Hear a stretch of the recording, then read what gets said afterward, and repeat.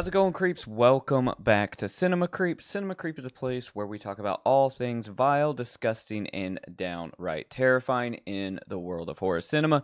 And if you're new here, my name is Drucifer, and right now you're watching Gruesome Game Night.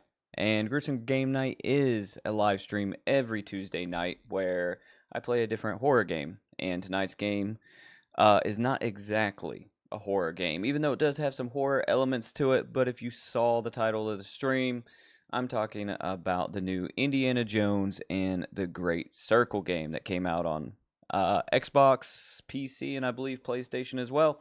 I've played a couple hours into this game so far, and I've got to say, I'm having a great time with it. Indiana Jones movies are some of those movies that kill when it comes to nostalgia value for me. You just grew up with them, especially if you're a kid of the 80s, 90s, or maybe even before that. Harrison Ford is an all-time actor. Indiana Jones, Han Solo, the man can do no wrong. And this game so far has really, really impressed me. I thought it was going to be kind of corny. Thought it was going to be kind of crap, just based upon the trailers of the game that I saw. But as soon as I started playing it, I was like, wow, this is actually, one, it is a beautiful game. Two, the gameplay is pretty fun, and three, it just really stays true to like the whole Indiana Jones, I guess, world, universe, whatever you want to call it. But really, really impressed with it so far. Nick, shout out to you, first one in chat. Glad that you made it again on this frigid Tuesday here. And Frank, glad that you're here as well. Hail to the king, baby. Like I said, getting back onto my schedule of my regular uploads and try not to miss just any more streams. Try not to miss any more uploads as we go into the new year and into 2025. It is time for me to buckle the hell down on this Cinema Creep channel, and that's what I intend to do. So, little game here that we play if you're new here on stream. Guess what is on the TV back here? So I will say it is normally always going to be a different movie. Frank Rambo down there in chat guessed it last time, and it was Werewolves Within. See if you guys can guess what this is. I'm going to tell you straight out the gate, it is not a horror movie, but it is a movie that I've talked about. It is a holiday movie. See if you guys can figure it out, anytime during the live stream tonight. But other than that, we're going to hop into this game here in about 2 seconds. So if you're out there just wanting to see gameplay, holy crap. You did guess it. That is Bill Murray back there on the screen. You guys are good. Like I'm looking at the monitor here that I can see myself, and I don't know that I can even tell what movie it is. Yep, Frank guessed it. Jesus Christ, man. Scrooged. Again, yeah, you guessed it. Yeah, so Scrooged. This is one of my all-time favorite Christmas movies. It is just a lot of fun. It's really cheesy, but it is also kind of dark in a way. So Bill Murray, he does meet, what is it? The ghost of Christmas Past and all of that in this. And I think this also has, what is that guy? Is it Rick Moranis that was in Honey, I Shrunk the Kids and Ghostbusters? Is that Rick Moranis in this, or is that a different dude? Anyways, he plays in this, and he tries to kill Bill Murray. It is freaking hilarious. I love this movie. So, Scrooged, got it on VHS. I've had it for a while. I just forgot I had it. So, I was digging through some VHS tapes today, and I saw that I had it, and I was like, oh shit, I need to play this. And so here we are. So check out this VHS though that I found in the box with Scrooged. Like you guys know, maybe you do, maybe you don't. I collect VHS movies. I collect VHS horror movies mainly, 90s, 80s action films, and then just weird movies. Right? So when I say weird movies, I'm talking about weird propaganda type movies. I'm talking about like like movies that they would give you at your church. I'm talking about instructional VHS movies. I'm talking about weird music VHSs. And check this out right here. You guys may or may not like this. I don't know. I'm having to reach for it. Hang on. This is Garth Brooks' live performance. Look at that man right there. So I'm from Texas, if you don't know. Not currently in Texas, but I grew up with everybody in my family listening to country music. I don't really listen to it. I know a lot of these old songs. My wife listens to a little bit of country, even though she also listens to black metal and death metal and punk and 90s hip hop and all kinds of shit. So the country music I hear is what she's playing. But you got to respect some of this older country. And this is a live performance of Garth Brooks. I don't know where he was playing at. Let me see if it says. I know it would say if I watch this. Can't tell. But he has, let me see.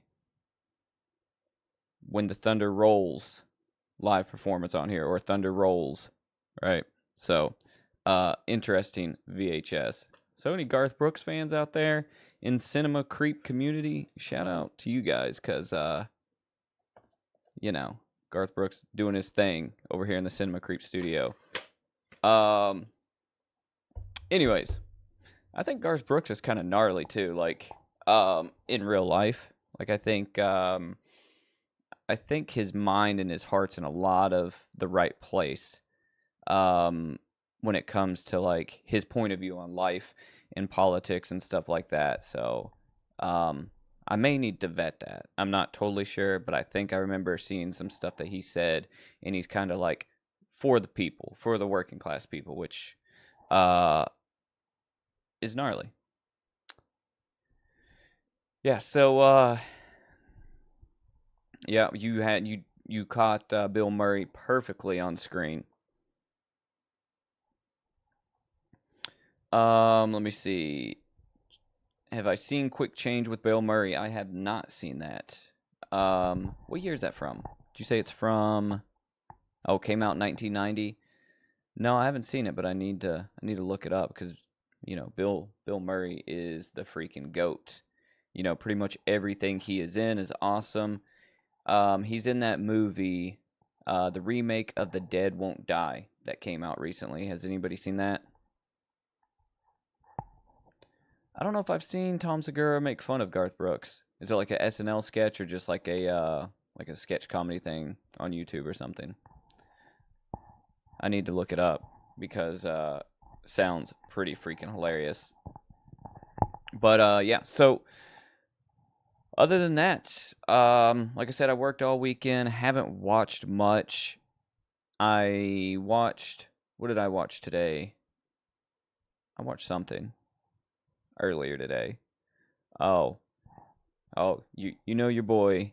Um, we may have talked about it. I love some senseless reality TV shows, so me and my wife were catching up on Thousand Pound Sisters and all the drama that's going on with them. So that's kind of funny, I guess. So yeah, I watch that kind of stupid shit too, especially when I'm just sitting around the house and I'm trying to mindlessly watch something. I'll put something like that on. And do you guys remember the show called My Strange Addiction on TLC? That they, I guess it might still be going. I don't know, but I remember watching it when it very first came out, and this was, I don't know, like 2010, maybe 2009 ish back then. Um, so they have all of the seasons on Hulu, or maybe not all the seasons, but there's 8 seasons on Hulu. So I was watching an episode the other day, and it was about this tattoo artist lady that drinks human blood, and I thought that this was extremely one disgusting, extremely gnarly, and two something that I think would be worth looking further into. You know what I mean? Like how many people out there actually drink human blood like on a daily basis? You know, this lady, I think. what was it? She drinks hundreds of liters a year or something like that. So she would basically have some friends that she knows that are clean, that don't have hepatitis C or HIV or anything like that, come over to her house, and she cuts their arm, I think like right here on the side of their elbow, and then she just freaking drinks their blood. Um, and then when she's not drinking their blood, she goes to a local, like, I think it was like a Mexican like store where they sell like pig's blood and stuff to be used in like cultural dishes and stuff.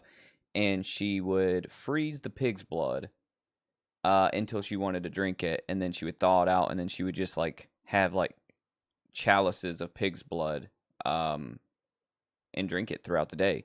It was like the most gnarly thing I've ever seen. And it was really, really weird because I can't imagine that tasting very good. Like, if you guys remember being a kid and like cutting yourself by accident or whatever, and then just kind of like sucking on the cut, or like whatever, and it's just like never tasted good to me. But teach their own. So Hulu, I would 100% binge watch My Strange Addiction if you've never seen it, or if you just forgot about the episodes. There's people on there that eat cotton. There's people on there that like do all kinds of ridiculous stuff. So that's what I got into, watching some mindless, senseless reality TV over the week. But the movie watching for this week, right? We talked about it on Friday. Our Cinema Creep Film Club of the Movie of the Week is Santa Jaws. That's what we're going to watch for this Friday. And the two big movies that I'm watching this week, I'm going to watch Street Trash. I'm going to watch Stream. Those are the two must-watches this week. So expect reviews for that stuff coming out on the channel. And I also want to squeeze in Cuckoo with Hunter Schafer. Because that one is one of those movies that I was really stoked on, but I didn't make it to the theater to see, and now it's out. So, yeah, Frank, letting someone suck the blood out of your arm is wild, and especially if they don't do it in like a sexual way. Like, I just don't totally get, just totally don't get what else there would be if you just show up to your friend's house and you're like, yeah, here you go, suckle on this elbow, and then that's it. Like, you don't get anything out of it other than maybe like hooking your friend up with some blood. So you cut yourself with a can of tuna as a kid and you still have the scar on your finger. I think I have some scars from when I was a kid. I do have a gnarly one. I'm going to tell you guys in a minute. So Frank, how was Stream in your opinion before I tell you about my scar story? Because I have a couple, but I want to tell you guys about one in particular. So Stream is a movie that, if you don't know, has a shit ton of horror legends in it. I'm talking about, it's got Tony Todd. It has Danielle Harris. It has Felissa Rose. It's got, crap, who else is in it? Jeffrey Combs. It's got a lot of people in it. So it was sorry, this is all over the place, guys, this conversation. So Stream is a movie that I thought looked incredibly bad. Especially since I thought they were trying to cover up the story with adding all of these horror icons in the mix, and more or less not totally sure if it's going to be bad or good, but I think it's going to be terrible. And it's finally out on Stream, and it came out and it was like $25. Now it's $5, and now I can justify paying $5 even if I hate it. So I'm going to watch it this week. And Frank knows all about, my reservations when it comes to watching it. So he says he did not finish watching it, if that gives it away, his opinions on it. So I feel like I feel like it's not going to be great, but I'm going to still watch it. I'm still going to review it. I'm still going to go all the way to the finish line with this movie just for the simple fact of I talked so much crap about it. I have to know whether I'm right or not, and I think I can trust Frank's opinion on it, but I would not be doing due justice if I just like didn't watch it. So, if I did not have a channel, right, and I did not publicly talk shit about this movie, I would just take Frank's word for it and I would not watch it because I feel like here on Cinema Creep, I can kind of start to tell who I have the same type of movie taste as. Except for Hideous, Frank. Damn. God damn, Frank. Hideous. That movie, it was fun though. So to go back to Frank's comment, he asked, with the blood sucking thing I was talking about, was the friend a male or female that was letting the person suck their blood? So it was a male. She'd invite a male friend over, and she would suck the blood out of his arm. And I think that's literally what their relationship was. Maybe he was his kink was being like a victim of vampires or something. I have no clue what it was, but it was really weird. Highly recommend if you have Hulu, check out My Strange Addiction, and then I think I would have to find what season it's in. It's in one of the seasons. You can Google it.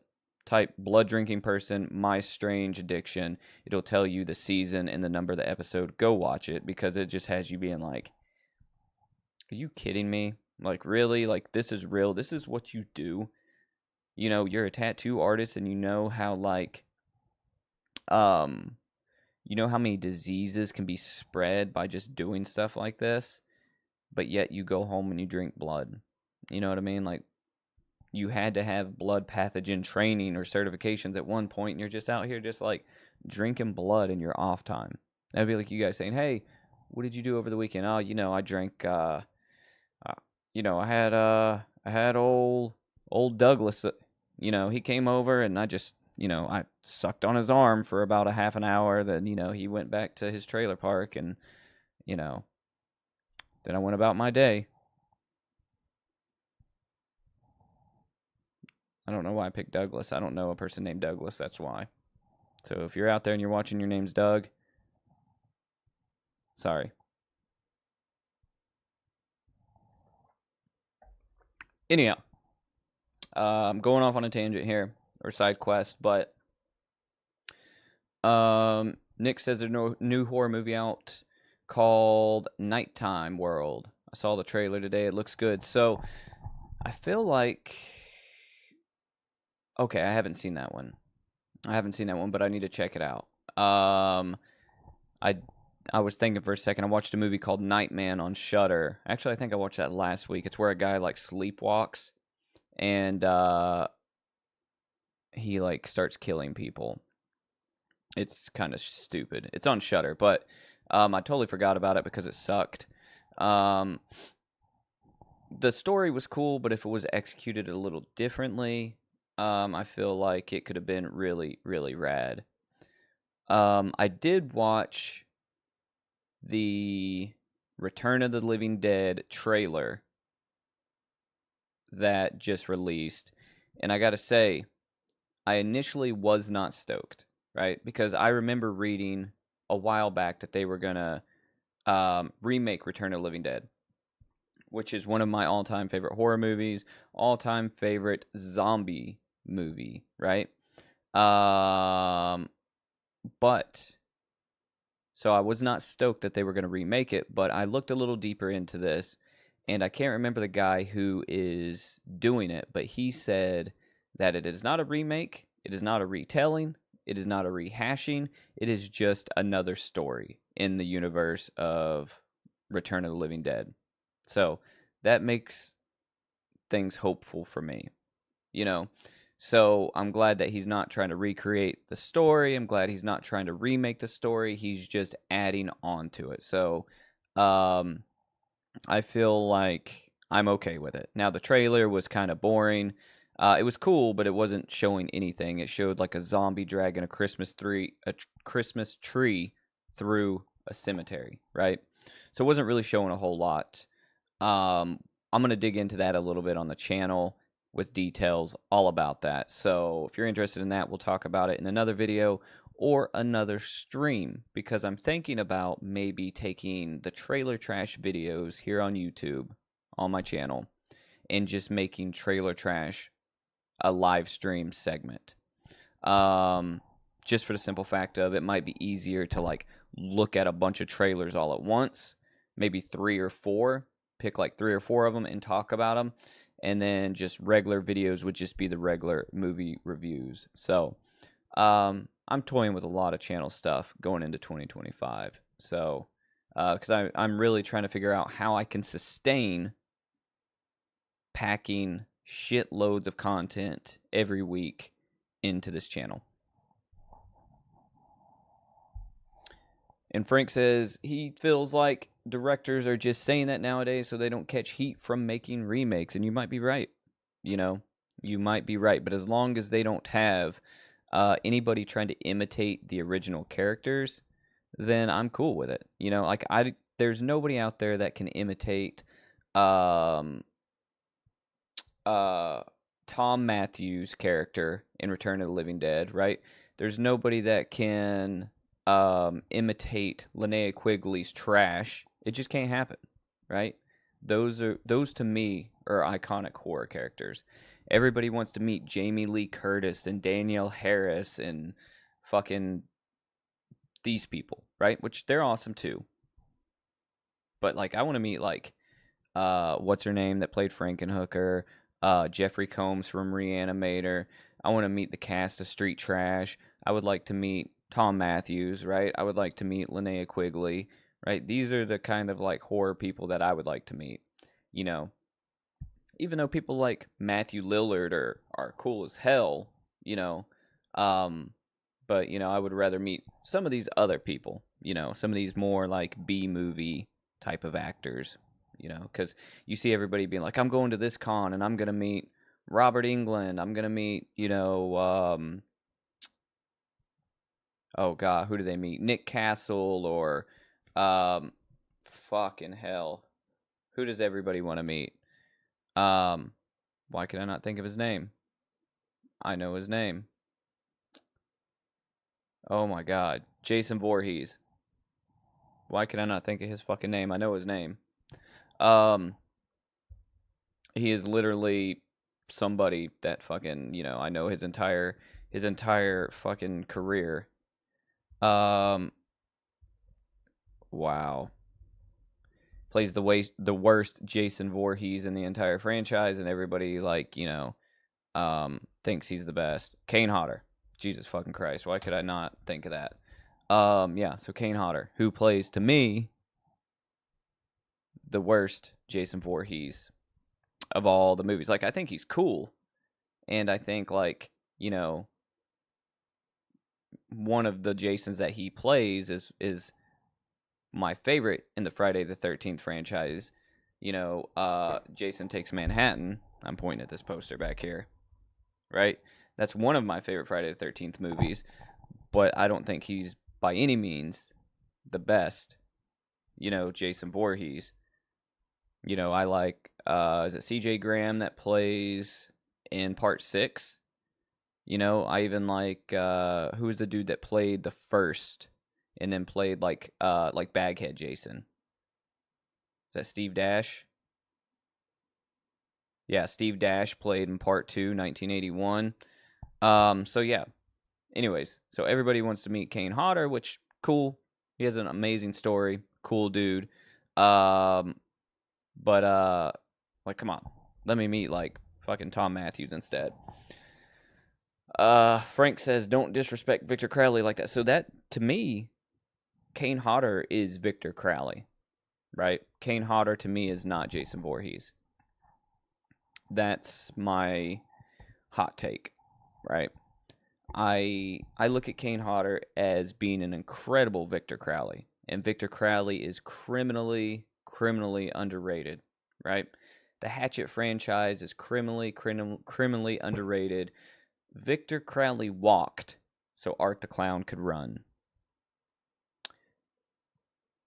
Because when Adam Green was making the Hatchet movies, right, he was going over the top with his special effects and gore during a time when that stuff had died out and nobody was doing that, because a lot of that shit died out in the 80s and the late 90s, and then the 2000s rolled in and horror kind of became more mainstream and more polished, and there was violence, but there wasn't the same level of gore that we saw in like the 70s and the 80s and the early 90s. It kind of tapered off, right? And then Adam Green with Hatchet came out of nowhere, and he was like, I'm taking gore to the max, right? And even after that, not many movies. I guess Saw came out, and then Saw kind of started being pretty gory, right? So it was really like Hatchet and Saw that were kind of like the gory, mainstream movies. I'm sure there was some indie kind of like snuff stuff that people were watching, like in like the basements of New York City that were made on like $5, you know what I mean? But like I'm talking about like actual movies with a narrative story, and I think, to me, if I remember correctly, I can't think of anything else, but those were the two big ones. And then from then on, like Saw has fucking 32 movies. There hasn't really been a whole lot of like stuff that was just like mainstream theatrical release movies with a lot of gore until obviously, the Terrifier movies. Now there's been a lot of stuff on Tubi, there's been a lot of limited release stuff. There's stuff that may have screened in 2 or 3 theaters, right? And then went straight to streaming. But there was really no wide releases. So anyways, let me tell you guys about my Scar story real quick, and then we will get into Indiana Jones and the Great Circle. And we're going to fight, and we're going to whip some fascists with Indiana's whip. So, my Scar story from a kid. So, do you know how, like, pretend this is a foot. Okay, you know where like your foot bends right here and goes to your leg. So right here, I sliced all the way across here when I was a kid, right? I have a scar. I had to get stitches. Can't remember how many stitches. It was a good bit because the scar's about this long. When I say a good bit, I don't know, maybe 50 to 100 or something. I don't know. But I was like 5 years old. So this was traumatizing to me. So I remember it, right? So this is when I was like 5. I have an older sister, and I remember this not like it was yesterday, but this memory is like singed into my filing cabinet up here, because we had lived in this house and we were outside playing with water guns, me and my older sister, and we were chasing each other around in a circle. And for some reason in our backyard, there was this piece of metal that stuck up out of the ground, and it was kind of like curved like this, right? Well, I say like that. Let me draw you guys a picture. Hang on. It was curved like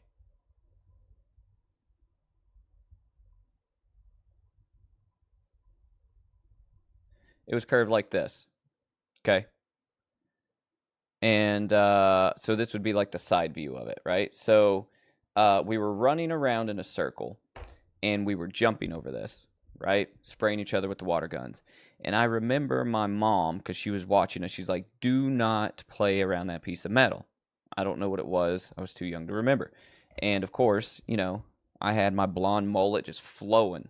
I didn't give a shit what she was saying. I was just pumping my water gun, going after my sister, whatever, just and we were running, we were jumping over it. My sister's like 3 or 4 years older than me, so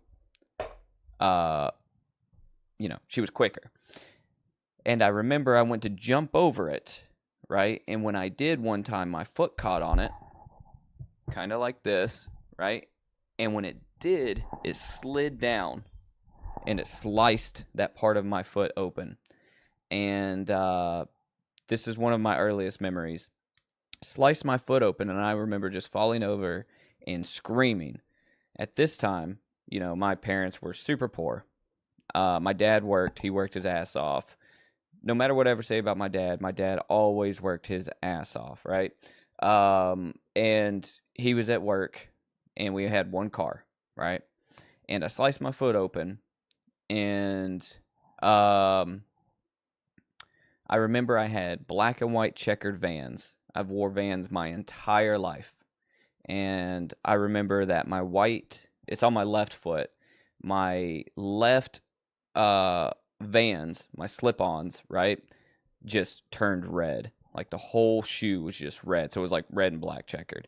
And my mom, since we had one car, right, my dad had the car at work. My mom carried me to the hospital, which was like 3 blocks away, because obviously I guess we didn't have probably the money to call an ambulance. I don't know what it was, but I just remember her carrying me to the hospital in her arms, and my entire foot, my entire uh shoe was covered in blood. Yeah. So, that is the scar I have from a kid that I remember. I'm trying to also think of, I probably have more. I have all kinds of scars from skating and riding BMX and stuff. Uh, but yeah, that's the one that really sticks with me, because it just would have sucked if I would have lost my foot, but you know, it wasn't. It was bad, but it wasn't like your foot is gone. Silverbat, what is up? Just popping in to say hi. Catch up on the news here in Australia. Well, I hope that your news cycle is a little bit less depressing than ours has been lately.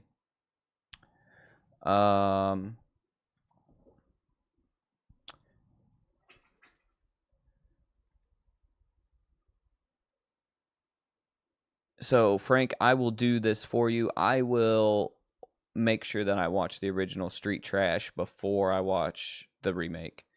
Um, I would have already watched the remake, but like I said, I've got to make sure that me and my wife are both sitting down and we're both distraction free, so we can watch it at the same time. Which isn't hard to do, but it's just I gotta set time aside. Oh, American politics is a freaking mess. No matter what side you're on, it's a freaking mess. I don't talk politics much here. But if you know me and you pay attention to my other channel, other videos, whatever, you already know, what I believe in and what I think. I'm a very progressively minded individual, and I am pro equality, pro working class. I'll leave it at that. And just American politics, no matter if you're on the left, no matter if you're on the right, it's a freaking mess. And even worse, now we have the whole thing with the guy killing the CEO of United Healthcare, and seeing how the government's handling that. And the only good thing there, I will say this, is that people are starting to pay attention to the classism that is apparent in our society. Because the class disparity in our country, is no better than any other country, right?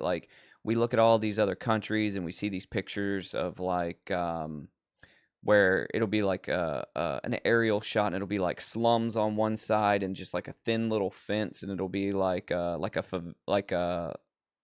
high rise $1 million luxury penthouses, and we're like, that place looks like crap. But that is literally America. That is how America looks.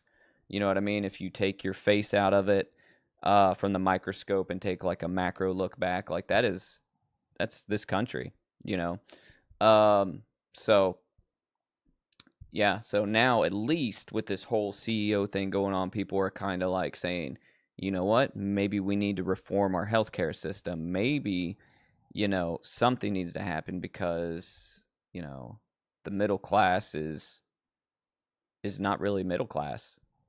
you know, like it's hard to go work a job and afford everything else. Frank, I will definitely watch the original because I can always sit down and watch the original, you know, so I can do that probably tonight. And then, like I said, I got to lock down watching those other two as well. So we have not watched. You're talking about Santa Jaws, right? Have not watched Santa Jaws yet, but I am going to obviously watch that before Friday so we can talk about it. Extremely curious, to say the least. So, stoked on it. Now, we do have a lot of drones flying around right now. So, if you guys don't know, anyways, some of you may, some of you may not. I'm a drone advocate. You know, I fly drones. I fly cinematic drones. I fly drones with the goggles. I have drones. But the type of drones that are flying around right now, there's this big thing happening in Jersey where, like, apparently people are seeing these drones and they don't think that they're necessarily, like, manned, you know, drones. They think that some people think it's alien technology. Other people think it's like they're being flown in from like China or like maliciously flown in to spy on America. They had some flying over the state capitol, I think. Frank says he thinks it's the military, but they don't want to disclose the information. Nick says the drones are also on the West Coast too. So I don't know if you guys kept up much with the war in between Ukraine and Russia, right? But they used drone warfare a lot. You know, a lot. You know, and Frank says second theory is I may or may not be flying all these drones.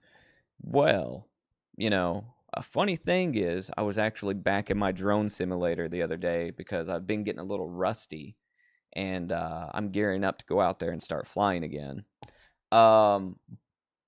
But if you guys paid attention to the Russian-Ukraine war, they were really using a lot of drone warfare. And I think more and more countries are going to start doing that, right? Because it was extremely effective, especially for the Ukrainians against the Russians. And it was a cheap way for them to blow shit up. You know, instead of sending missiles or instead of sending like aircraft, right? They would get this drone, they would build it up because a lot of drones are DIY builds, and they would put some sort of IED on it or some sort of explosive device, and then they would just fly that into a hangar and blow up all of Russia's stuff. Or they would fly it into like a convoy of vehicles and they would destroy the vehicles, right? They even had some that they were like taking out part of tanks with. They were doing all kinds of stuff. But it has also led to steeper and more strict drone regulations, which sucks for people that fly them for work, right? Or people that fly them for like a hobby, right? So they really are kind of screwing it up for the hobby of FPV drone pilots or the sport of, you know, drone racing, or like I said, people that are out here doing cinematic drone shots or like even wildlife video and photography, you know, with their drone. So my theory is this on these drones, okay? I think it's one of two things. I think it is one, I think it's the military, right? I think the military is using it as surveillance systems, right? Could be the military. It's definitely, I think, the most the theory that holds the most weight to me, right? Because you're not flying over the state capitol, you're not flying over any kind of important government building without the FAA coming down and investigating and finding out who you are. So if I was to take my drone right now and fly it over the local prison, or if I was to take my drone right now and fly it over the airport, they would know who I was probably within a week's time, and I'm getting hit with, I'm talking about tens of thousands of dollars of fines or facing jail time depending on what I was doing, right? And that is not even just talking about with like my drone that has GPS, that will automatically not let me fly over those places, right? But the drones that are built, right? Like if I built a drone or whatever and I flew it over a prison, or I flew it over a government building, or I flew it over an airport, right? Um, they still have a lot of drone jamming technology that is already out there, right? And then if the FAA saw that, right, the FAA would be out there scouring the area for who out here's flying drones. They would be looking through everybody that has a Part 107 drone license in the area, and they would be out here asking questions, right? They would be beating down doors, because that is one thing about drone laws in the FAA is they don't fuck around. You can get away with some stuff, but you can't get away with stuff that is serious. And you can look it up. There's a lot of people, especially recently, that are getting hit with like fines for flying drones. One guy in particular, Philly Drone Life, is a guy that just flies his drones around Philly, right? And he just basically takes like cinematic shots of stuff. And I don't know whatever happened, but he got taken to court, and I think he had to pay like at least $250,000. Like he was getting sued by the government, because they were like, well, you're out here flying in areas that are technically restricted because they're too close to an airport, et cetera, et cetera. So what I'm saying is the FAA is going to find out who you are if you're flying a drone illegally. And I believe it's the government. I believe they're using it for surveillance purposes. I believe that they are doing something with these drones, right? Now, what are they doing exactly? I haven't read enough to know the areas they're flying in to know, but if they're flying over Capitol buildings, if they're flying over whatever, if I was a security guard, right? Or better yet, let me word it like this. If I was a celebrity, or had a lot of money, right? And I had like security, like a bodyguard or security or something like that.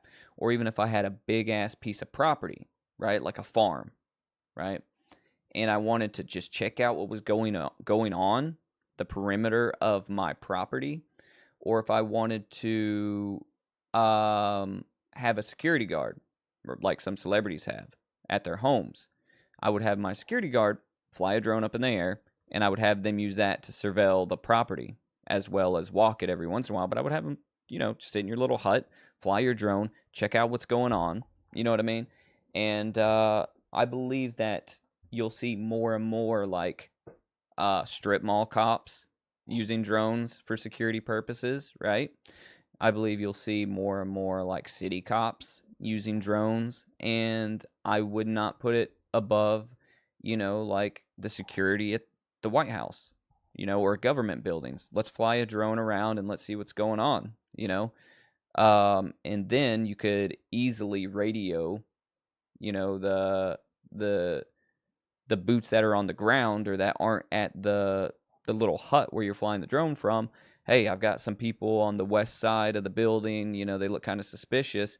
I'm currently watching them on the drone. Go over there and see what's up. You know what I mean? That's what I think's going on. So, yeah. Now, my second theory, right, the one that doesn't hold much weight, is that I believe it is a third party. I don't think it's a different country, right? I don't think it is aliens, but I do think it is probably, if it's anything else other than government, I think it is somebody who is maybe like a militia group, somebody that is out there just trying to do something with their drones. Now, what are they trying to do? I have no clue. Maybe they know how to steal information from a building via drone. Maybe they know how to, I don't know, do something nefarious. But it would be, to me, a third party group that is I don't know, maybe like some sort of militia or maybe something like anonymous, just out here trying to like collect data on either a building or on people or something to use it against somebody, right?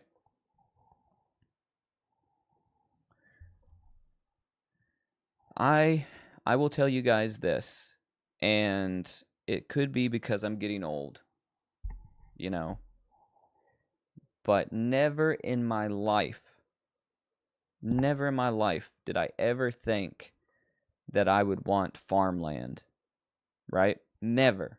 Never, never, never. I was like, I want to live in a city. I want it to be walkable. I want to hop on my skateboard and go to the pizza place or go to the cafe and get a coffee, which is gnarly, by the way. I want to, be out here with the people. But as I cruise in to my late 30s, I wish I had a fucking farm. I wish I lived in the woods. I wish I had like 50 acres with like maybe like 40 acres being forest and then like 10 acres being like uh open land that you could do whatever with, whether you wanted to put animals on it or whether you wanted to ride go-karts and four-wheelers and dirt bikes or whether you just wanted to farm it. That would be the dream. And I don't think you really realize that till you get older and you get grouchy. So that's what I would do if I ever came into a lot of money. I would probably, if I couldn't buy a castle somewhere, I would buy some land and probably build a house. And I would probably have some farm animals, like a donkey, maybe a camel, maybe an emu because they're freaking terrifying. So anyways, side question here. Yeah, just with the piece of wheat just hanging out. Yeah. So drones do get great shots. Drones are gnarly, gnarly, gnarly. I've got, like I said, a couple, and I need to get back out there and flying them, but I'm back in my simulator practicing, so I can get all those cool like FPV shots, because I say I'm gonna do it. The plan is to start posting on my other YouTube channel as well, and maybe doing like little like photo adventure videos. I think that might be where I go with that channel, because that's what it started as. That's probably what I'm gonna continue doing, because I love like urban exploration. I love like checking out abandoned stuff. I love checking out like weird roadside attractions, and I love, you guys know photo video. So, anyways, neither here nor there. AI drones, Chat GPT drones. It could be all Elon Musk doing some dumb crap because that's what he lives for.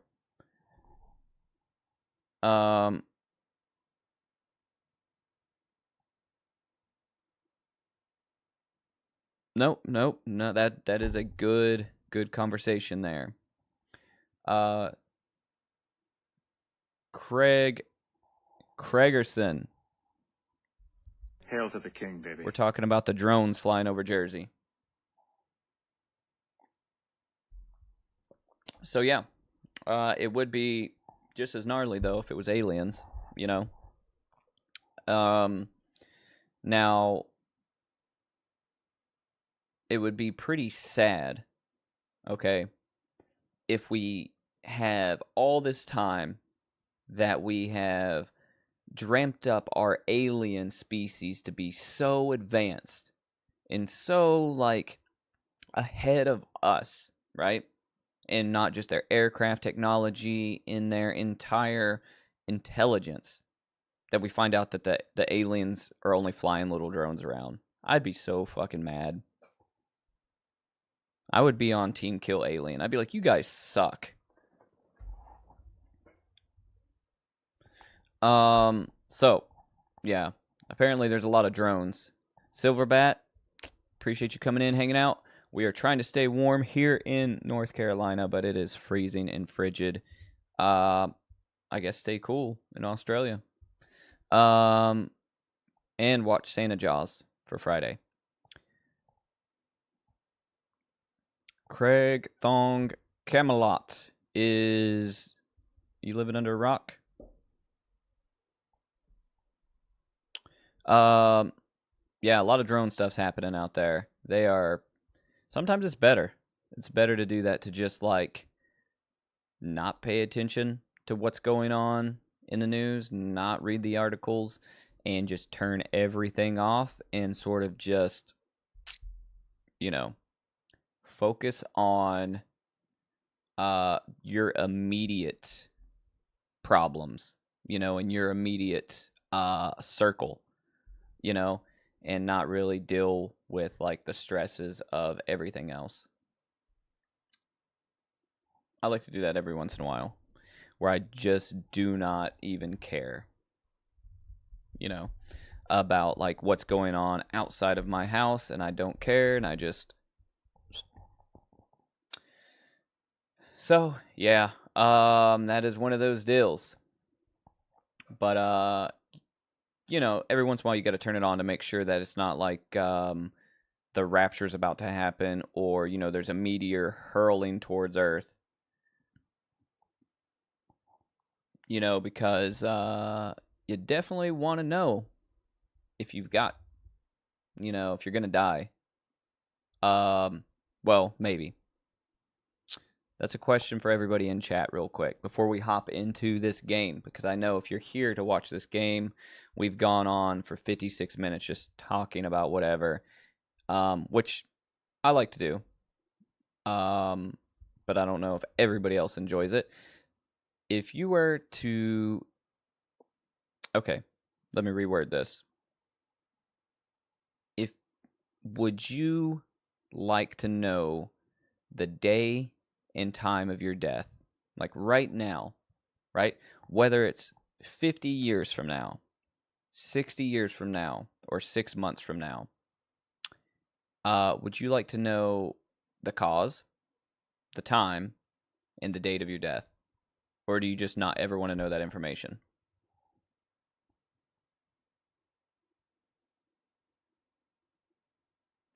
Well, Craig, I want you to watch a little bit of this gameplay in a few minutes, and I promise you it's going to make you want to download this game. I've put maybe 6 hours into it already, and I got to say, it's probably one of my favorite games of the year. So for me, let's talk about the time and date of my death, right? I have to say that I don't think I'd want to know. Yeah, Craig says he doesn't want to know. Nick says wouldn't want to know, and I wouldn't want to know either. I think even if it was 50 years from now, right? 50 years from now, let's say by car crash, right? I would be so scared, and that's all I would think about every single day for 50 years. That it'd be hard to live my life. I'd be like, it'd be like debilitating, Or if it's like, well, in 50 years, like you're gonna drift off in your sleep and feel no pain, but you're not gonna wake up. You're just gonna die in your sleep, a heart attack. I still would not be okay with that. I would be like, what? I would be thinking about every night I lay down to go to sleep that, well, do I feel pain when I sleep? What kind of bed do I want? When I die, do I care about it? It would be really, really strange. So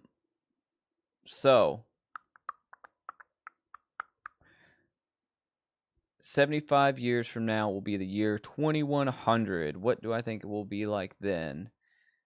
So I think 2100, right? I think we're going to see very little technological advances. So, I mean, there will be a lot more convenience, right?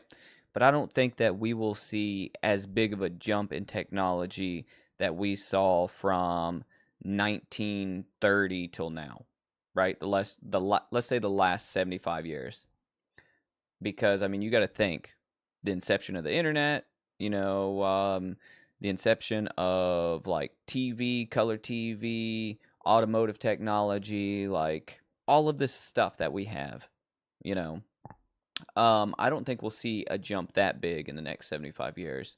I think that the environment will be a lot worse because as humans on this planet, we can't get on board for what's best for our species.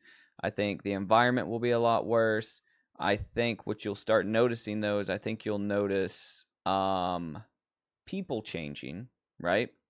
Um, I think there will be less division among races, which will be good. There'll still be racists, right? There'll still be people that are like racist pieces of shit that are like in their little bubble and they refuse to accept any other races.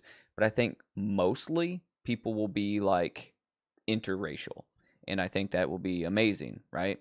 They'll, of course, there'll be your little like slimy proud boys that are like in a corner of a like a swamp somewhere, just being like disgusting creatures. But I think most everybody else will be like, okay, this is better, you know, like times have gotten better in this way. But I don't think working conditions in this country are going to improve much. I think inflation is going to keep going up and up. I think that our storms that we're seeing now are going to get worse and worse. Like you saw what happened with Hurricane Helene on the East Coast in the mountains. I think you're going to see more and more of that stuff. You're going to see more and more of our coastlines going away, right? You're going to see more gas shortages in America, right? And I think you're going to see another like humongous war. There's going to be another big ass war. And I think that America is going to be a part of it, right? And I'm not talking about like World War III or like a big civil war, but I think there's going to be something like where we're invading Russia or we're invading whoever, China, and it's just a massive war, sort of like how we were in Iraq, you know, for however many years because of 9/11, right? It's going to be something else like that in the next 75 years, I guarantee it. Um, and I also think that I personally, you know, believe what you want. I personally don't think that coronavirus was. I think it started. I think it started in whatever lab situation they had going on over in China, right? And then kind of spread out from there. And I don't believe that it was like a man-made government conspiracy, right? But I do believe that we'll see another pandemic. You know, we'll see something else like coronavirus in the next 75 years, whether that is government done or not, or just something that we screw up and do to ourselves because we don't know how to like not keep monkeys in cages after we've injected them with a bunch of stuff. Um, I believe we'll see something else like that, you know, and I believe it'll wipe out a lot of people just like coronavirus did. Um, so let me see. Frank said, "What if the way you die is so dumb, like choking on Pop Tarts or like some Final Destination stuff where I slip and the wire of the toaster just happens to be like frayed, you know, and I slip in some water on the kitchen floor and that just electrocutes me to death because the toaster wire just happens to have the smallest cut because a knife fell off of a shelf and cut the wire and just electrocutes me and I die." Um, the human race at 2100. Yeah, you know, I mean, we might be, you know, 2100. So, I mean, 75 years from now, but if you look past that, if Earth can sustain what we got going on and you go past that, right? Like 2200, right? Like it will be interesting to see if the human species begins to evolve in different ways, right? Like with all the technology that we have, right? Like, are we actually going to start doing things like the Neuralink and putting chips in our brain? Are we going to start putting like RFID chips in our hands? Are we going to start doing like what are we going to do? You know, like, are we ever going to be able to regrow our teeth? That would be sick. That's what we need to be working on. You know, like, um, are we going to start like being able to be like part cyborg? You know, like legitimately, if my arm was cut off, could I have like a super crushing hand? You know, like, is that something that's ever going to be a reality? You know, can I replace my bottom half? Like, just cut me off at the fucking waist, right? Off of the waist. Everything else is gone. And mount a Segway. I mean, come on, right? I'm getting everywhere quick. My legs are never tired. I don't have to poo poo or pee pee anymore. And I'm just straight fast. I'm just saying. They call me Segway Bottom Boys. That'd be the name of the gang. Segway Bottom Boys. That actually doesn't sound. Actually, that doesn't sound as cool now that I say it out loud. Uh, yeah. I don't know. Yeah, there's no way to make that sound cool. Anyways, uh, anyhow, so I'm just saying. So I wonder if we will evolve though, because I wonder if we'll be more hunched over from always being on computers. I wonder if like our attention spans, like everybody will have ADHD because we can't stay off of screens. You know, we can't stay off TikTok. We can't stay off Instagram. You know, I wonder if mental illness will be more prevalent because of FOMO, right? FOMO's real, like everybody's fear of missing out on something because of social media. Like, I wonder if we'll be more people have anxiety and depression. Like, I wonder what that'll be like, you know, or everybody that is currently on these medications, right?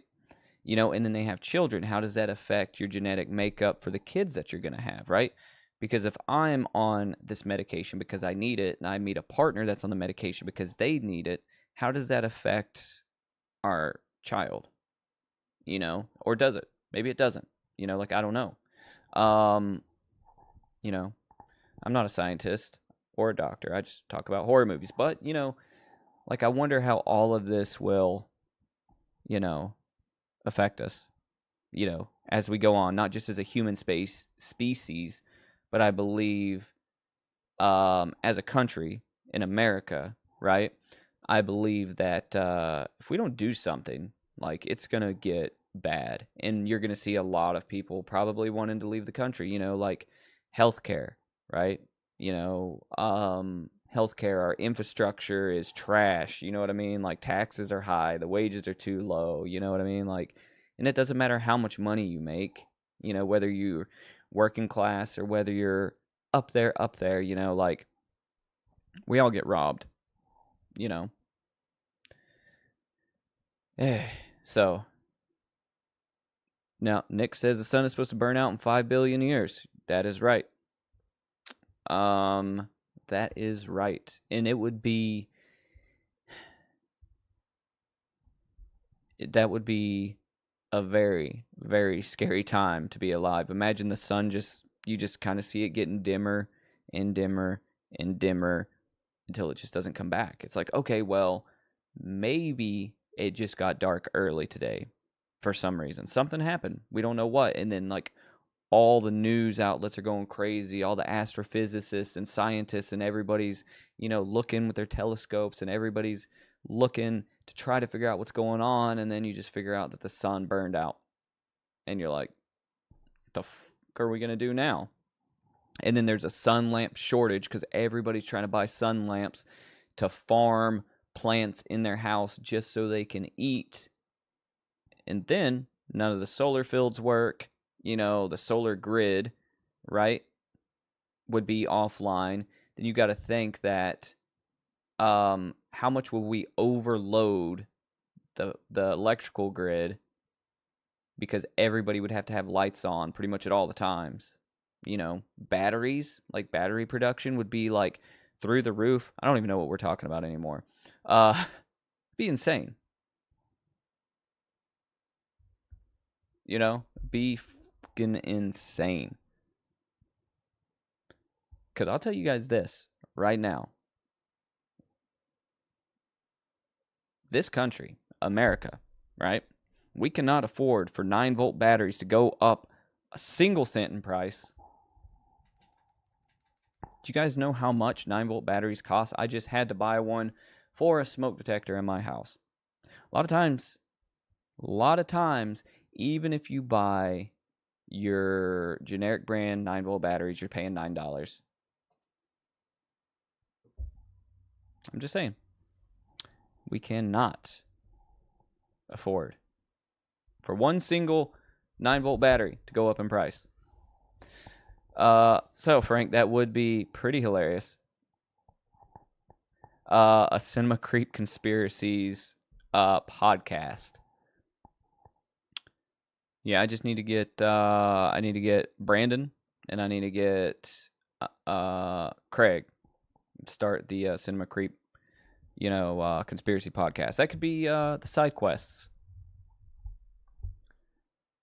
That could be the side quest live streams. Yeah, Nick, I think I need to start looking into rechargeable batteries because batteries are expensive, and I go through some dang batteries. I do go through some batteries.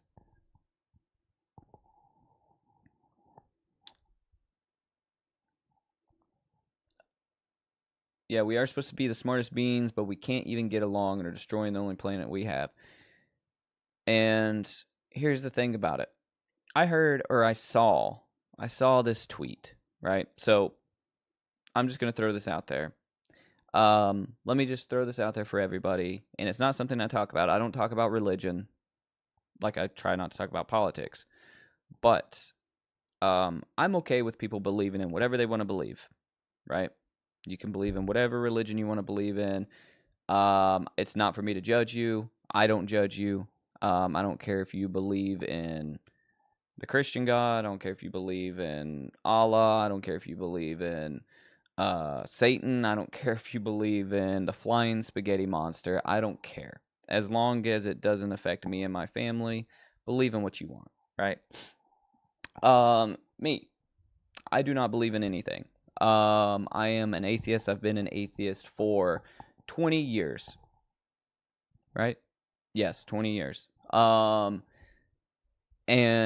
I grew up being a Christian, going to Southern Baptist churches, being in Sunday school, took Bible study classes in high school. This is all side information for you guys. So I don't believe in anything, right? Whatever. I'm not going to debate with anybody because you do you. I'm going to do me. I don't believe in anything. Now, fantastic if you do. Great. Now, for me, I saw this tweet though that was pretty interesting. And it was like a screenshot of a tweet that said something like, what if hang on, let me think about what it said. Let me look it up. Let me see if I can find it. Give me just a second. The reason I preface it with what my beliefs are is because I want you guys to know where like some of my opinions come from, and they don't come. My opinions never come from a skewed point of view of any type of religion. They just come from research. They come from me just looking at different things and trying to make a logical decision on stuff, whether that's talking about politics or whether that's talking about religion, whether that's talking about like the human species, whatever. My opinion are never forged by any type of like religious stuff. All right, hang on.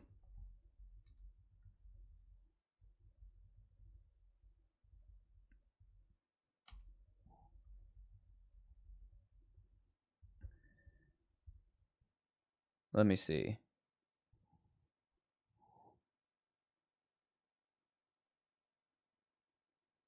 Oh, here we go.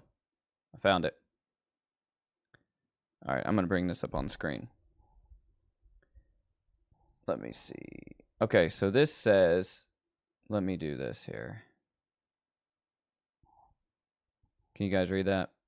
It says, what if Mars has water on it because we used to live there and we messed up the climate so badly that we had to send an escape pod to Earth with only Adam and Eve in it, and the pod was the asteroid that wiped out the dinosaurs?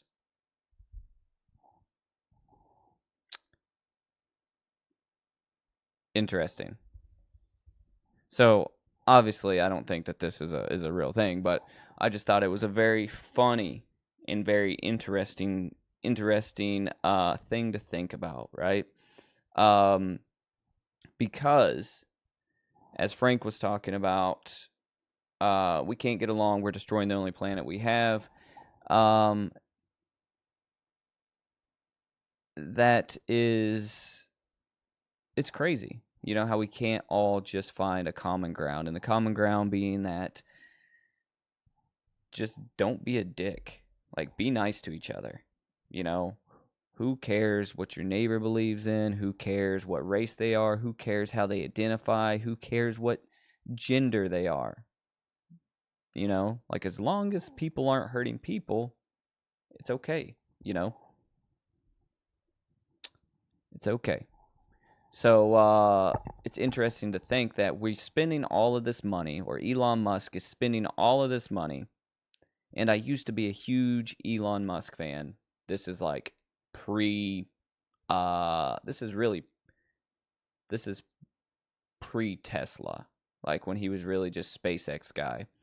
Because I was like, oh, colonize Mars, let's do it. And I still think that's cool that we're researching that and trying to fly into space. But it's kind of like, we're spending all of this money on something that is a pipe dream when, you know, we could be using that money to, you know, like, fix our infrastructure on this planet, use that money to, like, house the homeless, you know, use that money for, like, underprivileged children, you know, use that money to fix the water in Flint, Michigan that's still not fixed. You know what I mean? Like, come on. You know, but we're just, like, playing Spaceman, and that's cool because Spaceman is cool, you know, but at some point it's like, you know, Earthman's cool too. Don't sleep on Earthman, because Earthman's actually, you know, fiction. Anyways, I'm talking out my ass right now, guys. But let's play this game, and we can continue to talk about whatever as we play. Because we are an hour and 17 minutes into this, and we have yet to even turn this game on. I don't want to get Total Recall face. I do not want to get Total Recall face. But I hear there are some alien ladies up there that you might like to meet, Frank.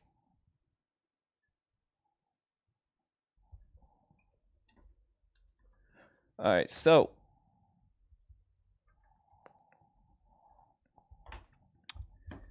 once I get this game going, I will put it on screen. This is going to be Indiana Jones in the Great Circle. Snacks tonight are literally just coffee. I'm drinking out of this 1970s looking mug.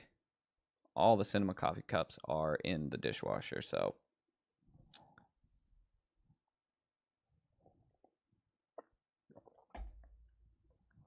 So Nick has an entire cupboard of Cinema Creep coffee mugs, and I did tell Nick, as soon as he gets the 9th one, I'm going to create a special commemorative number 10 Cinema Creep coffee mug for him specifically. It'll be a 1 of 1, and I'm going to send it to him for free. But 10 mugs is, like, crazy.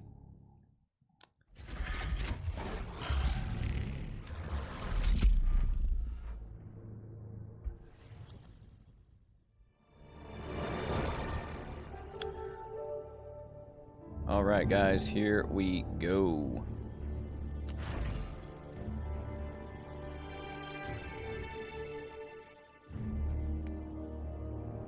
So, like I said, I've played about 6 hours of this, and Quick backstory about what's going on in this. Indiana Jones, you play the prologue of this game, you know, where the first movie takes off and, you know, he has the whole boulder scene. That is the prologue of this game. Once you beat through that, then you are tasked to go to the Vatican City, right? So right now I'm in these tunnels. You know, I'm in this tomb, these catacombs under the Vatican City. And, you know, we are going to be walking amongst these tombs, and I'm getting my controller connected here, because you can play with your Xbox controller on this game. You don't have to play with just the mouse and keyboard. These type of games, I'd rather play controller. So actually, give me a second here,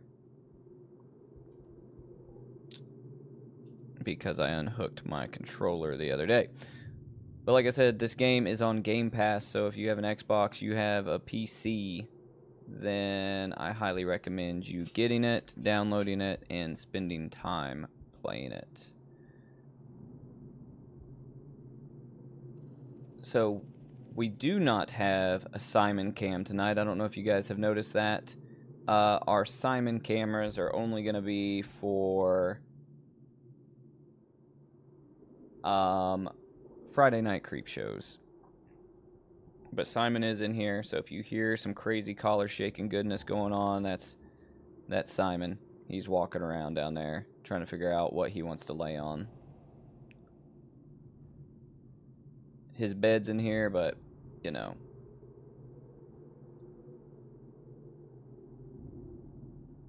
Give me just a second.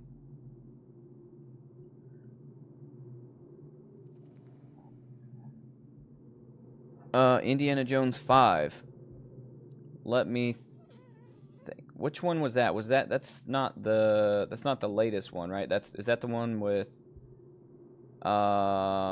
it's not the one with Shia LaBeouf, is it?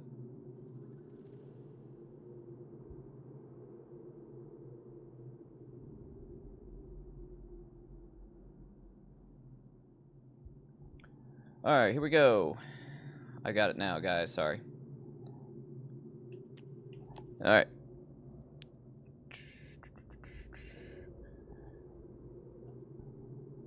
There is some atmosphere going on in this game. All right, so it is first person, and you can whip.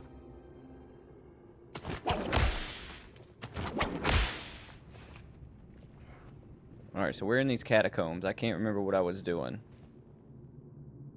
but I will tell you this: that wasn't here before. Or at least I don't think it was.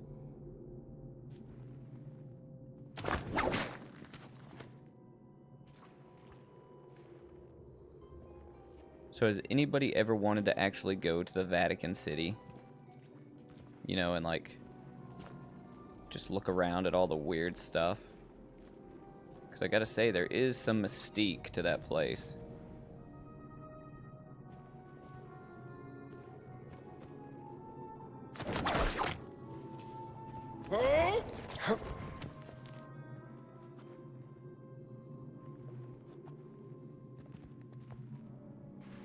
Alright, there's nothing over here yet.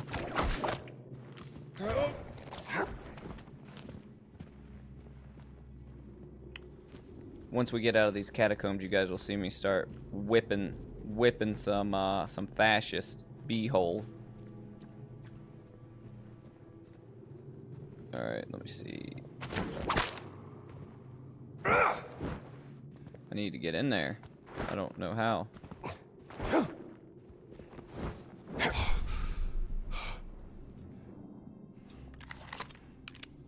Let's see, what do we got in our bag here?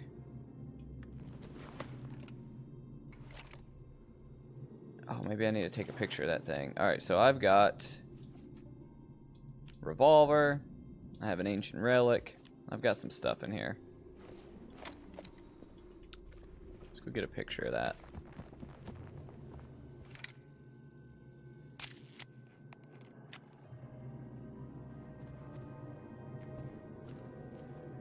So I don't know where I'm supposed to go because I don't remember what the hell I was doing when I stopped playing this last time.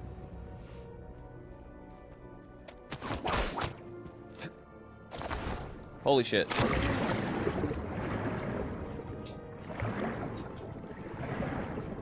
Oh man, I might die. I haven't been down here yet. This isn't good. Oh yeah, we're dead.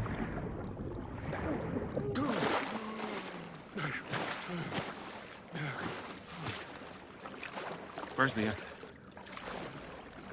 That's a good question.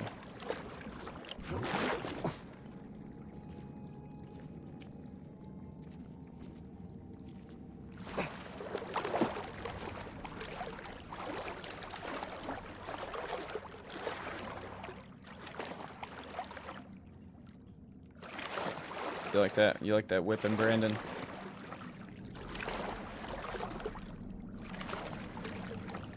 Probably getting somewhere. Alright, guys. Maybe through here.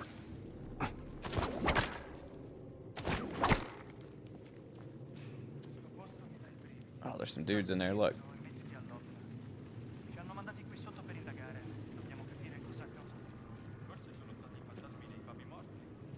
I don't have a flashlight, by the way. You can get torches, but I do not have one at the given moment.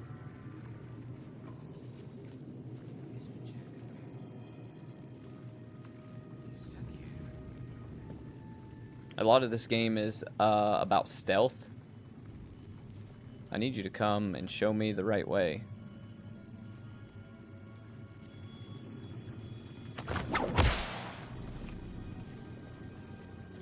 Oh, I could walk through there? I didn't even know. Watch this. I'm about to whip the shit out of this dude. Huh? Give it a rest!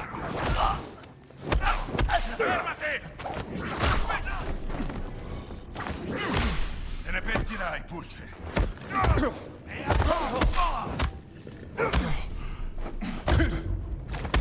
Oh, he beat my ass. There's no way. There is no way. Alright. Let's do that again. What is this? Is this a cobra staff? Oh, I'm gonna beat the hell out of him with this thing. Alright. We're gonna sneak up on him this time.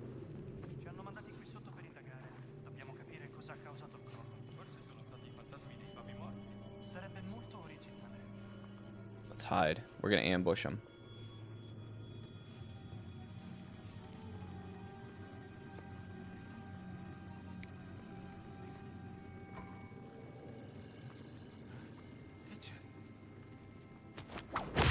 Come on. Bring your ass in here. Get ready, we're gonna beat the shit out of him with this thing.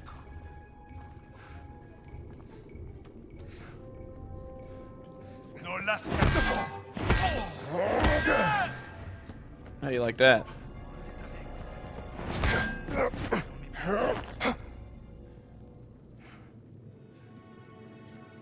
Alright, where's your buddy at? Come on.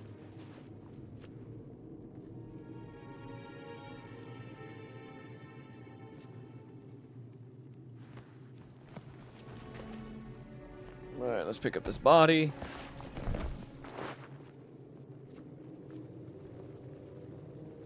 Hey, how's it going? I just got your friend.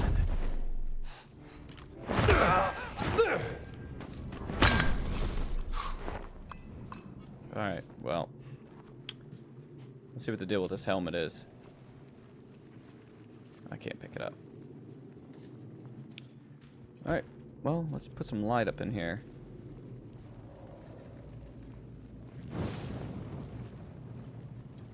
Alright.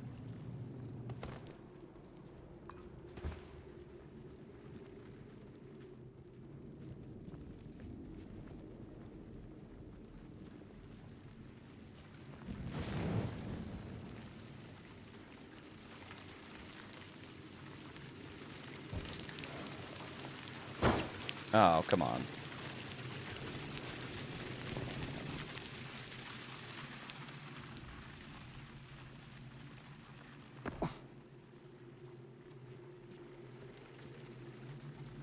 There's nothing in here.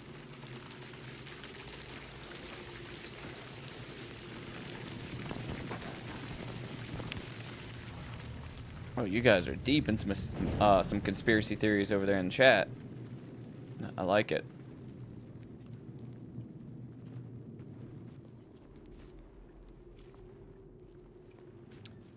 So, Boom Squad, maybe we need to start a podcast, me, you, and Craig, where we talk conspiracy theories.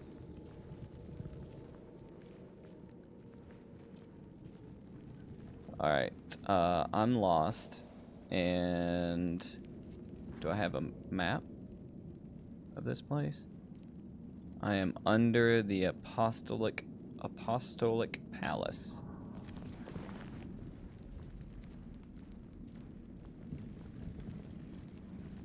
Where the hell did them dudes come from?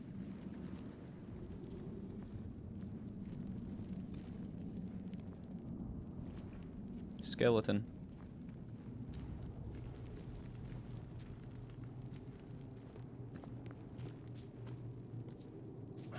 Oh, look right there.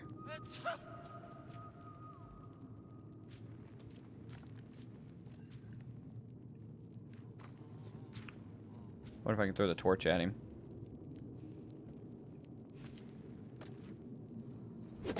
Oh, I can. I'm gonna hit him with the torch. Watch this.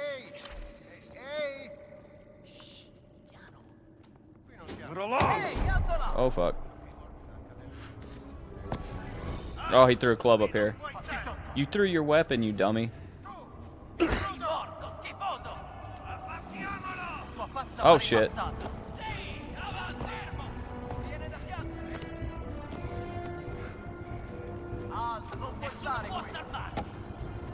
Oh, yeah?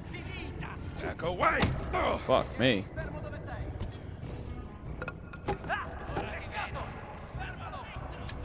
Well, it's time to bandage ourselves real quick, and then we're going to bring out the gun, because you really don't use guns much in this.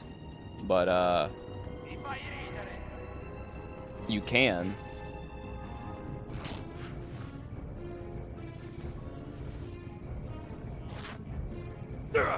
You know what? I'm going to beat their ass with this club.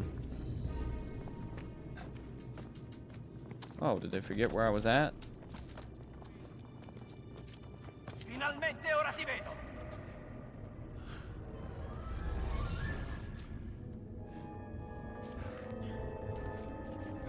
Alright, chat, here we go. Time to kick ass.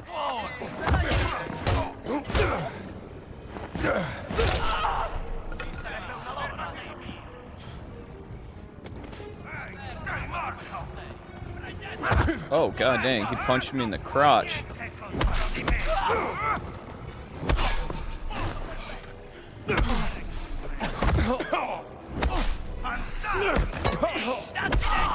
Oh shit. That dude has a fucking shovel.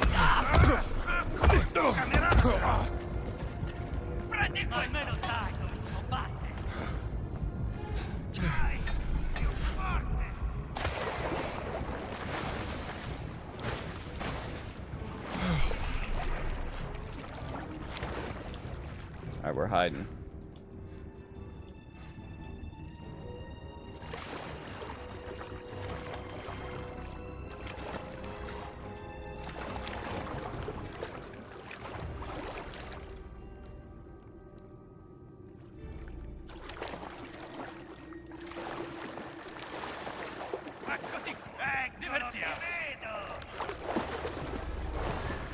Holy hell.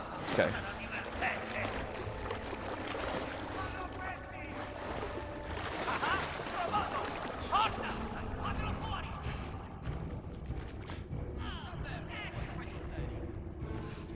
Assaggia il mio... Ehi, ti faccio secco! Prendiamolo! Deve scappare! Dritto in faccia! Prendi questo! Come in the water and fight me like a man.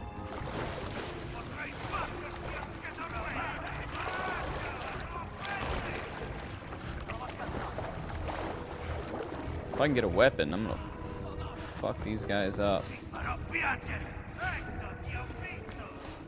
Lasciatelo scappare! Non provarci nemmeno! Oh yeah? Come on.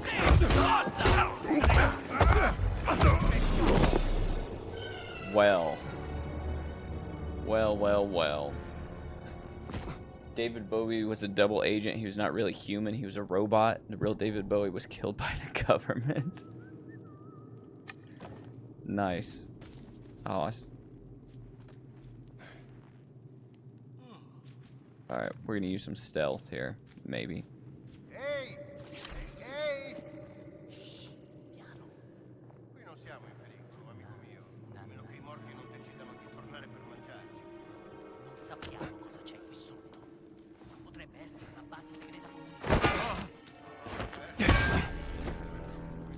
Cazzo! Vaticano, molto probabile. Meglio essere pronti a tutto. E allora io mi preparo a trovare un'enorme torta con dentro una bella popata.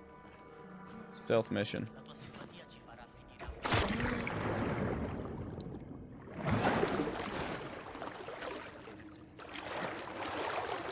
They don't hear me sloshing around in the water.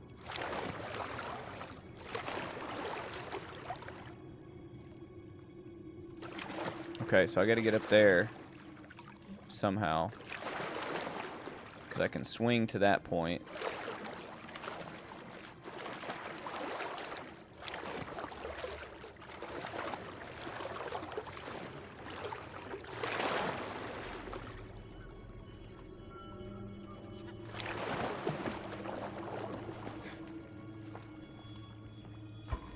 Cos'era? No, non importa.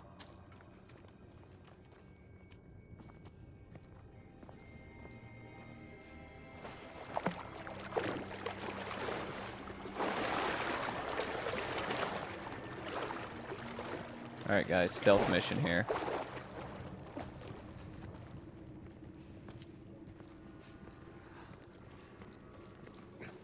The more the merrier.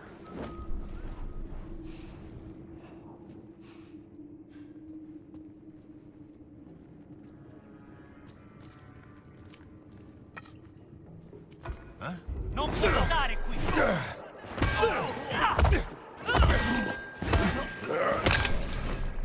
Shit.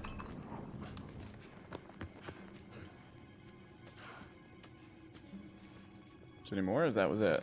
Quel rumore. Meglio dare un'occhiata.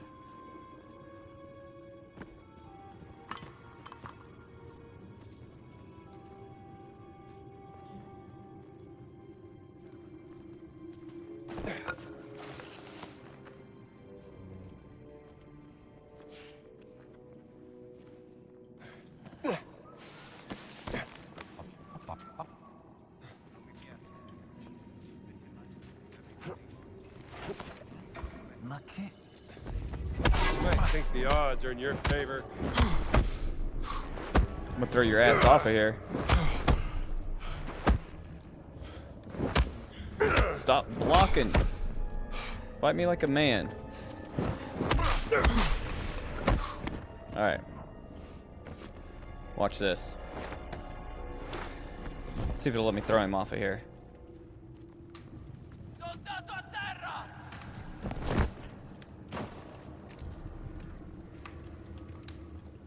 Oh fuck.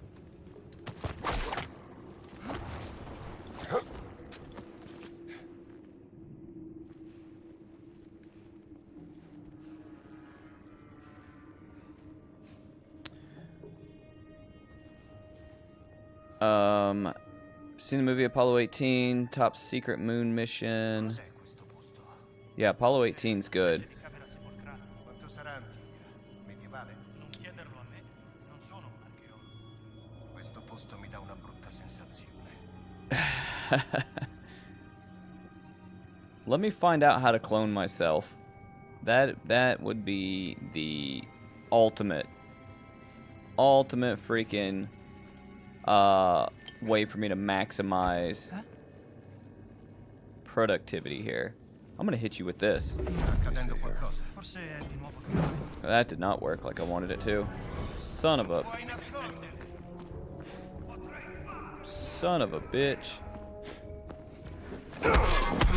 Adesso Sei morto!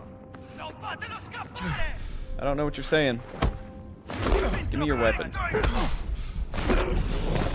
Mother.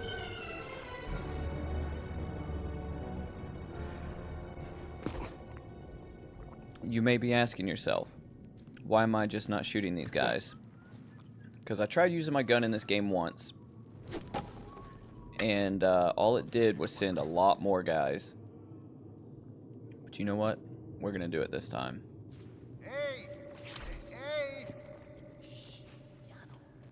Qui non siamo in pericolo, amico mio. A meno che i morti non decidano di tornare per mangiarci. Non sappiamo cosa c'è qui sotto. Potrebbe essere una base segreta comunista. Oh, certo. I comunisti avrebbero costruito una base segreta sotto al Vaticano. In the balls. Sweet dreams. Okay, look, there's a thing here too I can use. I just gotta remember it's here. Okay, I don't want to get that guy. Next guy I get will be this guy over here.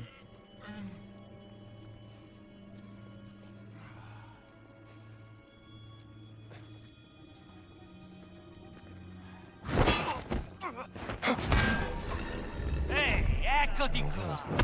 This guy looks like a wet. He looks like a wet what?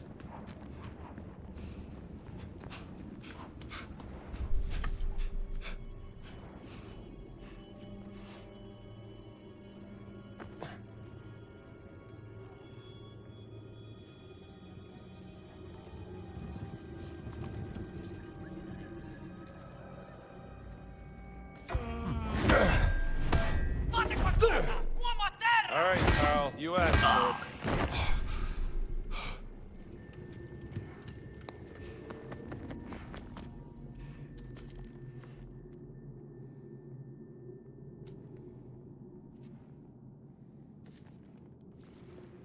That's right, come into the shadows. Indiana Jones has a satchel.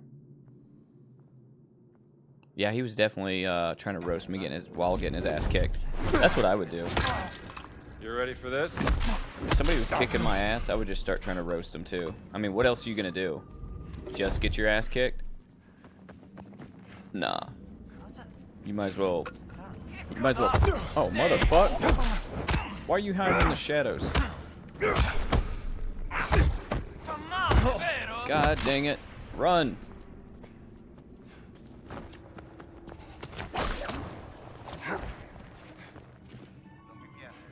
I need to use some health. Yeah, I mean, you know, why just get your ass kicked? You might as well roast them too while it's happening.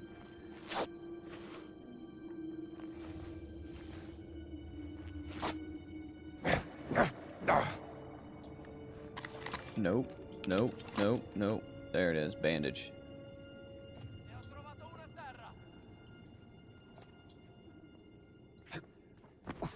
Sta accadendo qualcosa. Alright. Y'all gonna make me do this. Y'all gonna make me get the gat.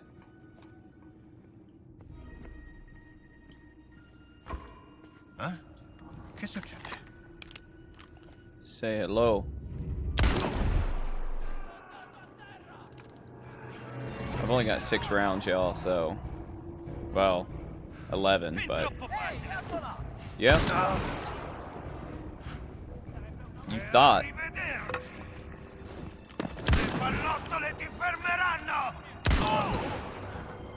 thought. Execution. Saluta il creatore. I could do that all day. Jesus Christ, Indiana. Sounds dark. I can murder all day. Alright.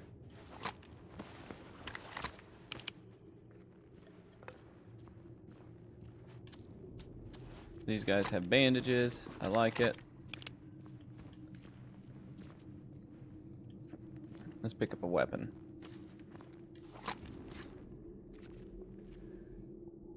Have I seen or heard anything about Nosferatu? So I've stayed away from anything about it because I do want to see it, and I'm probably not going to get a chance to see it in theaters. Well, I won't go see it when it premieres because I don't go to the movies during Christmas. To me, that is just too many freaking people doing that because I know that's a lot of people's Christmas traditions. So a lot of people do that. I refuse to go to the movie theater on Christmas. Holy hell.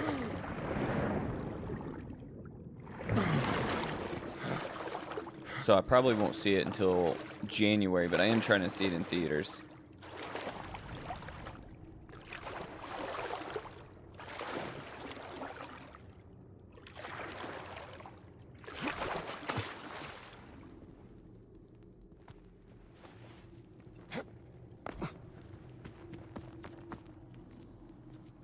Nick, would you say wrestling is just as good as it used to be, say, 90s, or would you say it's better nowadays?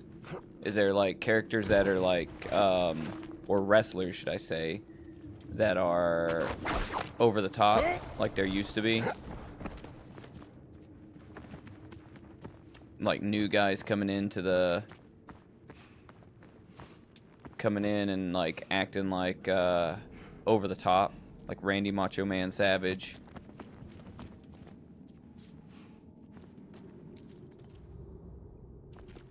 Alright, I need to find a freaking torch. There we go. I gotta find out how the hell to get out of here.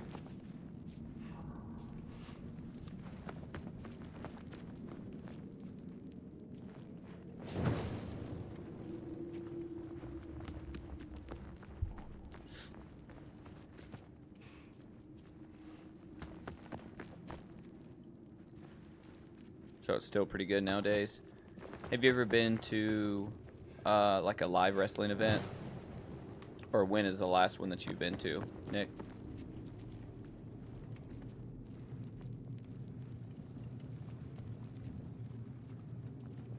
I need that right there.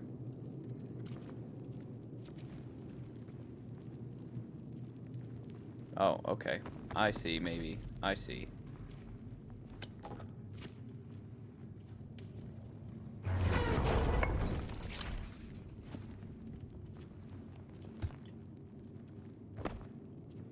Let me get this other one that I threw.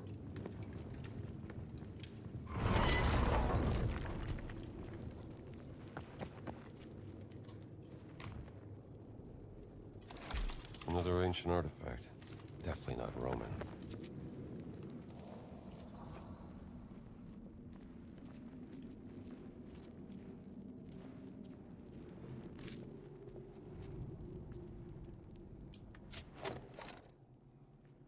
Lover's Tomb. Even death can tear them apart. Love conquers all. At least for some.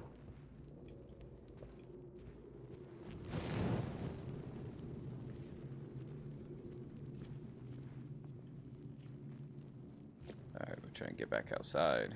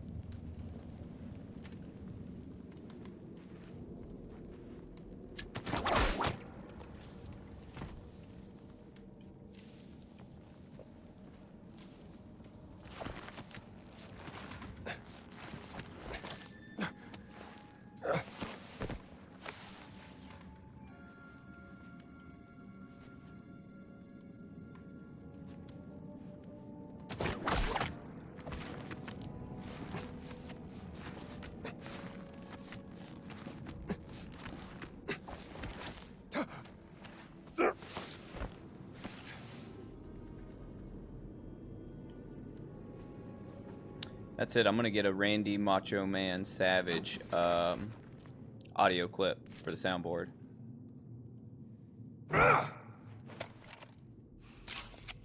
Goddess of victory. Sure could use you right about now.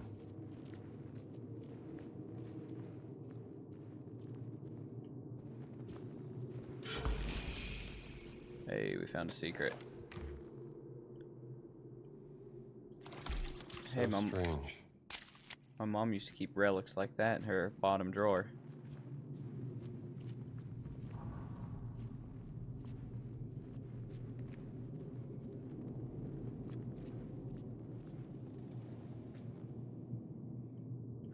Okay.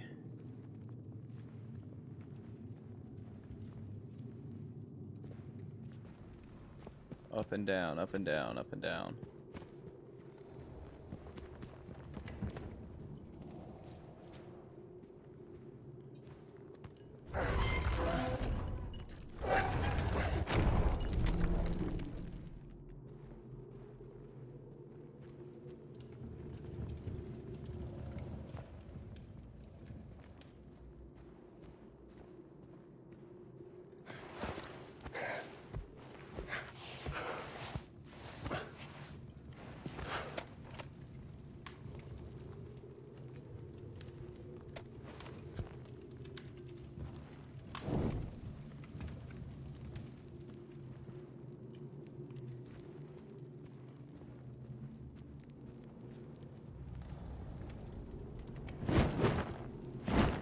Definitely break that wall. But what am I gonna break it with? Maybe this? Nope. Let's try again. Alright, that ain't gonna work.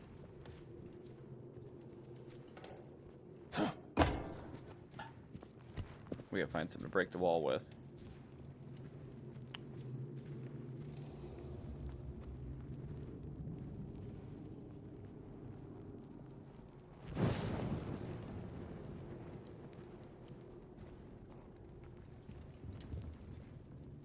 Ah.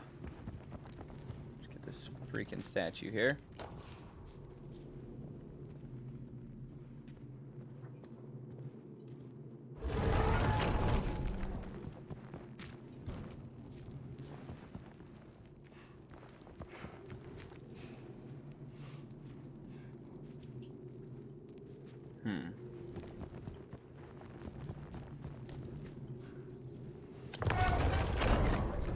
Okay, that's not gonna work.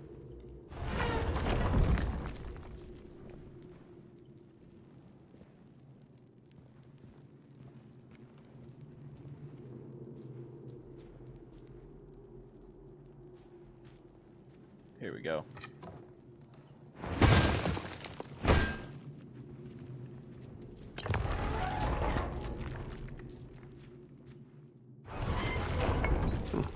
That worked.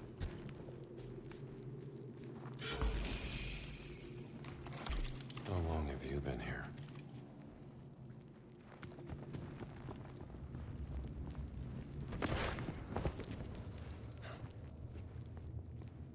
Got some fog happening.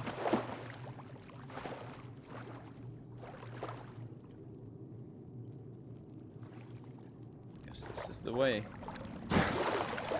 Oh, I'm soaked.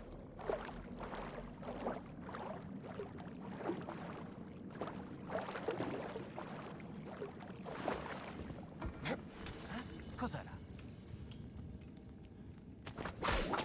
Ero sicuro di aver sentito qualcosa.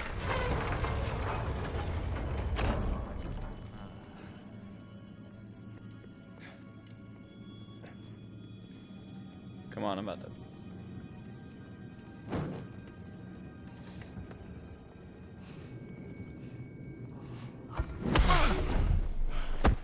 Ehi, laggiù! Uomo a terra, aiutatelo! Don't hit me with the freaking torch. You kidding me? Fucking kidding me. Alright. Halloween H2O and Halloween 4 today. Good picks, Nick.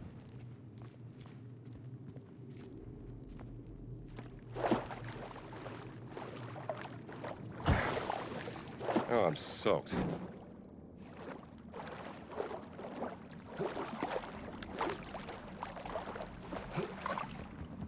Qualcosa non torna. Meglio controllare.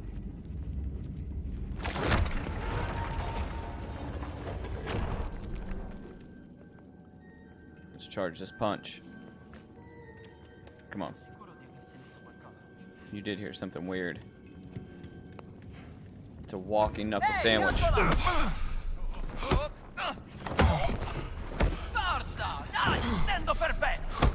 Fuck you guys. Holy shit.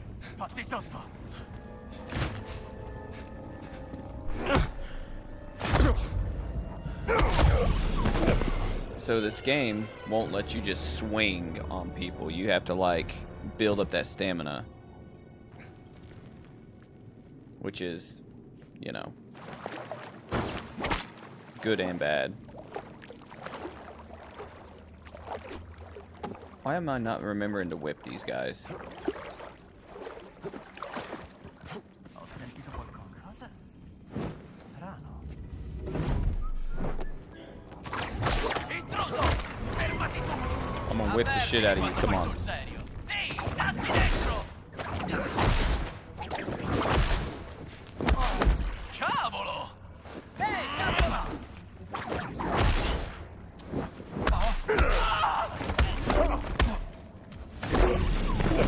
Okay, that plan didn't work either.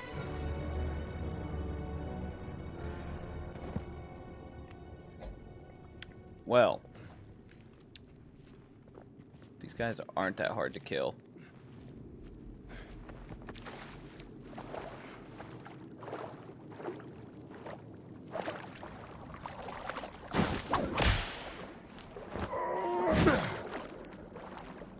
I'm just gonna hit him with my empty torch then. Credo di aver sentito. Che ci fai qui? Adesso ti stendo! Let's go. Ehi, fermo dove sei! No! Uomo a terra! Farai male! Give it a rest. Come on.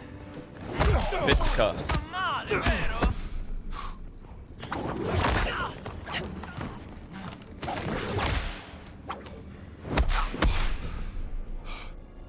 I think I'm licking my lips, guys. I think I'm doing that thing when I'm fighting. Not proud of it.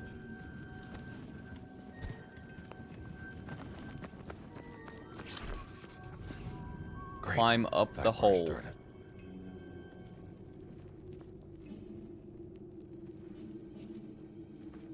That's my objective right now.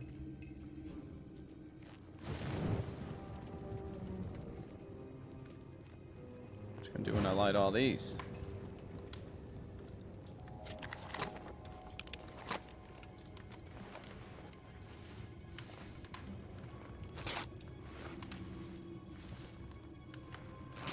Dead End, what's up? Have you played this game yet?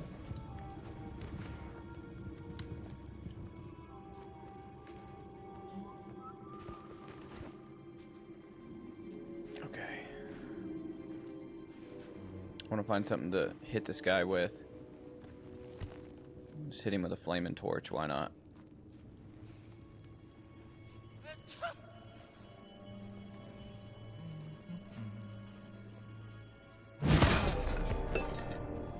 Too easy.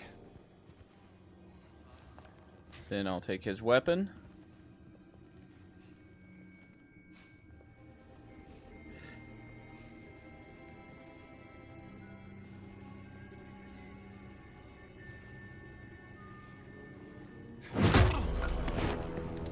Nice to meet you.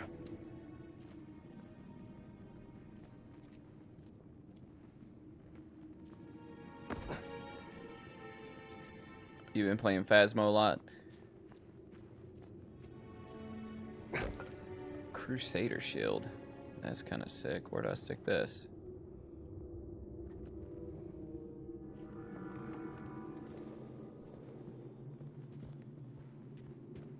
I know I'm gonna need this.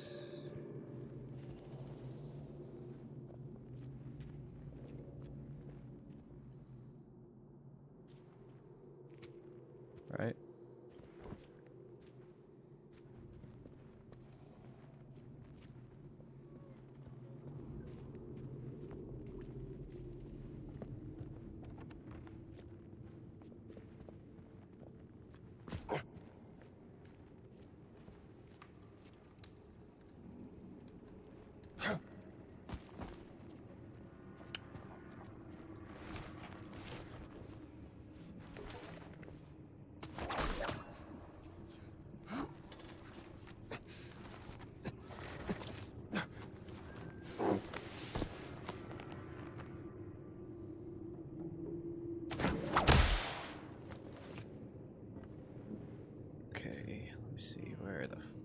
I go?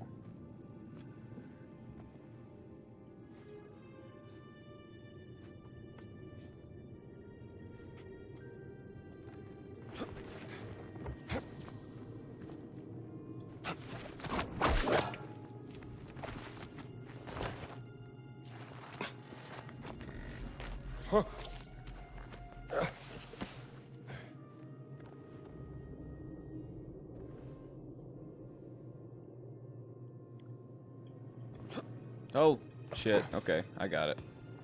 I totally missed it, but it let me catch it. Yeah, real trees are definitely, they smell better than fake trees that smell like nothing. But you can buy, like, those little ornaments that smell like real pine trees that you can put in your fake tree.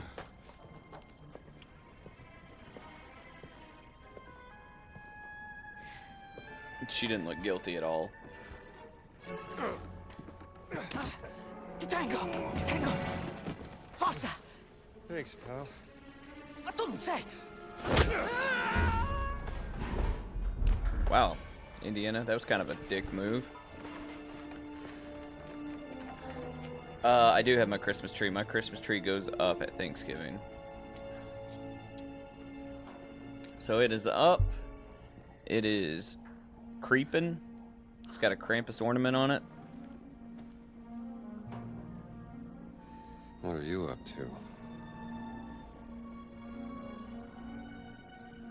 I prefer fake trees. Now, if it was not my house, maybe a real tree. The thought of going and picking out a real tree, like Clark Griswold style, is super appealing, but Where'd you go? I have like so my house was built in the 1950s, 1952. So I have real hardwood floors. So I don't want to deal with tree sap and watering a tree on my hardwood floors.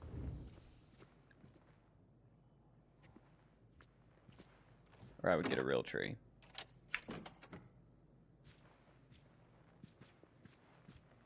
Alright, where did this nun go?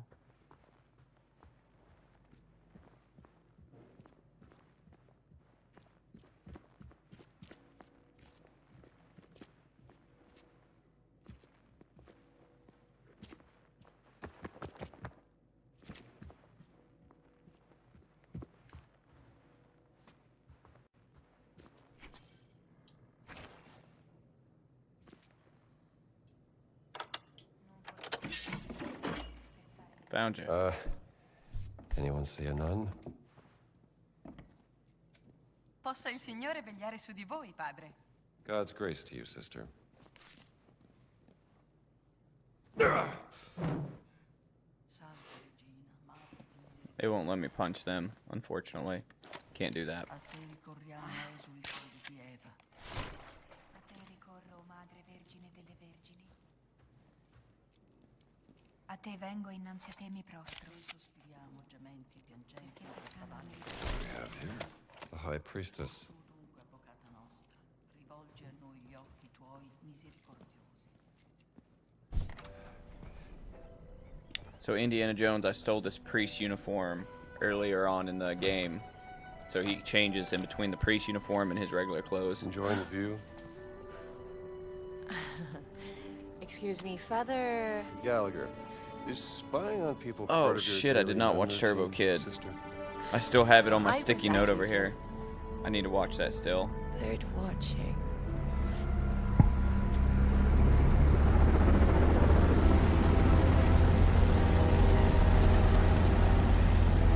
Hell of a bird.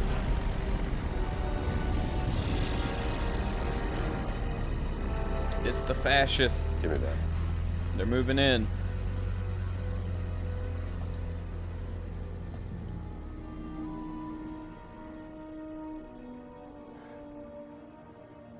What do you think you're doing? Hey, those are my binoculars. I can,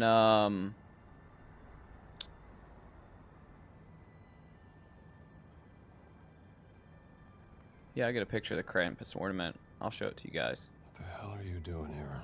on Friday. An old friend of Show you my yours? Christmas tree. That's Emmerich Voss, German archaeologist, and leader of the FIR's occult research program. The FIR's occult research you know program. That how? The Lord revealeth his secret unto his servants. Is that so? Dr. Indiana Jones, Professor Archaeology Department, Hey. Marshall College, Bedford, Connecticut. Yeah? And you ain't no nun, sweetheart. Damn. You know nothing about me. Get her. Well, I might not be a priest, but I'm pretty certain stealing is a straight no-hitter with the Ten Commandments. Not entirely certain what the rules are for a reporter. How do you... You were taking notes in shorthand. I'm an investigative journalist, and right now I'm looking into the disappearance of someone very dear to me. She was abducted more than 6 months ago. And I believe your friend Emmerich Voss is responsible. It's Dr. Laura Lombardi. Do you know her? She's one of the world's leading experts in ancient languages. Yes, and most importantly, she's my sister. My name is Ginetta Lombardi. What's your business here? I'm looking for a cat. Cat? A mummy. A mommy or a cat? It's a cat mummy. How's Phasmo going, Why? Dead End? You leveling it up? Because a Pretty giant from good. the Vatican stole it from me, and I need to figure out why. Getting pretty decent at You're identifying the profoundly ghosts. strange, Dr. Jones. The answer you give me stirs up more questions. So don't ask. What about this? We hear anything that could be interest to the other. We trade information. Deal? Yeah, all right. Miss Lombardi, deal. Harrison Good. Ford did not do the can call me Gina. voiceover for this because he is too old. He doesn't See you sound around, like Stramble. young Indiana anymore. So they got somebody that sounded very close. Should definitely bring this back to the library. All right.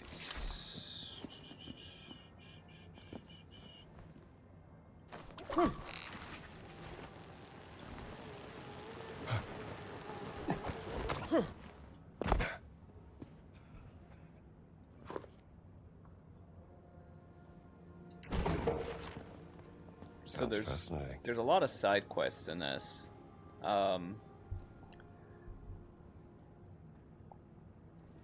Level 46. Holy shit, you're getting up there. Yeah, so you've been grinding.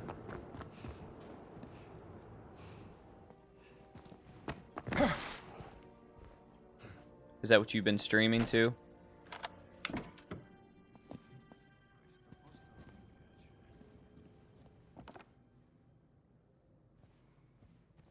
In pace mi corico e subito mi addormento.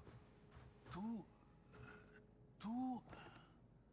There's something inherently diabolical looking about these Grazie, dudes in the padre. red. Vi sentite bene? Sono solo molto stanco. They're called cardinals, right? Are they called cardinals? Non ha mai fine, pare. Forse è il momento di una vacanza. Alright, I need to find out where the hell I'm going. E se non lo faccio io, chi se ne occupa?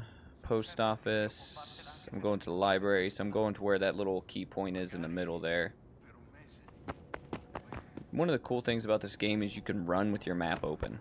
Like, you can walk around with your map open. And since I'm dressed as a priest, none of these guards necessarily come after me unless I start acting like weird.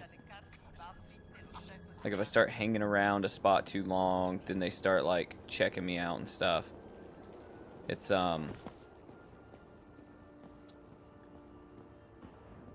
interesting. Or if they see me like take something, like some fruit or some money or something, or if I like, you know, am jumping around and doing like parkour type shit around them, they say stuff like, "That's a weird priest," or "I need to investigate that priest," and then they come after me.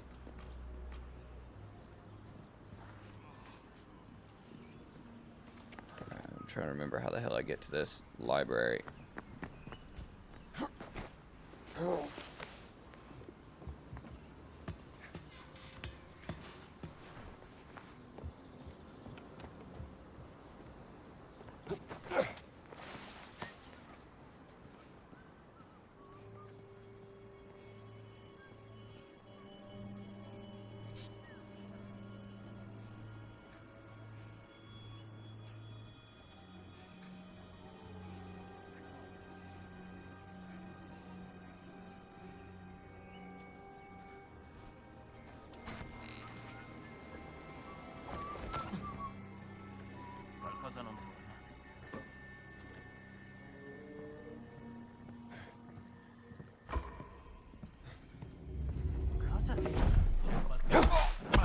Meglio controllare.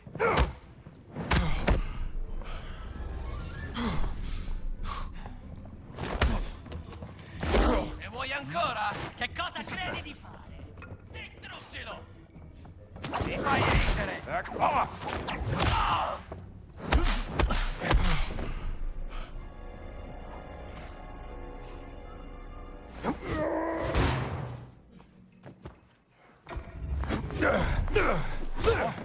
Why's he dressed like Jean-Claude Van Damme?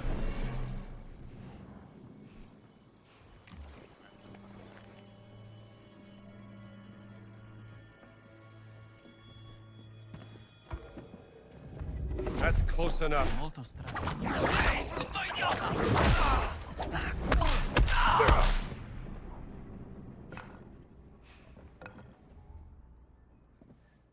Alright.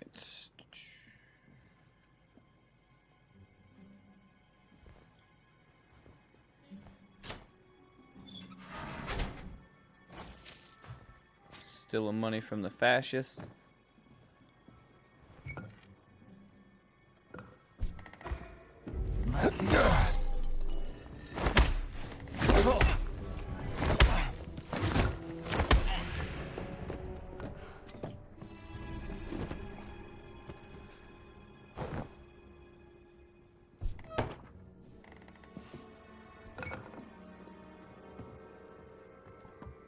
Who wants a fucking bottle broke over their head?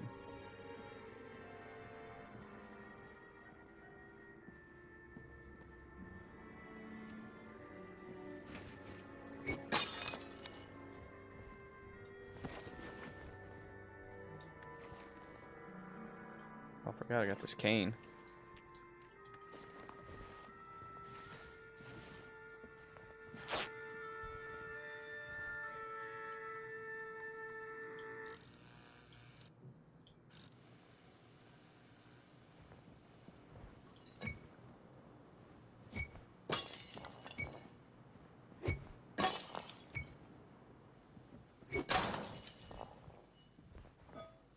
Oh man, I wish I would have hit somebody with this.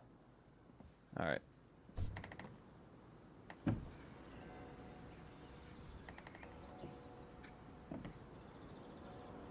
need the key for that place.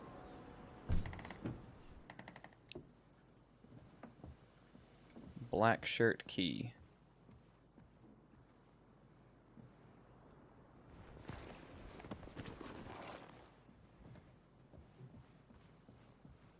Wonder if any of these guys up here had a key.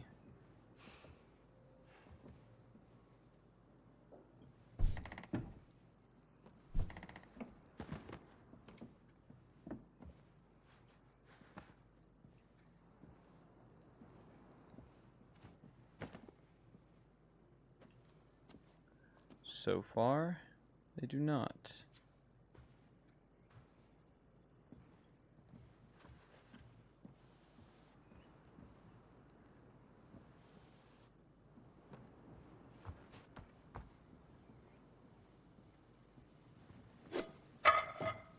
Fuck that pan. Okay.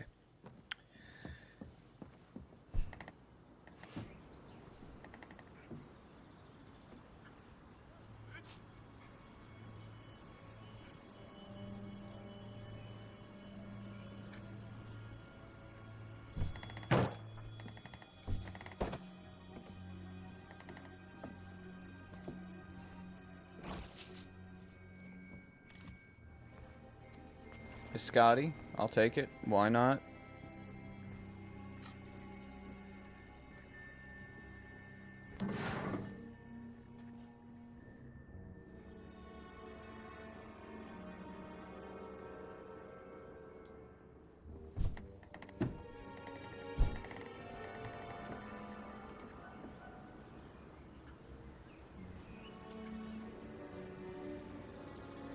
Alright, I don't know where I'm going.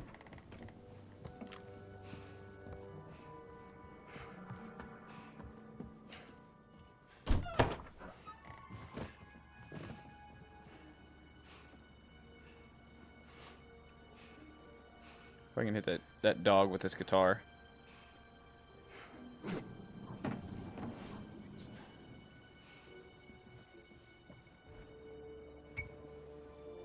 Yeah, you can get attacked by dogs too. You see that dog down there? It's okay to kill this dog, Frank. It's a... Oh, got his ass. It's a fascist. It's a fascist dog. Oh, you're still there? Oh, shit.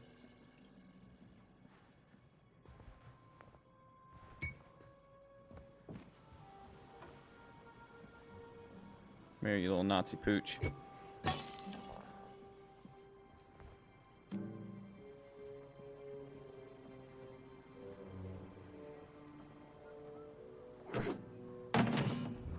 That guy's just like, oh, what the hell?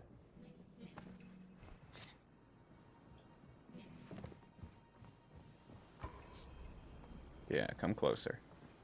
I got something for your ass. Oh, shit, got his ass. Okay, nice. Let's get him again. Oh, fuck. That is not good.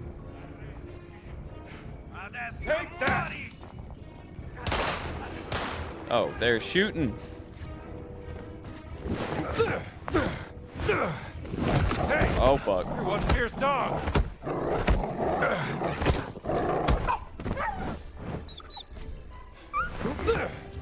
Get the fuck out of here. Puoi stare qui provato!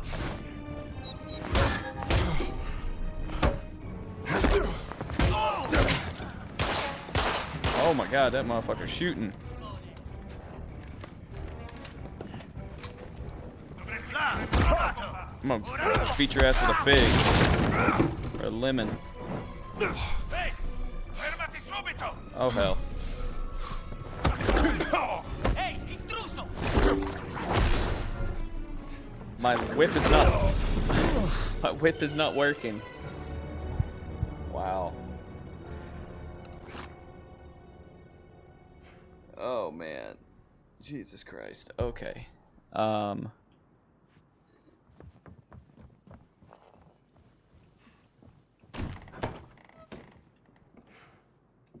Where am I at? What is happening? Did I not notice this before?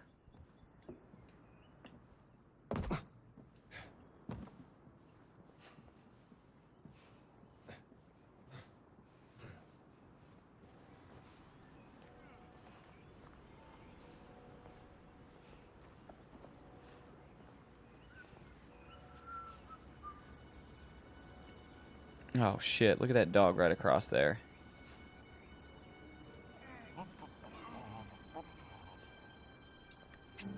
Wonder if I can...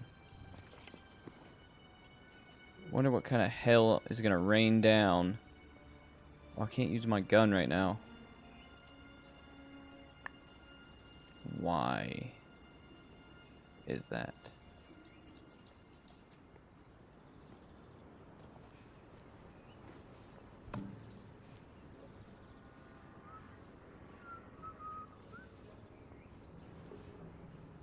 Mind your fucking business, dog.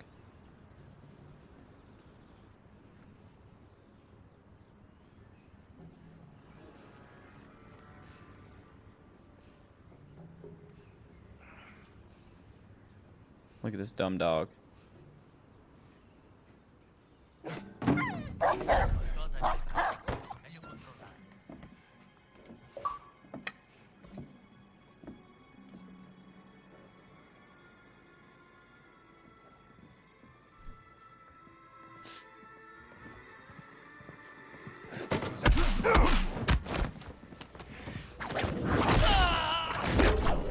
Colpo, camerata! Sei patetico.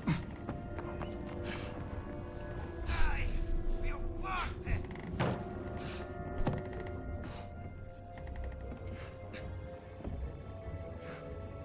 I'm gonna take him by surprise.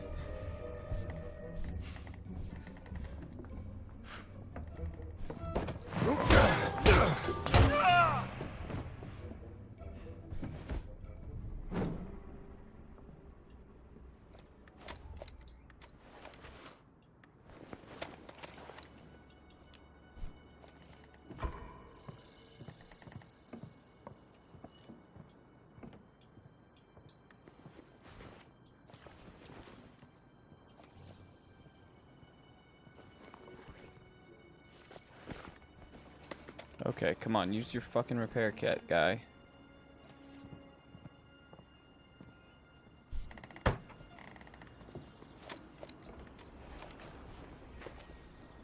Gonna eat my lemon. Pill and all.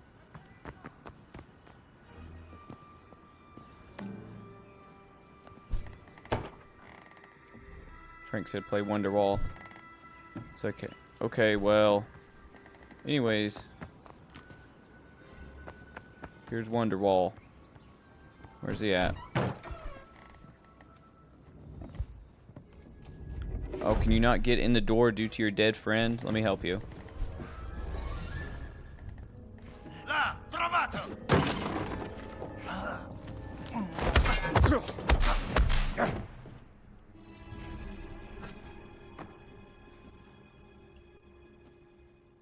Just wait till I hit somebody with this hammer.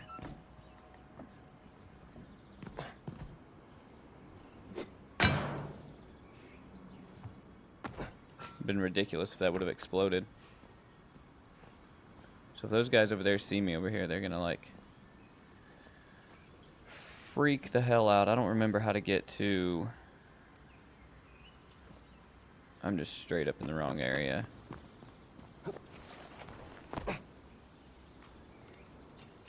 Don't mind me, I'm just a priest. No, you shouldn't find out who this priest is. Need to get away. Bring your ass in here, you can get hit with this hammer. Oh, he's coming. No, he's not. Okay, sounded like it.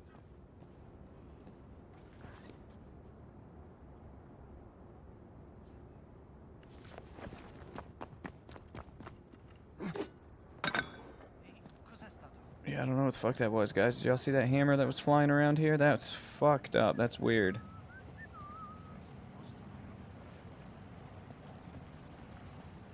Okay, let me see here. Never mind me. I'm a man of the cloth.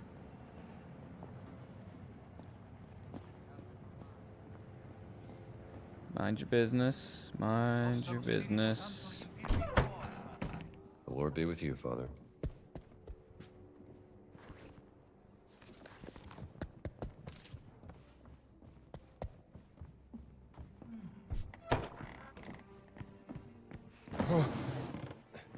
Indonesia? Affascinante. Ho sempre voluto visitarla. Sorella, è solo per volontà del Signore che questo circolo è stato convocato. Ma certo, sorella. Antonio. Isola di Pasqua. Sembra divertente. Indy, you are back. Did you find anything beneath the tower? Damn right I did. Let me see. No cats, Frank, huh?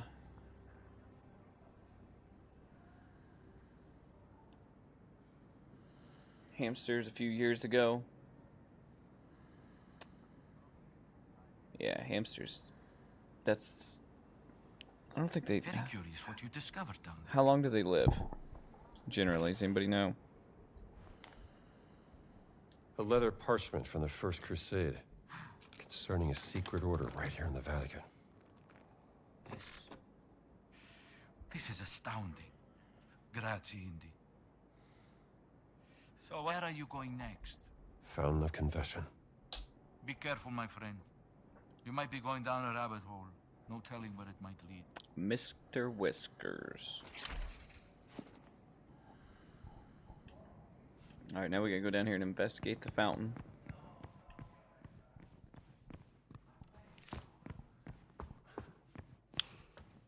Through the power of Christ, I can do sick-ass slides.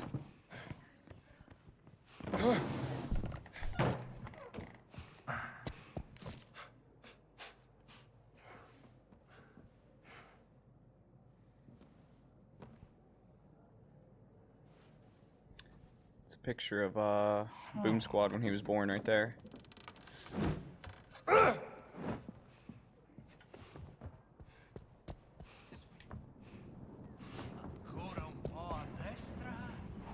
Tie up any loose ends in the Vatican before I head to the Fountain Confession.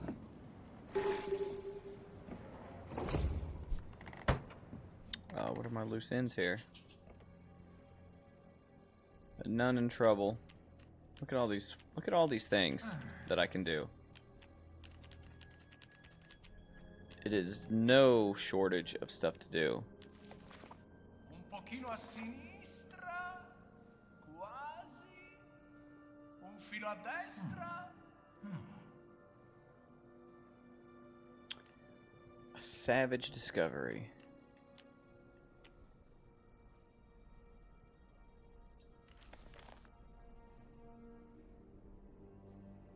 Find Sister Catherine in the Sistine Chapel, waiting for delivery boy from Antonio. Alright, well, let's go to the Sistine Chapel. I don't remember how to get there.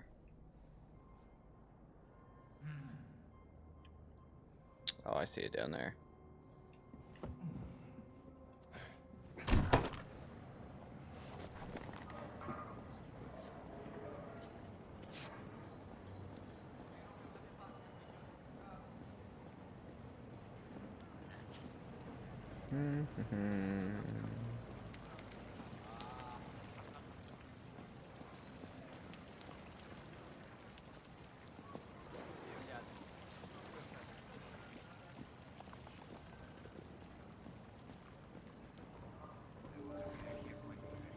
Damn it.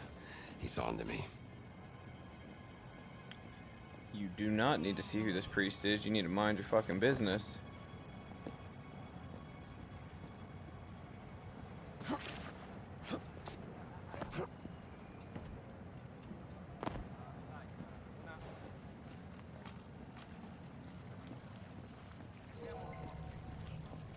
I should get out of here.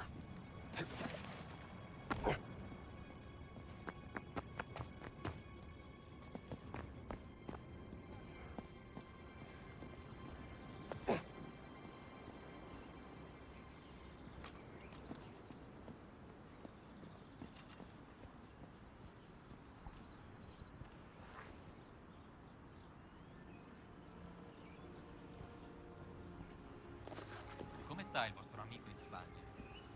Non bene. Aveva una casa a Guernica, ma dopo le bombe è scappato nei Paesi Baschi. Fountain of Confession. Didn't look like this back in the days of Augur the Giant. Here it is. Somewhere. The entrance to the sacred monastery of the Nephilim Order.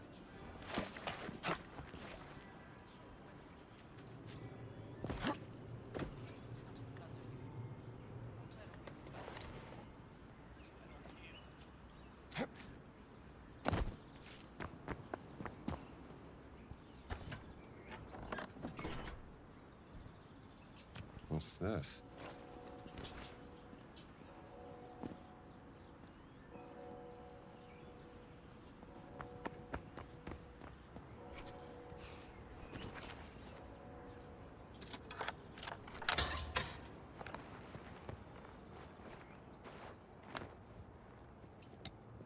Got a sledge. What the hell is this thing? I like it.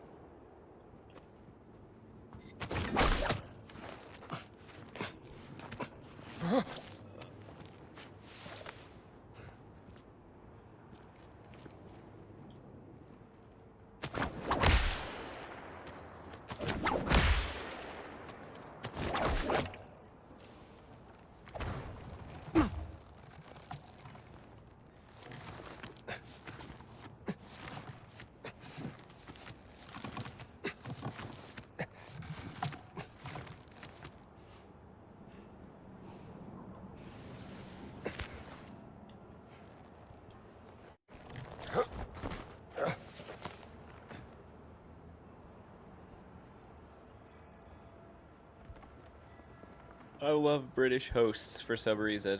I don't know why.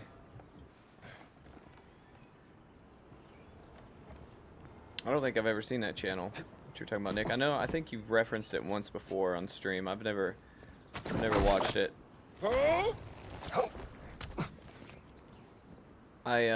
Surprisingly,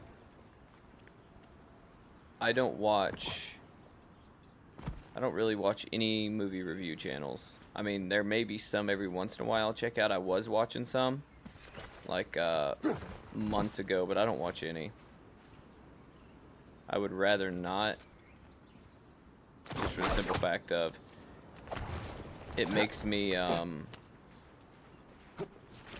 overthink my content too much.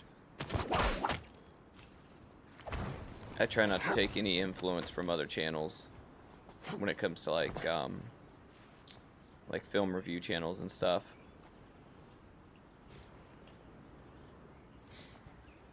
I watch a lot of weird stuff though. Okay, I have no clue what I'm supposed to do. There's got to be a reason I can get up here.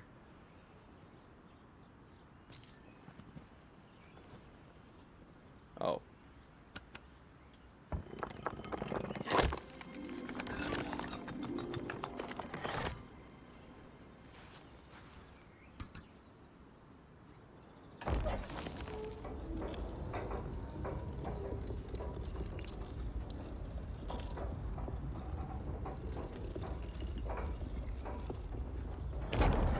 I mean, maybe I'd be better at what I do if I watched more other reviewers, or not more other reviewers, if I watched other reviewers, so to speak. But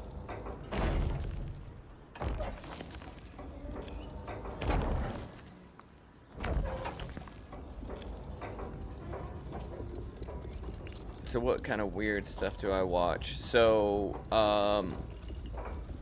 here lately, right, I've been watching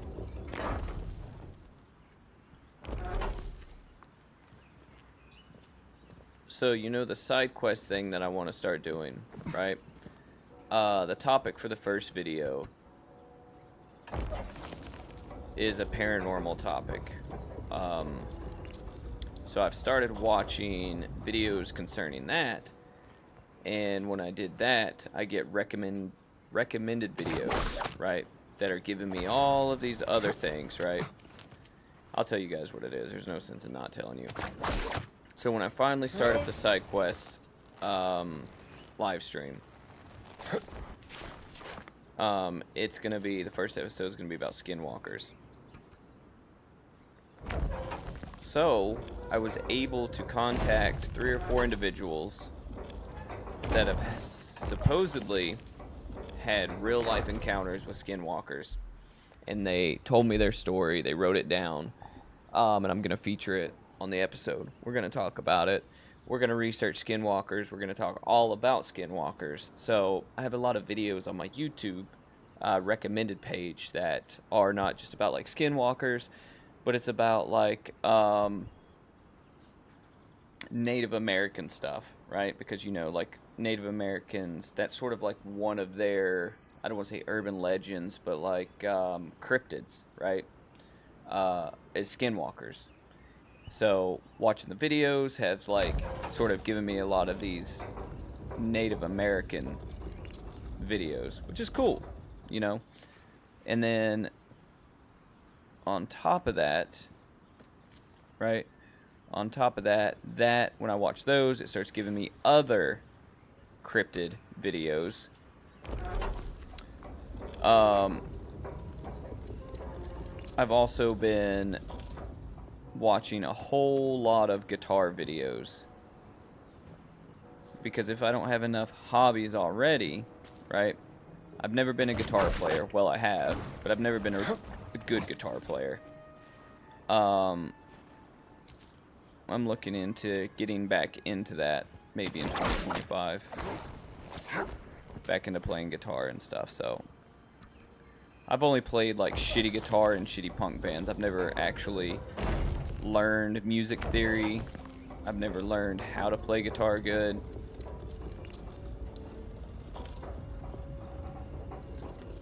But I might in 2025. I don't know what the hell I'm doing with this statue. This guy's missing a foot. Okay, I need to find a foot for him. Which guitar isn't weird. That's not weird videos.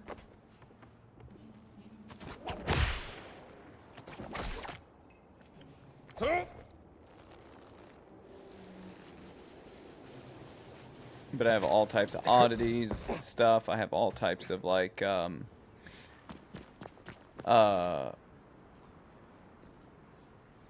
I said, the paranormal stuff. You watch one and you're going to get just bombarded with a bunch of them. And I also have a lot of construction and home renovation stuff for some reason, because I watch those on YouTube Shorts. Like if somebody's like doing some concrete pouring, I'll sit there and I'll watch it for whatever reason.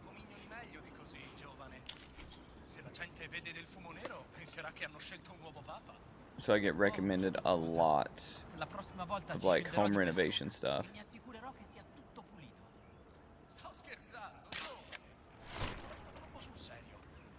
Non moriranno per un po' di fuliggine.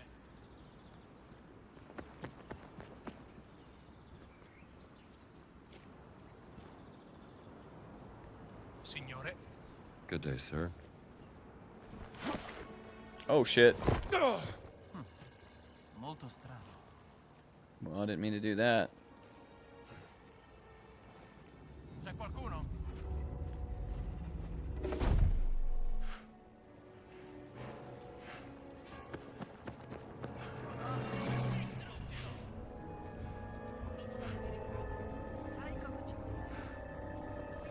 Trovato, schifosa canaglia! Just gonna hide back here.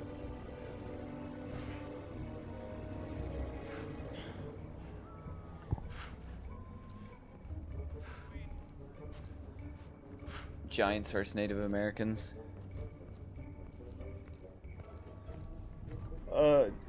Do you guys believe in Bigfoot? I think Bigfoot would be one of the ones that is more plausible.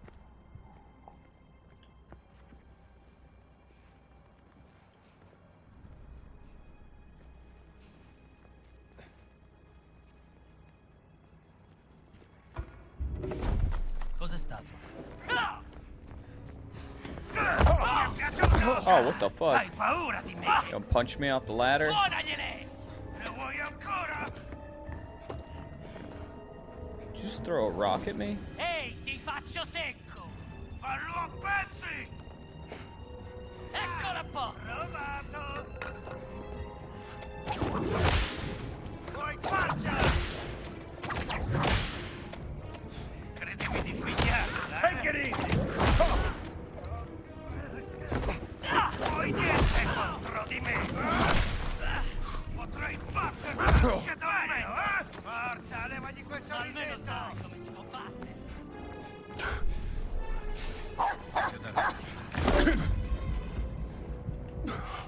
Why are you guys fucking with me? Nessuno può salvarti!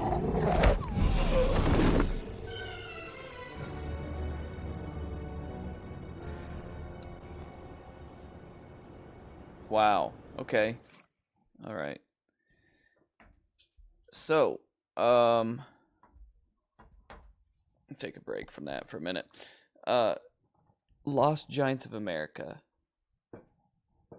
I think it's interesting to think about how in history there's so many stories of there being giants in different cultures. You know, the one that always got me was the like a giant cyclops. You know, how freaking frightening would that be? You know, so when it comes to side quests, right? That podcast or that stream I want to do. Be interesting to figure out how I want to actually structure that, right? Because normally it would be something presented sort of like our other streams, just like this, but I wonder if it would make sense to have a co-host. That would be kind of fun. But the problem is, if I had a co-host, the co-host would have to either come in studio with me once a week.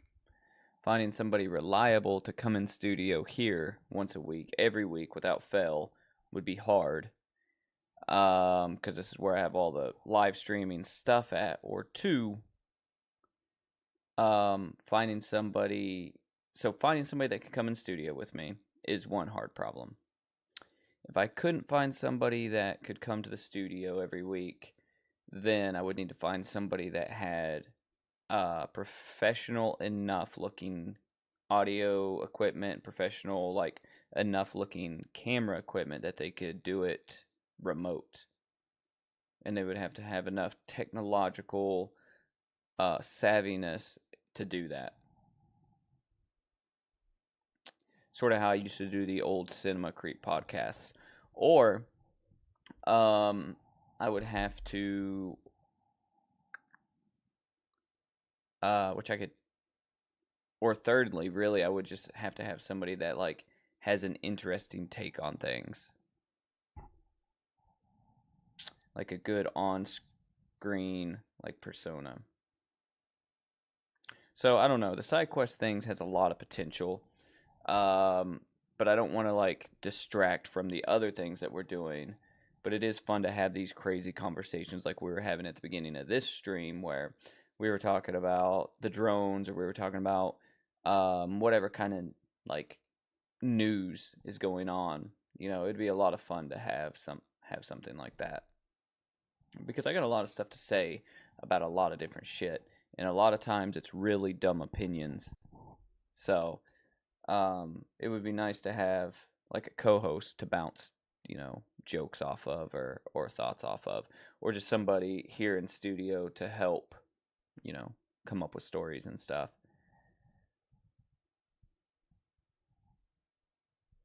So, could be looking for that. Trying to find somebody.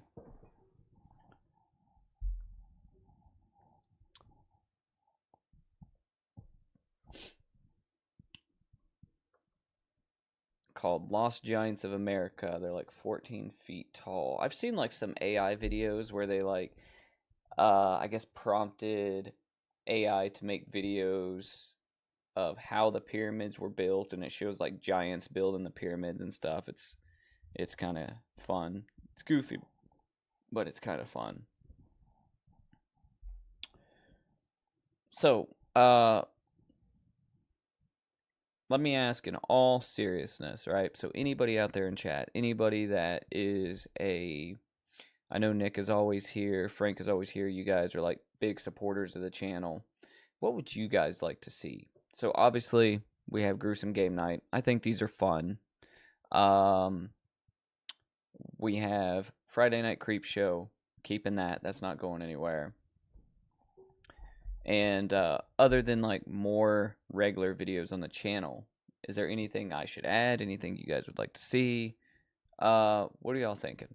What should we do here on Cinema Creep 2025? Because I want to make sure that I'm focusing on the right things, other than just, okay, we got our live streams, we got our regular videos. Does side quests sound exciting? Does it sound like something that is just kind of going to be like something that takes away? What should I do?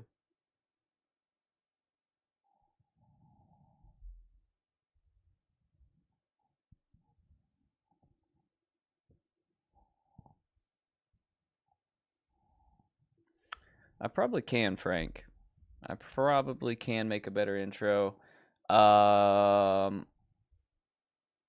could probably make a better intro for all of the live streams. I would like to actually get to a point where the intros are not animated, if that makes sense. Where they're not like motion graphics and stuff, where it's actually like a video.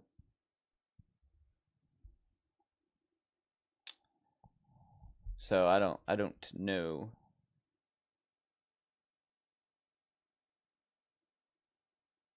I don't know.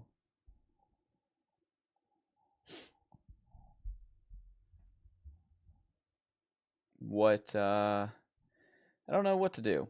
I have all of these crazy ideas. It's just I gotta pick which ones I'm gonna execute on. And side quests could be cool. I just don't know. Do I need a co-host for it?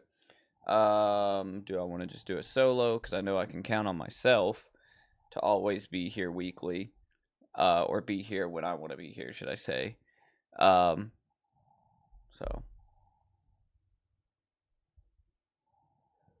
What I think, I know this is going to sound really, really stupid, really, really cliche, and something that a lot of people that make videos and have YouTube channels say, but I think I'm going to double down really hard on this channel in 2025.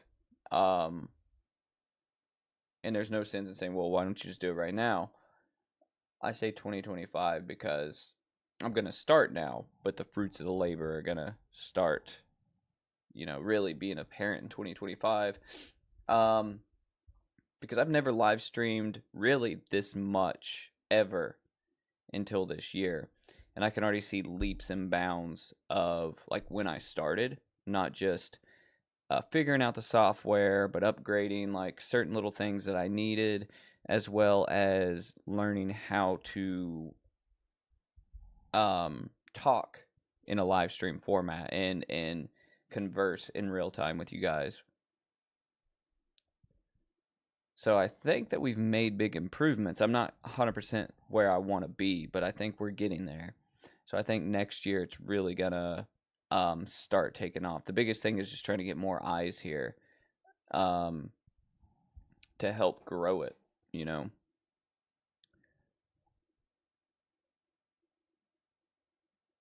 Oh, you're not hurting my feelings at all, Frank. That's the kind of feedback I need. So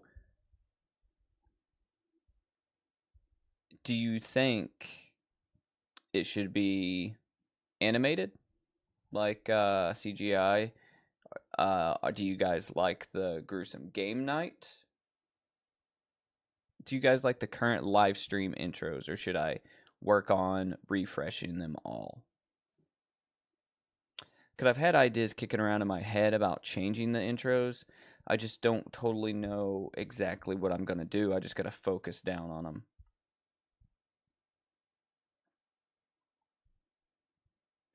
And should they be like motion graphics, or should they be like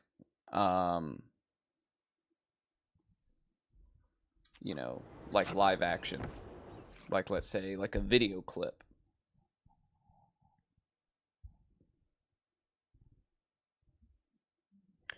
It would be cool to have different guests from other YouTube channels come on, Nick. I need to really figure that out too. I don't know anybody. Well, I do. I know Chuck, and I know like Gamecock Chuck that's here on Friday nights at the Creep Show, and I know obviously Boom Squad and Craig.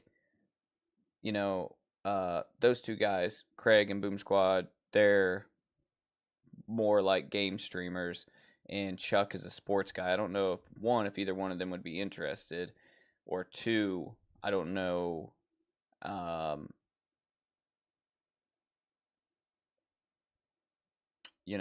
I don't know anybody else that really has like the YouTube grind, like I got. I mean, there's Dead End. If he's still out there, he might be interested in coming on and talking about skinwalkers, but I really need like some people that are like strong into YouTube, that would be helpful as like people to have on the show. But it's all stuff I'm thinking about. Got to figure it out. My day tomorrow, Wednesday, or today, whatever you want to say, Wednesday morning, I think is going to be filled with shooting videos for the channel. And then probably tomorrow evening, tomorrow night, I will be recording them, editing them. Well, I'll be recording them during the day, editing them tomorrow night, and I'm going to put a lot of time in that tomorrow, I think. That way I can get some regular videos up on the channel, because I got a lot.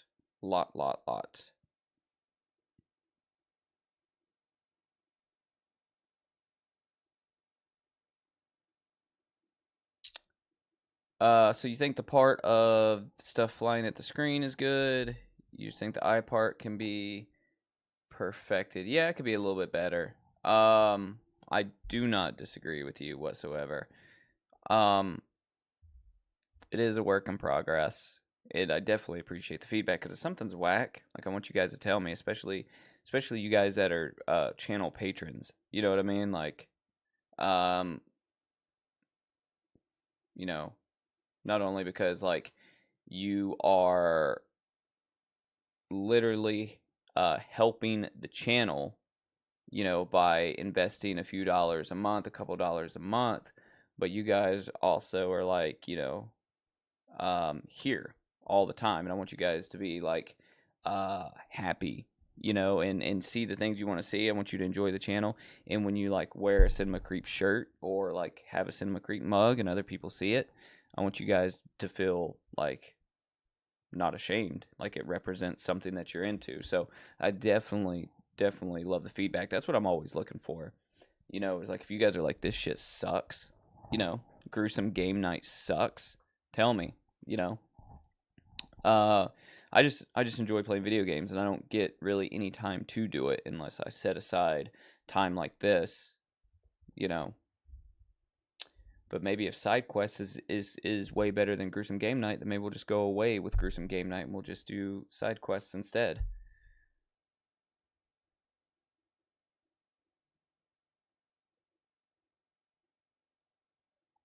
Well, I appreciate it. I appreciate, Frank, that you're being real with me, telling me what you think. Does not hurt my feelings. Um, I really appreciate it because, like I said, if you guys think something could be better, tell me. You know, for sure, for sure. You know, like because um, we have a really good community here. This is one of the reasons I haven't uploaded on my other YouTube channel, the Drucifer channel, right? And I've really stayed hard on this one. And that's because the other channel is fun. I get to flex my creative muscle as well, but in a different way. This one, though, I've been able to like bring the Creek community together. All of you guys, right? There's some of us here, whether people just pass through and say, hey, you know, and they don't stay, but they like, okay, well, on Tuesdays, I know they're streaming. On Fridays, I know they're streaming. Like Dead End just rolls through and says, hey, what's up, guys? How's it going? And whether he stays for an hour, 2 hours, or 15 minutes, it's still like, hey, cool. You know, like I recognize, you know, Dead End, you know, Craig or whoever, Silverbat, you know, Yaz when Yaz would come through. You know, there's a couple people that that come through, and that's one thing I love about this channel so much is it is, you know, that community aspect of it, and I think that's hopefully gonna grow a little bit over time without us losing what we got here, you know. um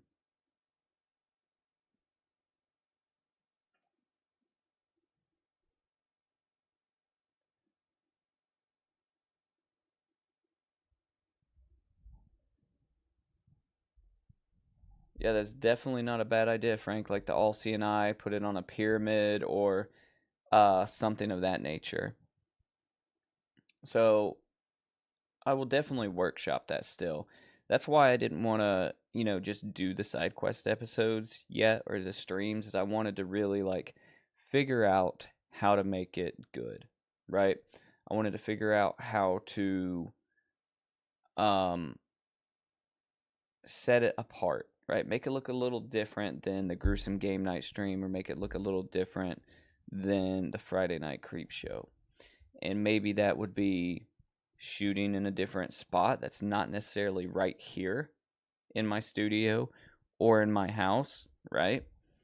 Um, maybe it's shooting facing that direction for those. Maybe it's sitting in this leather chair right back over here and, you know, shooting on that side. Just making a little different setup for it. I don't know what the answer is yet. You know, maybe it's shooting with a different type camera, you know.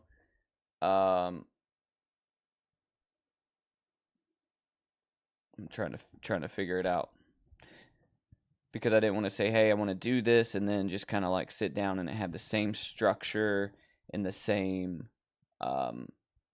layout as everything else. I like the thought of it being its own separate thing, looking a little different and feeling a little different, you know. But still, you know, still being like on brand with Cinema Creep, but just kind of like being its own thing. So, that's me rambling pretty much. But you know, I think that I think the thought behind it can be really, really cool, though.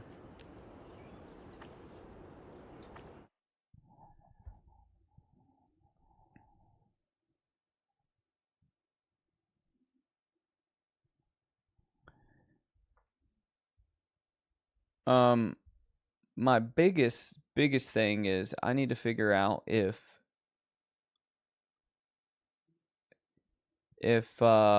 I'm gonna continue to focus real hard on live streaming, which the reason a lot of the video reviews haven't got put on the channel is that I've been focusing so much on live streaming, which is not a bad thing, because you know, I actually prefer live streaming. As much as I love making videos and editing and stuff, I really have grown to love doing live streams. I didn't think I would enjoy it as much as I do, so I just got to figure out, like, do I want to live stream 3 times a week, which would be ideal for me, and how I'm gonna do that while putting videos up, you know, because the subscribers don't normally come from the live streams for the channel. The subscribers come from the regular videos. The watch time, though, obviously comes from a little bit of both, but since you guys come here and you hang out for like you know, 6 hours at a time, you know, live streams get a lot of watch time, and that's really, really important on YouTube. You know, obviously I'm not a monetized channel, so or not monetized yet, because you gotta have 4,000 watch hours or 3,000 watch hours to be partially monetized, and 1,000 subs, and I'm neither of those yet.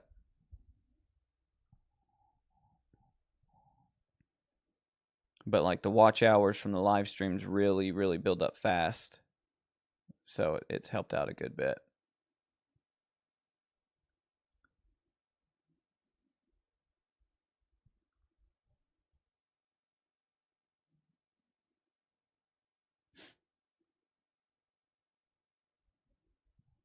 So I think that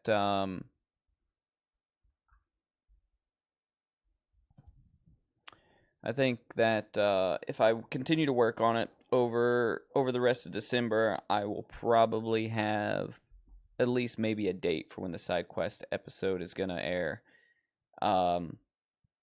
Continue to work on the intro. I really would like to work on the Gruesome Game Night intro and work on the Friday Night Creep Show intro and figure out, you know, something new for 2025. And that may even be the thing, just change those every year, you know. But yeah, trying to figure out that stuff. It's a lot to do.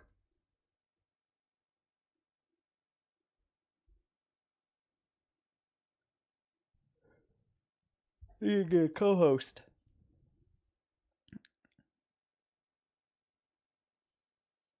Need Boom Squad to go get him a different camera or fix his lighting.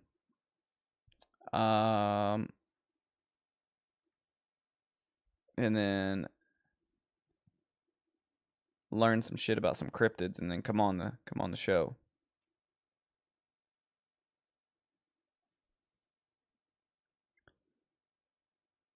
So you guys like the other intros? Those shouldn't change. The Creep Show and the Gruesome Game Night intro, the intro for this one.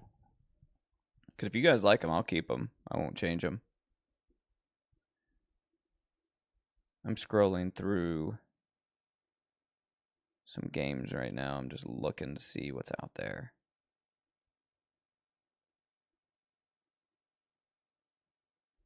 No, you don't gotta feel weird criticizing it. Does not does not hurt my feelings. It actually motivates me to get on there and work on it. You know, like I said, I want to know if something is not up to par.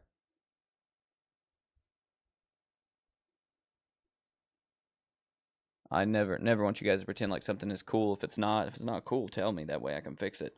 You know, or work on it or update it or something like that. You know, always try to improve here. Oh, sorry, I keep yawning. Holy crap. I need more coffee. It just is wearing off here.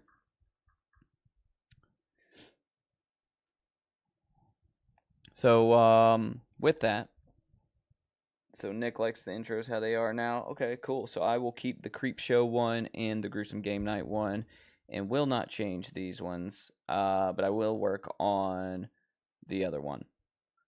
And I'm not gonna run the side quests live stream until I fix it and I have like a fully fleshed out idea, because I don't want to jump into something and half-ass it. You know, I want to make sure that it's, you know, solid and looks good like it's supposed to.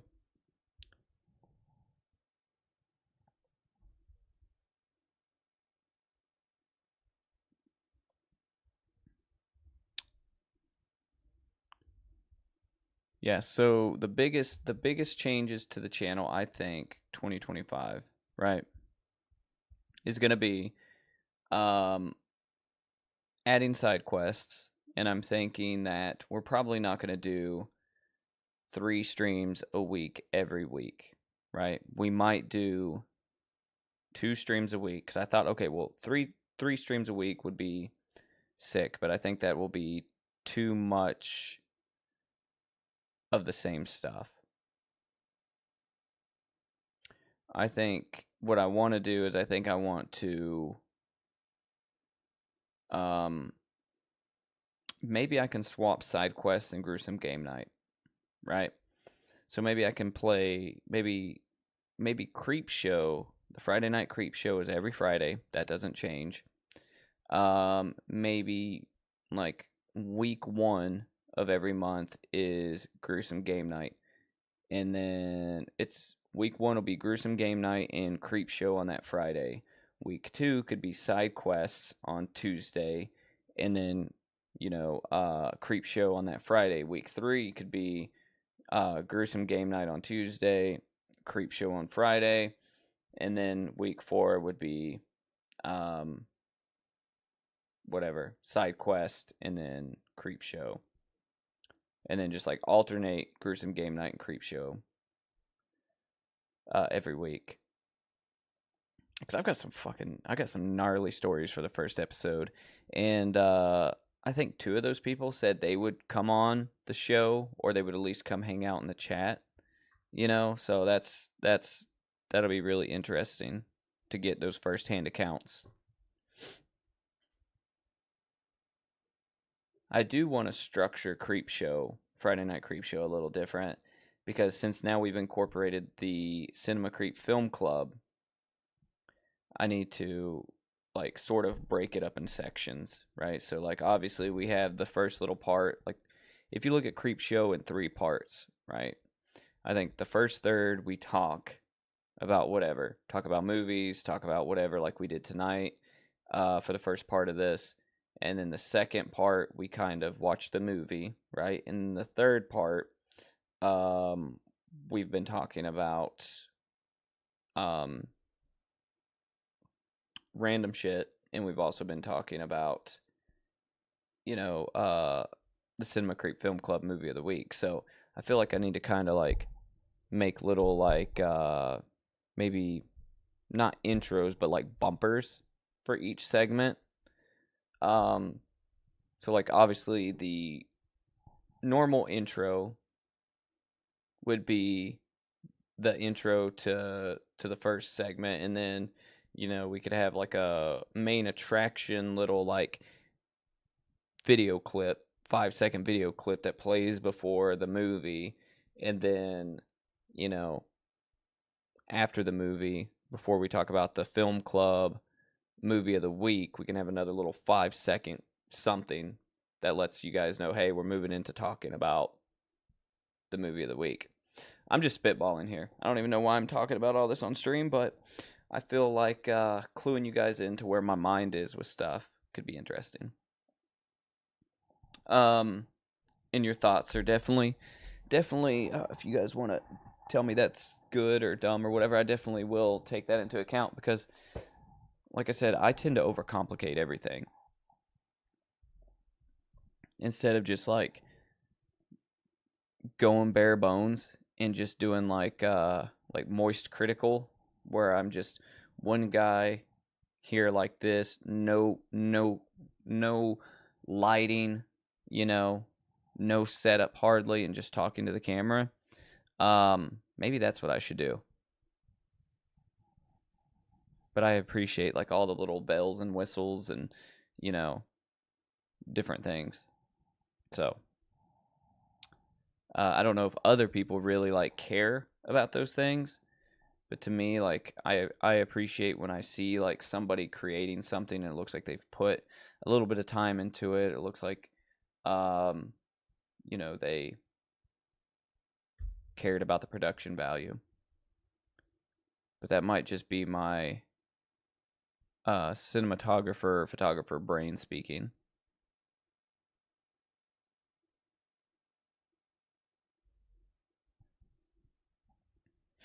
I'm also working on like the cadence of, you know, talking, because I didn't realize, I watched one of my streams back, or a section of it, because I was trying to recall something I said, and I was like, I say a lot. I stop and I go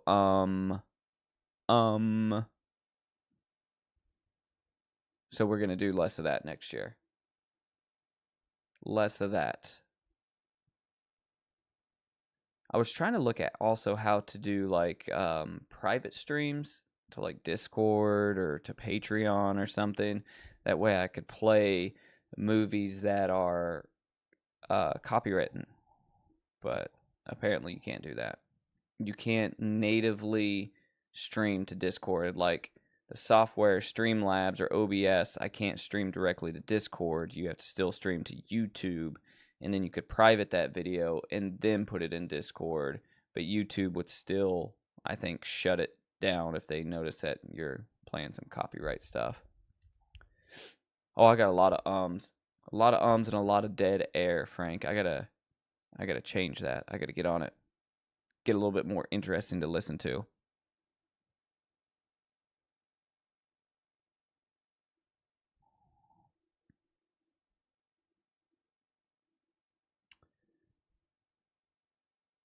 So with that though, like I said, I'm really trying to take things and take them to the next level next year with Cinema Creep. Oh, I'll be doing this right here all day, licking my lips, playing Indiana Jones. Call of Duty's the worst. That's the one where I'm just like, and I'm like firing a submachine gun. If I was at war, oh my gosh, I couldn't even imagine. Like if I was on the battlefield, firing a weapon, just like I would be chasing the enemy down and they would be like scared out of their mind because I would just be coming at them like this. They wouldn't know what to do.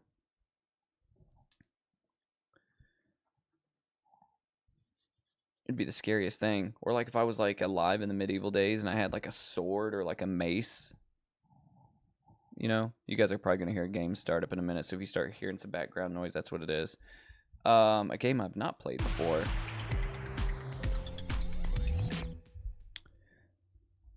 So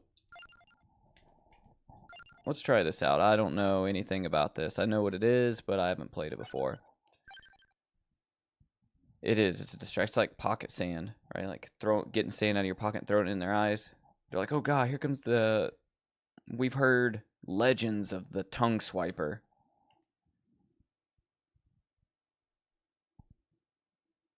Legends of the tongue swiper. I've burned many villages, pillaged many villages in my reign.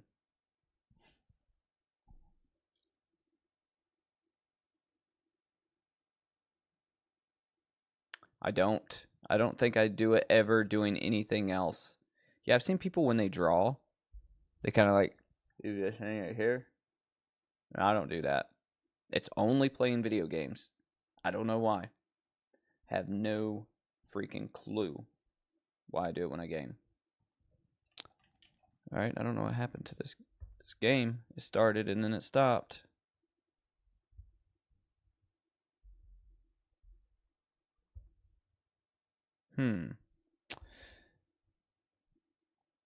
Yep, I don't know why. I don't know why, and I wasn't even aware that I did it until my wife brought it to my attention, and I was like, crap, I do that.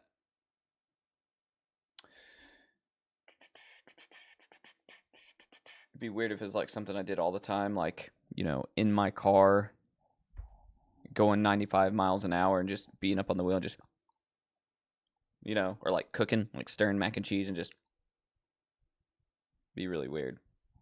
It's even creepy watching me do that. Oh my god. Alright, well this game decided it was not going to load for us.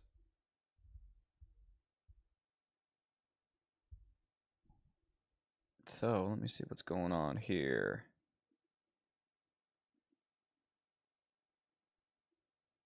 We're just not going to play that.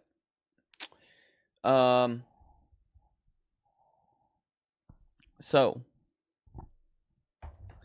I think that I'm going to stop games for the evening, and we'll just continue talking. Like I said, biggest channel plans, guys, for the year is going to be, and I'll probably make a actual video for the channel about this, but just speaking with you guys is really just trying to get more consistent. You know what I mean? Like making sure the live streams are here every single week when they're supposed to be here, unless I'm on vacation or something like that. And then making sure that there is no shortage of regular videos, because that's honestly like what most people come to the channel for. So the biggest thing is making sure that I'm seeing the newer movies when they come out and getting those videos out when they're supposed to be out. Not just the trailer trash videos, but also the, you know, regular movie reviews. That would be actually a pretty hilarious intro. All I need is set up a green screen, which I got one. I got a big old like green screen backdrop. Set that up and just crickets, dogs, camel crickets, dogs, and Bigfoot. Yeah, I like it.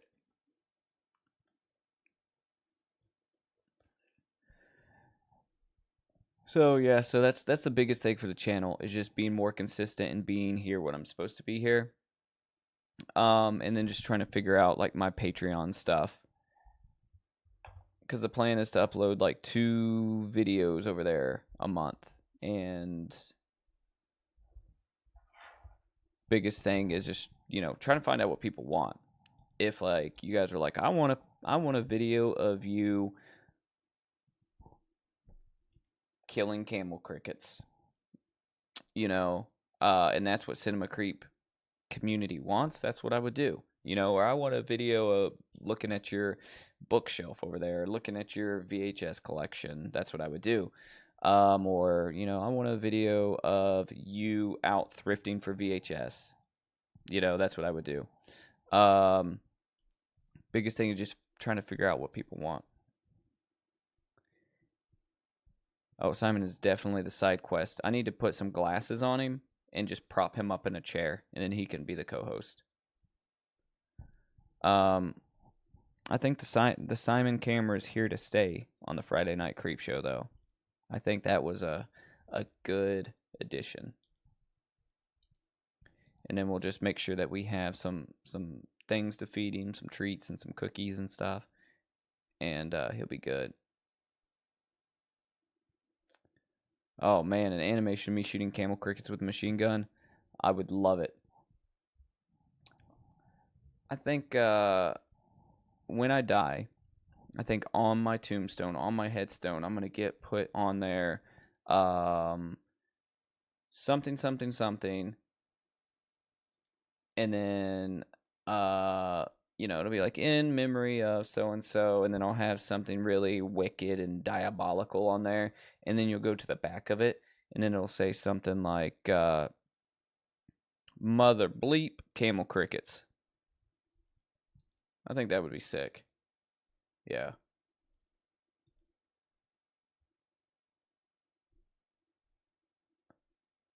Simon as a co-host is a great idea.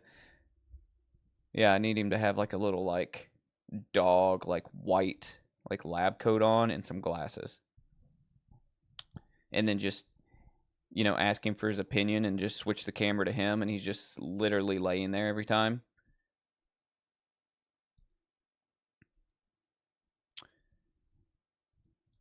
Because Simon's down.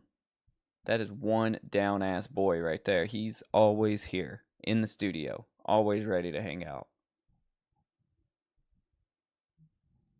It's my guy. Yeah, so gonna do that. That's gonna be my big thing of the year is really just going hard on this channel. We really did a lot this year with it because Frank, you've been here since I know at least 50 subs.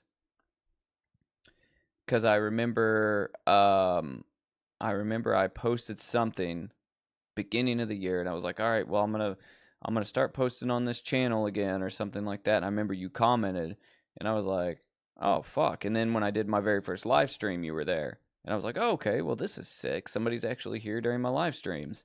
And you've been showing up ever since, you know, and the channel's grown. You know, I mean, I think I started the channel, not started the channel, but started the year with maybe like 51, 52 subscribers. And, you know, granted, I think we're at like, I don't even know what we're at, 600 maybe, something like that. Which is not a shitload, right? But it like my thing is like I said, we're at 574, so we're almost at 600. But like I said, the biggest thing is not about the number of subscribers, but it's about like the community I build. Because it would be sick to be like the next Papa Meat Canyon, right? But for like a different thing, right? Like he has his thing. Rad dude, he's doing his thing. It would be sick to be that known, right? To be at that level, but even being half of that or maybe even a quarter of that with the community that we have here, I would way rather have that, you know. You did come in July, Nick. You've been here for a long while as well. And I definitely, you're always here, and I appreciate you always being here. And my wife, you know, who you guys don't know, right? My wife, who you guys don't know, she knows y'all exist, which is cool. So y'all have more. Not only you just ingrained in the chat like you're in my real life, like she knows Nick. She knows that Nick has bought X amount of coffee cups. You know, like I always tell her, I was like, oh man, you know, because she'll like every once in a while she'll come through chat. She never talks, but she'll come through chat and just like, you know, see what's going on, see what we're watching and stuff like that, and then leaves. But you know, in addition to that, though, you know, like I talk about who's in chat. I was like, oh yeah, you know, Nick or Frank or whatever, you know,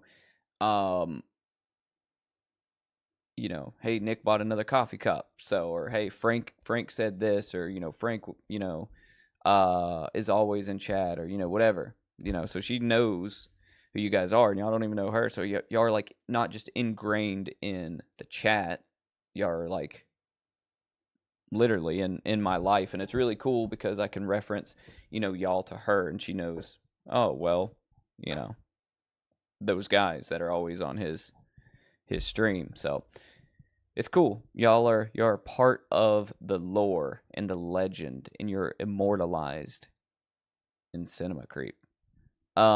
Just as much as, you know, anything else, you know, anybody else. So if I'm looking at old Papa Meat right here, this man has 2.65 million subscribers. It's a lot.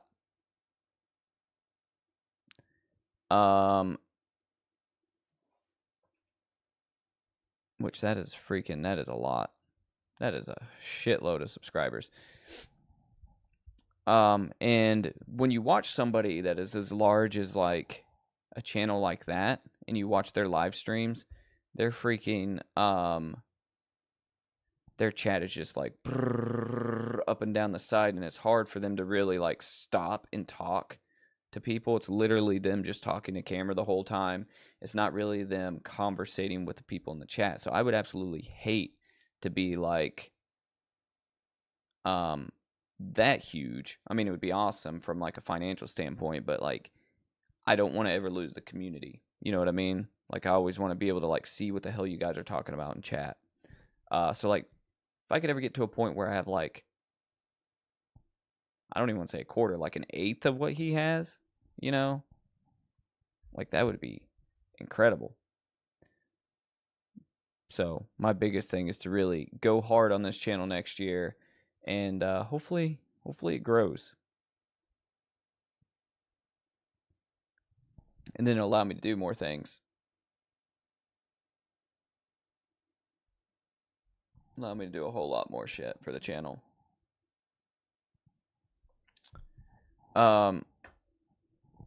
Definitely sprinkle some coffee on my grave. I just want to say, if I die, I will have my wife put on my channel that I died. You guys, I am preemptively inviting you to my funeral. Just saying. And since I don't know what you look like, which is interesting. It's a weird relationship we have. You guys know what I look like. I don't know what you look like. Whatever. I want you guys to show up in sunglasses and a trench coat and act really sketchy. And I don't want you to associate with any of my family. I don't want you to associate with anybody. I don't want you to tell anybody who you are. I just want you to show up, and I want you to be really sketchy and have them guessing, what did Andrew do? And it would be even better if you rented like a black SUV and you just parked.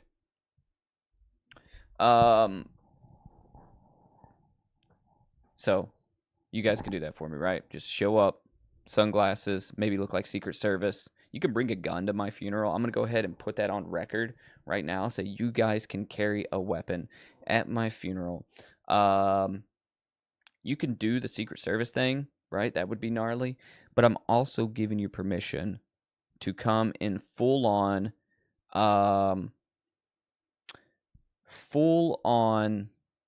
medieval knight attire. And you can come on a horse if you want.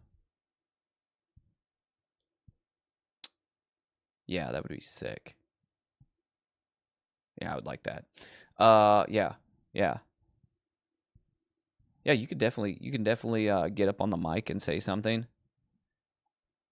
You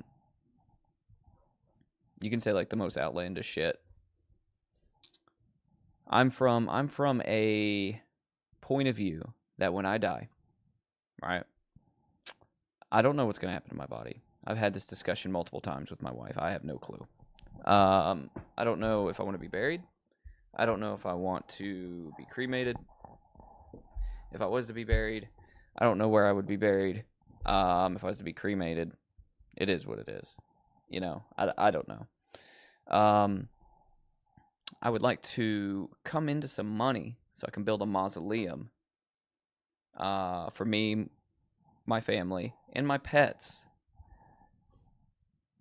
And, once, everybody passes, which is hopefully at different times or whatever the case may be, however life plays out, then you get put in vaults in this mausoleum. And I want it to be like a mausoleum, have some gargoyles on it. It could be a small little mausoleum, but have some gargoyles on it, some weird writings on the side, just so people would look at it and get confused. And they would make up weird stories about it and be like, that's probably haunted, even though it's not. Just to freak out people so people would feel strange about it, and just have it in like black marble. So yeah, that's how, if I had the money, that's what I would do. And then I don't want people to come and like grieve. I want people to be like, have a good time. I want Cradle of Filth to perform at my funeral. Let's do that. If I had the money, if I was like super rich, I would have a black metal band perform at my funeral. It would be a party for all. There would be hot dogs, and not even like the I wouldn't even skimp. They would be like sausage dogs with onions. Sausage dog and onions. And pizza. And yeah, there would be a mosh pit. Yeah, you can put the baby casket in there. Just yeet it into the hole. Just throw it in there.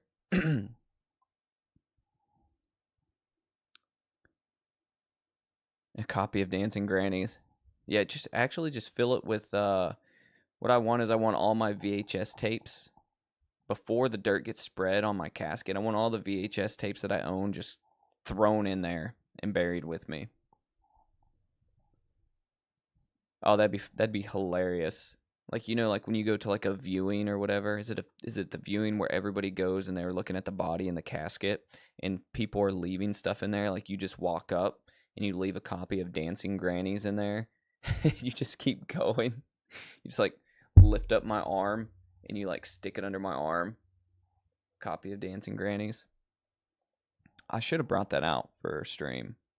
I'm gonna bring it out for Friday Night Creepshow. I'll put it on the TV back there. Assuming it works. I've never played it.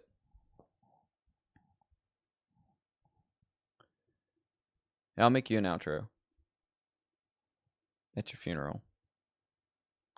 It'll probably be long and wordy and you know, off topic because you guys know I side quest. I'd be given your eulogy, then I'd start talking about a memory I had about my father. People would be like, "What the fuck is he talking about? What is going on? Who is this guy?" And I'll be like, "Well, let me tell you about this one time that you know, my mom got drunk and my dad was drunk and etc., etc., etc., etc." You know, I can get behind covering the casket and coffee grounds.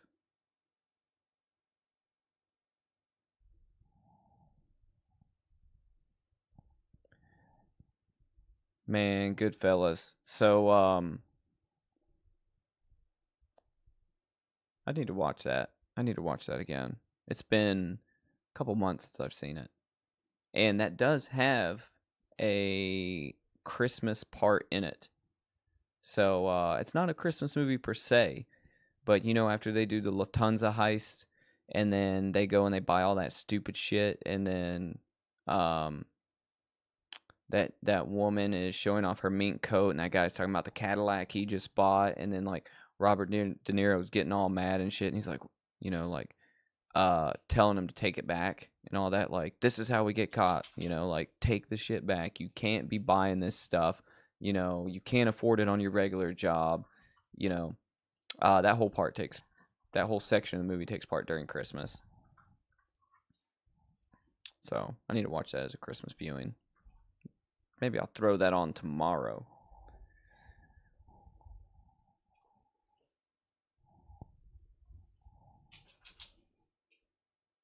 Do y'all hear Simon freaking shaking his collar around? My guy is restless right now.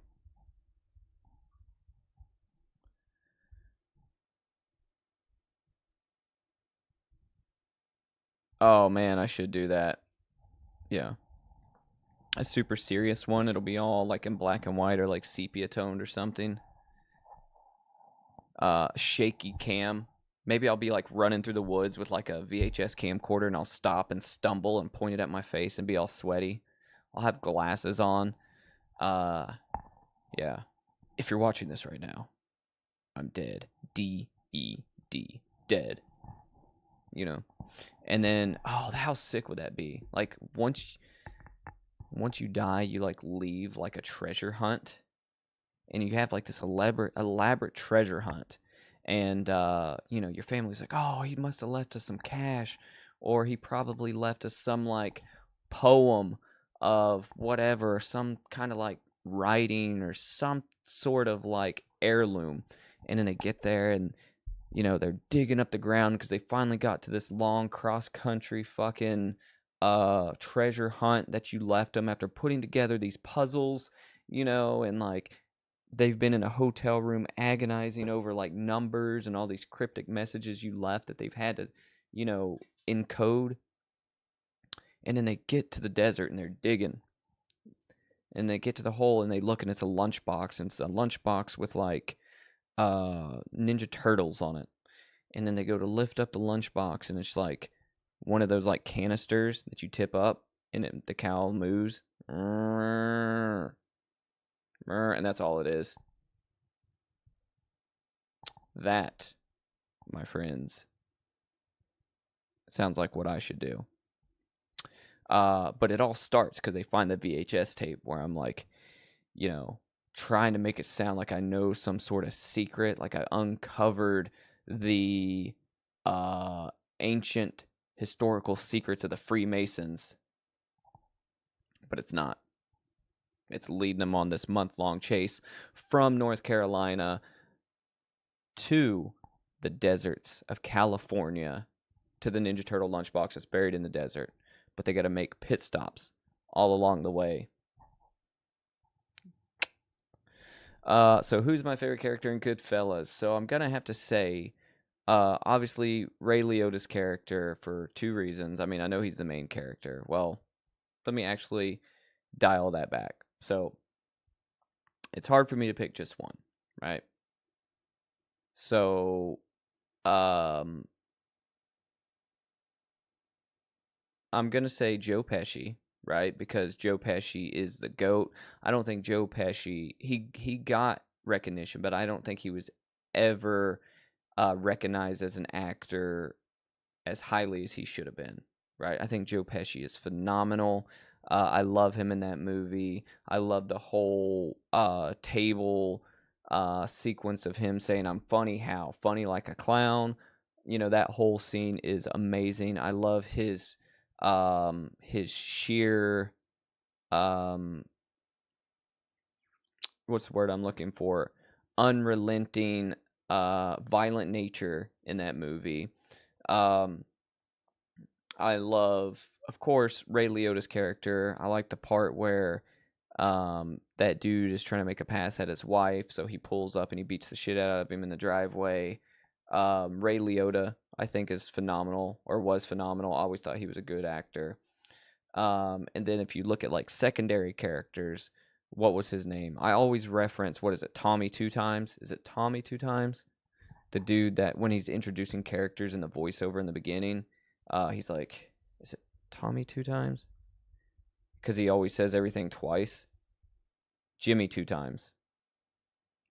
And I always reference him because a lot of times I'll say something twice, or if my wife will say something twice, I reference that movie. Jimmy Two Times. And yeah, I always reference that guy. Anthony Powers is Jimmy Two Times in Goodfellas. And he says, let me see, let me bring this up.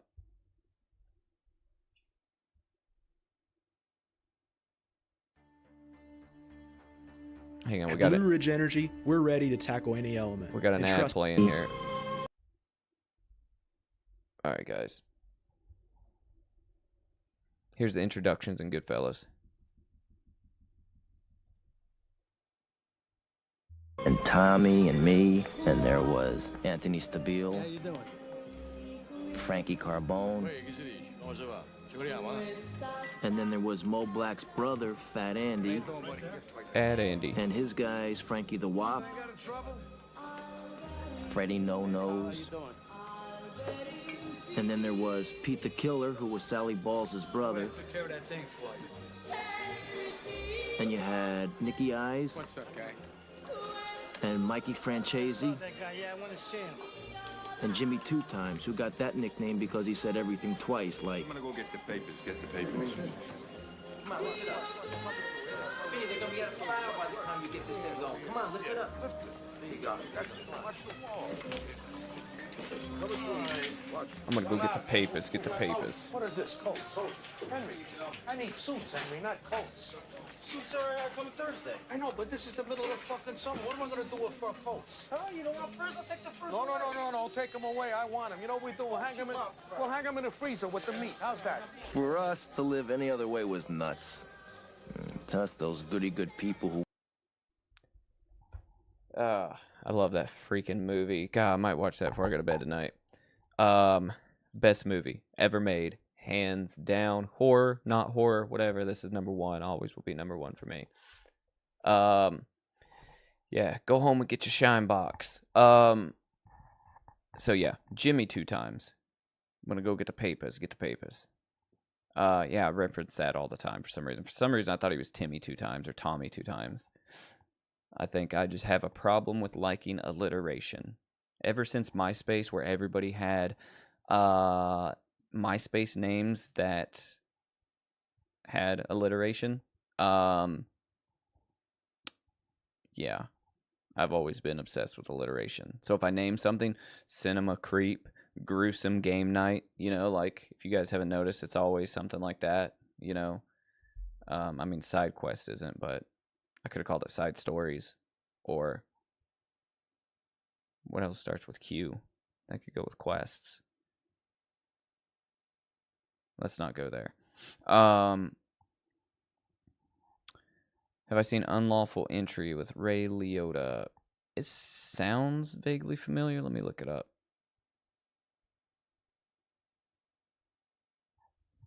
Unlawful Entry. 1992.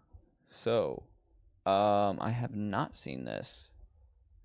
I assume he plays a cop, because, yep, he's in a cop outfit right there. Is that Patrick Swayze? Kurt Russell. Why would I say Patrick Swayze? I know that's not Patrick Swayze. Jesus. Let's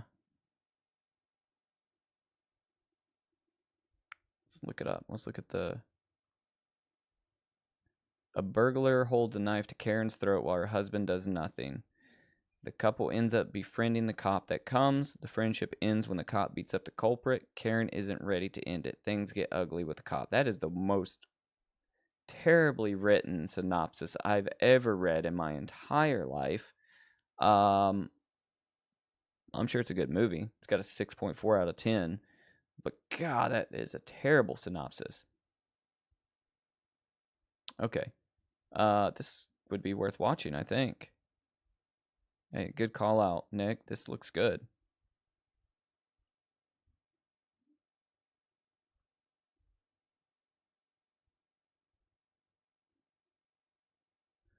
Look at this trivia. Kurt Russell and Madeline Stowe refused to use body doubles for the sex scene. That's risque right there. They refused.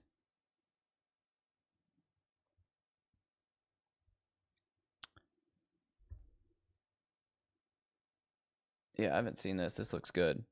Definitely something to keep an eye on. It's pretty funny. They refuse to use body doubles. Oh man, I love Killing Them Softly. It's one of my favorite crime thriller movies.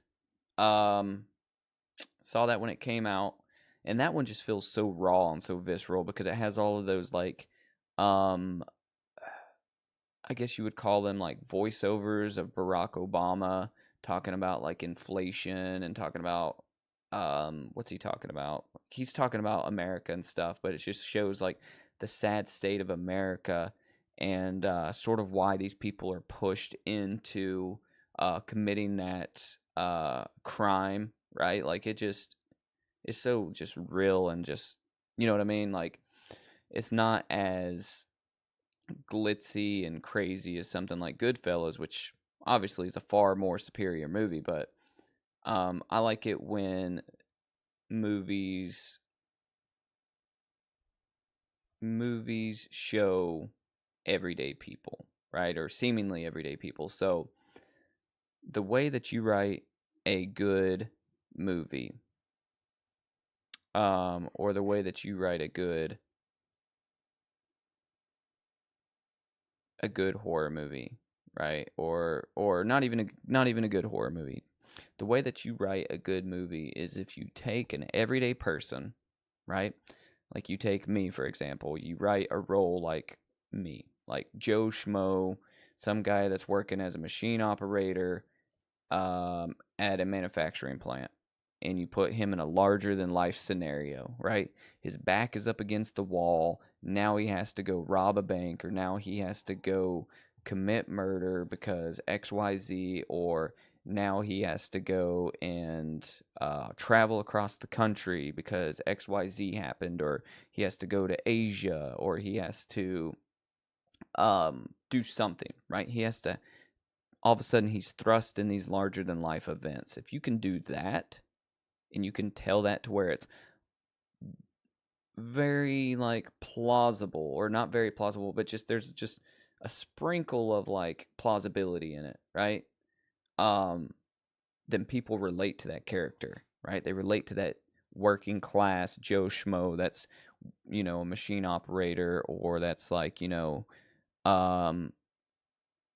working at, the convenience store, the gas station, or whatever. And and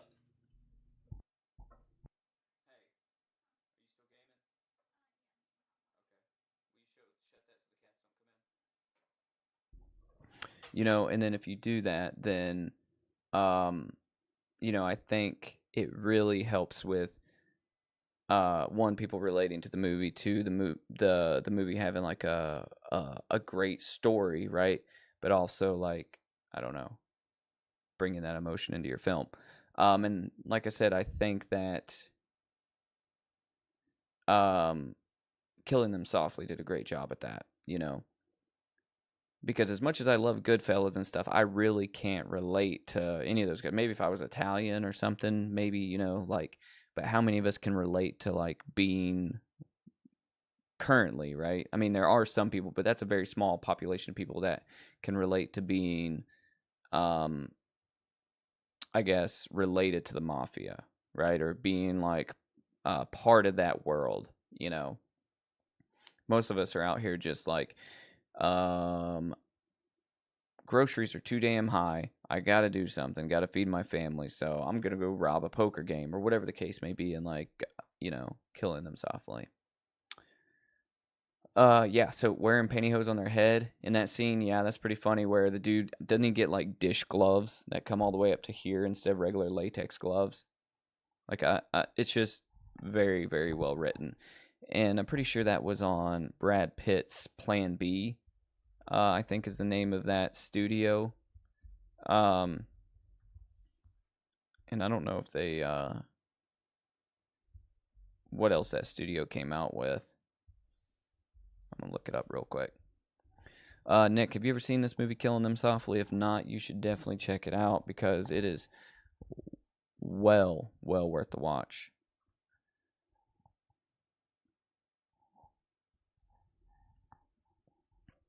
They call him out right here in the synopsis, Frank. Jackie Cogan is an enforcer hired to restore order after 3 dumb guys rob a mob-protected card game, causing the local criminal economy to collapse.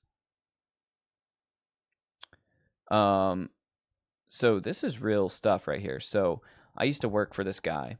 Well, I don't want to say worked for him. I did work for him. He was my supervisor, superintendent, whatever, foreman. He was a foreman when I did electrical work for a while, right? And he would come to work, and he would, on the weekend, I guess it was the weekends, but he would come to work and he would tell us stories about, he would go to these underground poker games, right? This is North Carolina.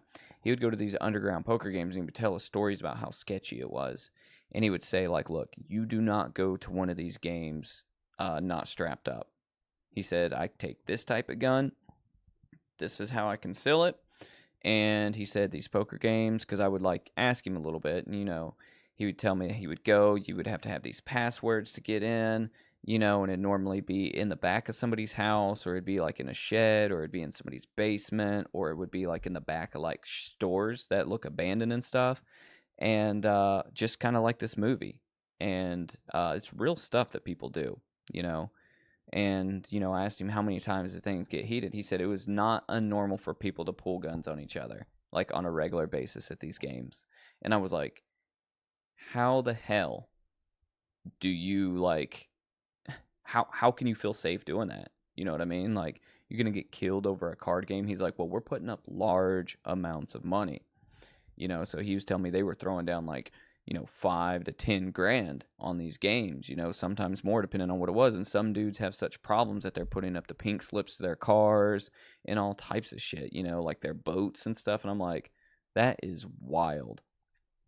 And so yeah, it's insane that, you know, there's a whole underbelly that, you know, if you're just out here, you know, just out here living your life like me, sitting at home, playing video games, watching horror movies, going to work, you know, mowing your yard with the grassinator. There's all these people out here that are like in these underground poker games, you know, just pulling guns on each other. Like probably down the street from me and you right now. They're literally in what you call it, like a Mexican standoff, right? Like right this very minute, there's like 8 dudes in a basement, all with guns pointed at each other. Because one guy put his boat up and then lost it, and he doesn't want to give away his bass boat. And they're all just like, and they're all going to probably kill that dude and throw him in the trunk of a Caprice Classic and then drive him down to, you know, Lake Norman or whatever lake you got and throw him in. It's insane. There's a whole underbelly of this shit that people really do. Crazy.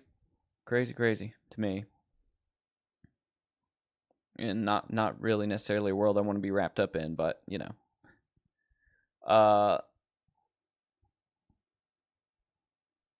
Yeah, my mind wanders. But yeah, no, that dude would come to work and he would tell me all about stuff like that. So good for him. I wonder if he's still alive. Probably not. He probably had to go meet the fishes, sleep with the fishes. Got fitted for some concrete shoes or some cement shoes. Yeah, definitely check it out, Nick. It's awesome. So for me, this week, should I say, it's all about stream. It's all about street trash. You know, those are going to be the 2 big ones, and then I'm going to fit Goodfellas in somewhere. And probably when I get off of this stream tonight, I'll probably watch Goodfellas. Goodfellas is one of those movies. I don't want to continue to go on and on and on and freaking jerk this movie off, but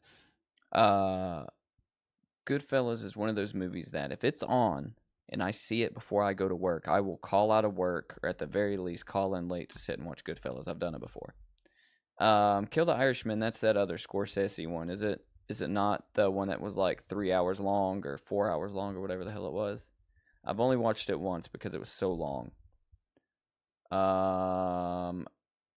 No, that's not that one. What am I thinking of? I'm thinking of The Irishman, right? So I have not seen... Have I seen Kill the Irishman? True story of Danny Green, a tough Irish thug working for mobsters in Cleveland during the 1970s. I think I've seen bits and pieces of this. I don't think I've ever watched the whole thing. But I'm intrigued. Especially since it's, you know, Cleveland. And I'm married to somebody from there. Yeah, this looks good.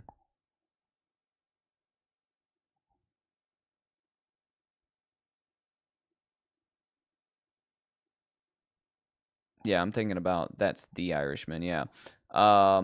This is something completely different. I think I know about this movie, but I don't think I've ever actually sat and watched it.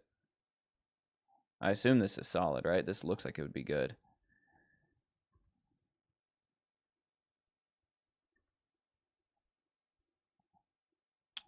Nick said the breakdown.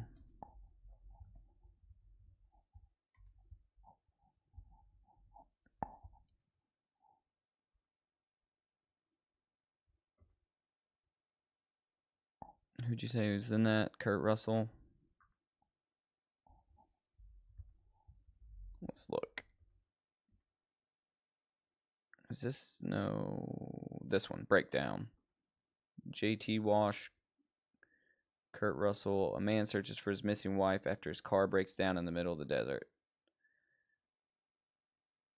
No, this sounds good, though.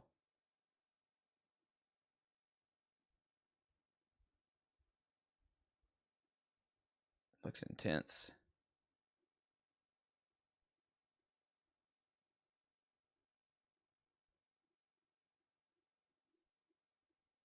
They don't make movie stars like that anymore, I'll tell you that. We need another, like, action star. You know, because, like, Kurt Russell, I mean, he wasn't necessarily, like, an action star, but he played in a lot of roles like that, right? Tom Cruise is on his way out. Like, I mean, he's still massively popular, being in all the freaking Mission Impossible movies, but he's getting old. You know, he's getting old. Who else do we have? Arnold Schwarzenegger, old. Sylvester Stallone, old. Jason Statham, old, right? Like, all these guys are older. Like, do we have any younger action stars? Keanu Reeves, I guess, is what we got, but he's older too. You know, like, The Rock. To me, The Rock has never been. I've never been like a huge fan of The Rock. Who do we have that is like a young 20, 30s like action star? You know, I don't think we have any. I mean, I don't watch action movies, but not anymore. So maybe I just don't know any. I'm trying to think off the top of my head. We need like a young Schwarzenegger or like a young I don't even want to say Tom Cruise. We need like a young Sylvester Stallone, you know, to come through in 2025 and shake up the action world. I mean, because I think really, honestly, Keanu Reeves is holding it down with the John Wick movies.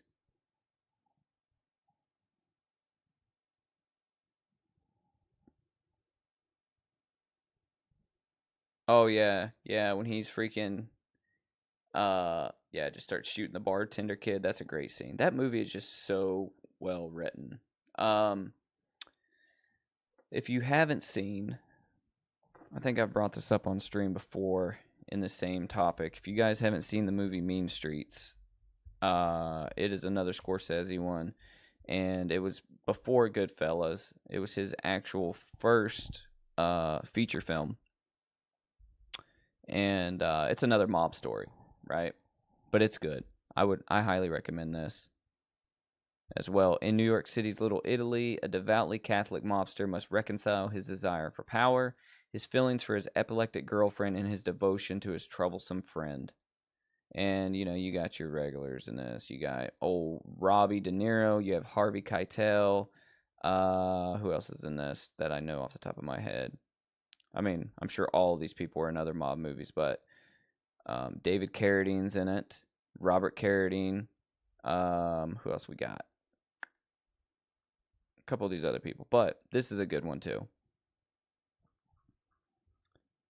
And Scorsese's good at writing these movies because he was in that life. Like, he knew these kind of guys, you know? So it's why he writes it so well, why the movies are so good. It's because he's, you know, he's writing what he knows.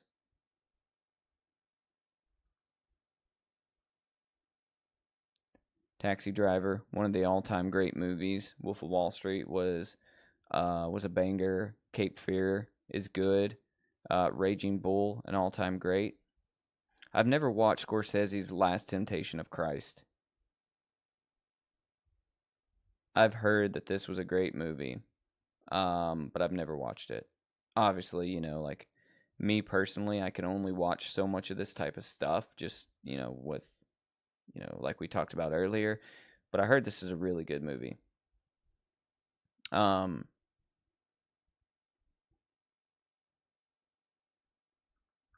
could be worth watching. You know, if you're religious at all. Willem Dafoe plays Jesus. You know, so there's that. I like this movie a good bit right here. Bringing Out the Dead with Nicolas Cage. There's a scene in here that's super sick when all the ghosts come up out of the ground. We might have talked about this movie before, but this one I like a lot. Haunted by the patients he failed to save, a monumentally burned. Hang on, I clicked something. A monumentally burned out Manhattan ambulance paramedic fights to maintain his sanity over 3 increasingly turbulent nights. Yeah, this one's a lot of fun. Paul Schrader, he wrote Taxi Driver, kind of has the same kind of vibe. Nick Cage, Patricia Arquette, John Goodman, Ving Rhames, Tom Sizemore, Mark Anthony, the singer. Who else we got here?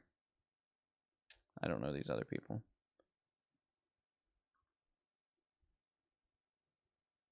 Departed is amazing. Yeah. Departed is really good. Yeah, he shoots him in the foot, Frank, during that scene. Yeah, so if you've never seen Bringing Out the Dead, this one's sick. I've got this on VHS too, somewhere. Not that that matters or really is any type of bearing on our conversation, but movies like these are also, in addition to horror, things that I buy on VHS. I think I was trying to get everything I could of Nicolas Cage on VHS at one point. He definitely has his moments in this, right? Like he's Nicolas Cage in this, you know.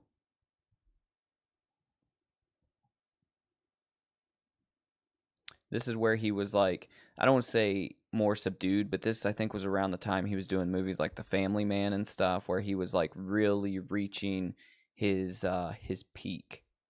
You know, like this is peak Cage. This is where he was like, every man wanted to be him and every woman wanted to be with him. This was peak Cage.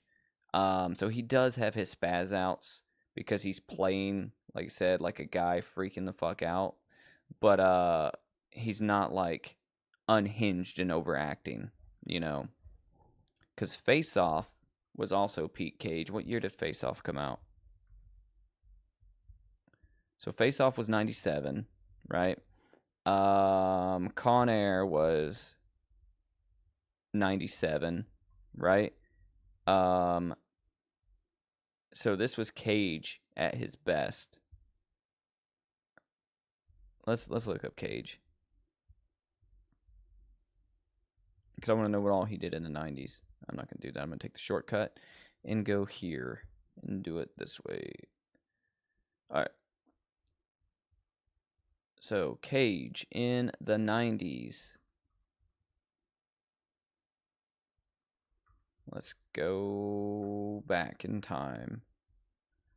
All right, so around the time he did Gone in 60 Seconds.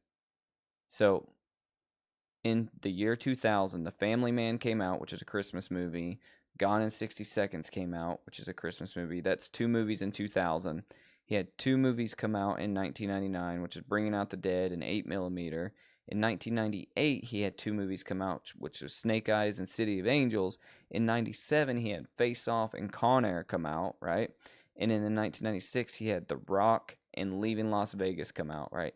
That is 2, 4, 6, 8, 10, like, huge movies, right? In the span of 5 years.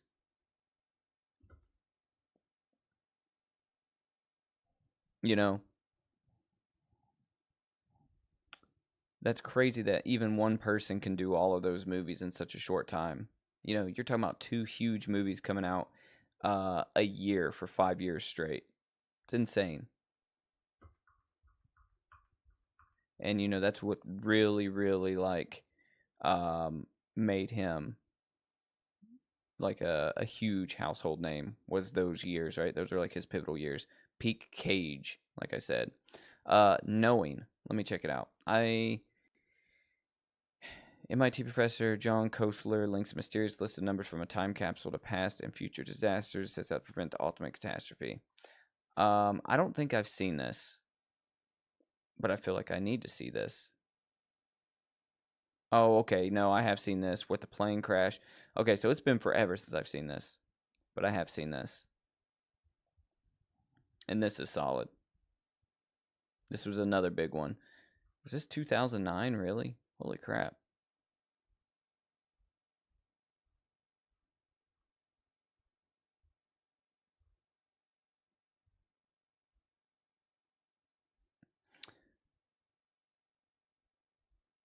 I need to rewatch this because I don't remember the ending at all. I remember the whole plane crash scene, because that was really like huge when that came out because it was like, quote unquote, very realistic for what a plane crash would be after it crashed and all the people were in the wreckage and stuff.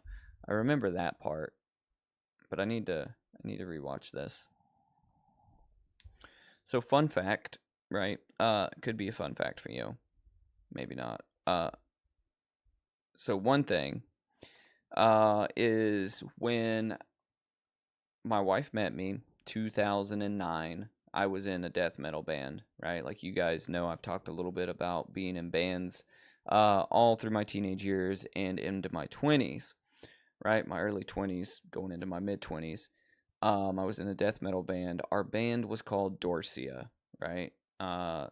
Dorsia being the restaurant that Patrick Bateman is obsessed with in American Psycho. And all of our songs were named after Nicolas Cage movies. So there's that little tidbit of lore there for you.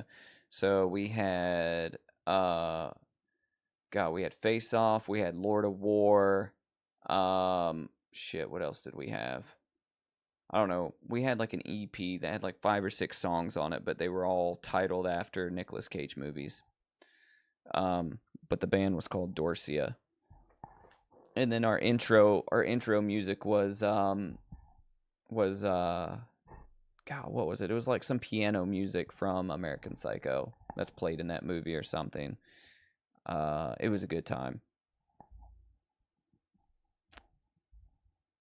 Yeah, we played all. This was in Charlotte. We played all through Charlotte. So fun story. Was this is probably one of those stories I shouldn't tell on stream, but so we showed up to a venue one night, and the venue was a very small venue, but it would pack out, right? Like I'm talking about, you could probably the stage was real small. It was a bar. It was a bar / coffee house, and it was tiny, right? But it had a stage at one end. So we show up with another band, and the other band was friends of ours, and we were both supposed to play that night, right? And we were opening for the other band, and when we got there, right, you could probably pack 50 people shoulder to shoulder in this place. And then you could also stand outside and still hear the music because of how small the place was. It was a killer place to play, but the owners and the people that work there were kind of dicks. And this is in uptown Charlotte, downtown Charlotte on the outskirts of uptown Charlotte. So bands play there all the time. So we get there, and all of a sudden the venue decides, hey, you know what? We're going to cancel your show tonight. We've decided that we don't want y'all to play.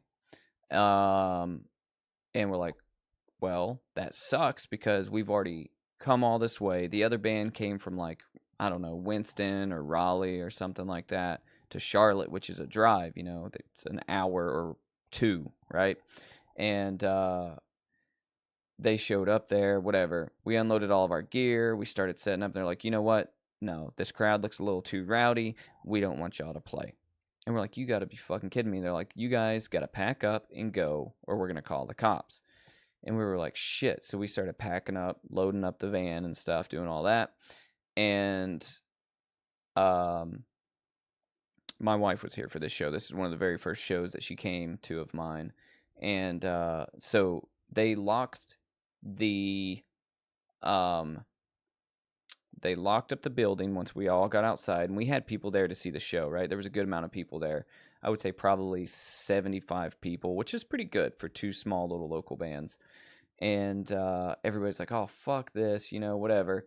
So somebody goes to the window of the place, and I don't know who it was because there was a lot of people there, but they go through the window, and they they break the window. We're just gonna say they break the window, and the show went on without the place being there, without the managers, without the workers. What we did basically was we ran extension cords to their power from inside their business, ran the extension cords outside, and played a show right behind their business. So we still played there, still used their power.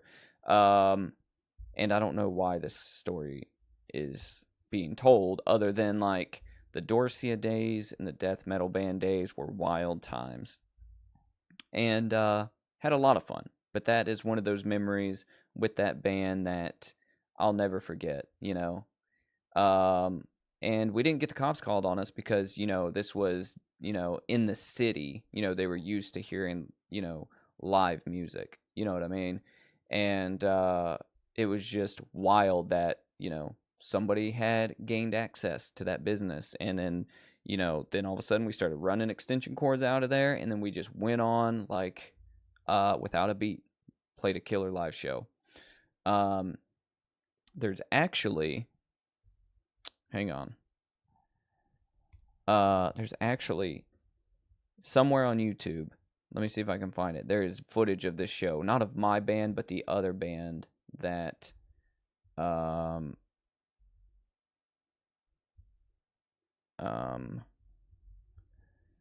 other band that played.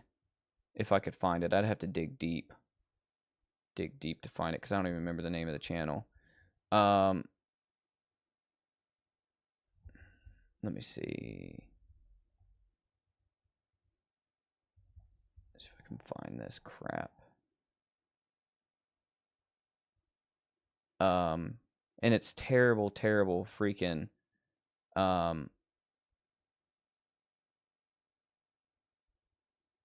terrible footage because I'm talking about this is 2009. People didn't even have really smartphones then.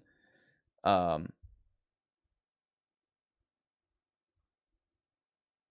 me see if I can find this freaking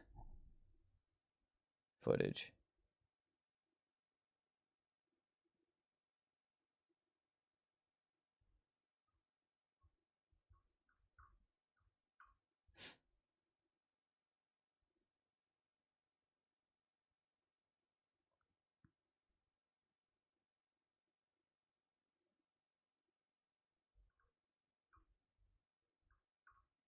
Oh man, I can't even remember what the hell this video was called.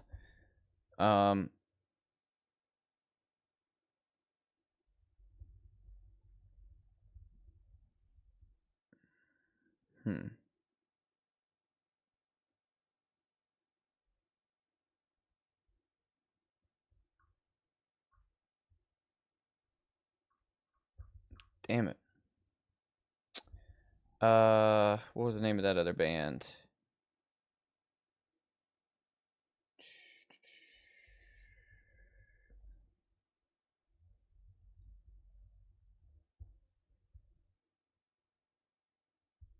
Okay, hang on, let me see if I can find it.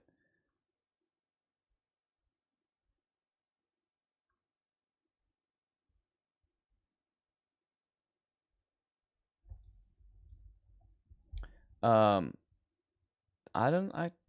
can't divulge who went into the building and gained access to power.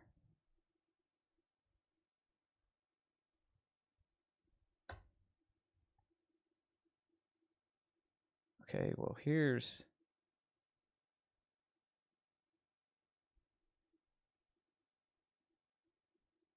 another. I found other videos from that band, but I'm not finding the one.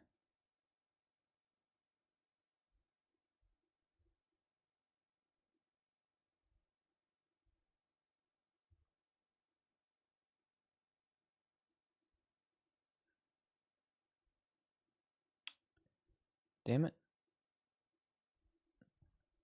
All right, sorry, chat. I'm side questing right now. Give me just a second.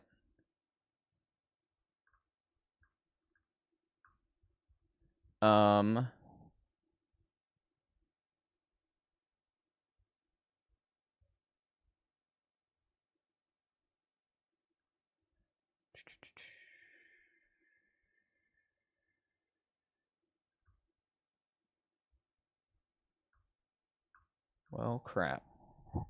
I'll try and find this footage some other time and, you know, show it to you guys. Because...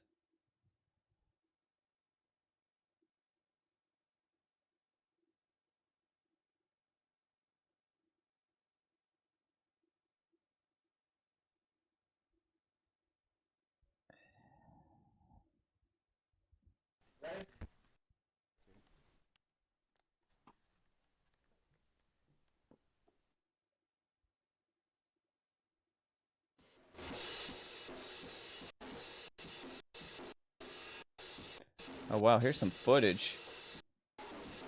Sorry, chat. She fell in love with me at that very show. Maybe. Maybe.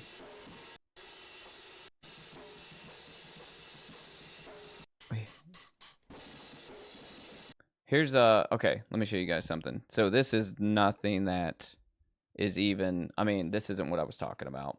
But here is, we were recording at this studio. I might be in this video. Okay, look, see, that's my face right there. You see that? That's the side of my face. This is the crappiest cell phone footage. Because like I said, smartphones weren't a thing in 2009. Like, they were just coming out. And, I think this is, us recording part of this EP. At this home studio.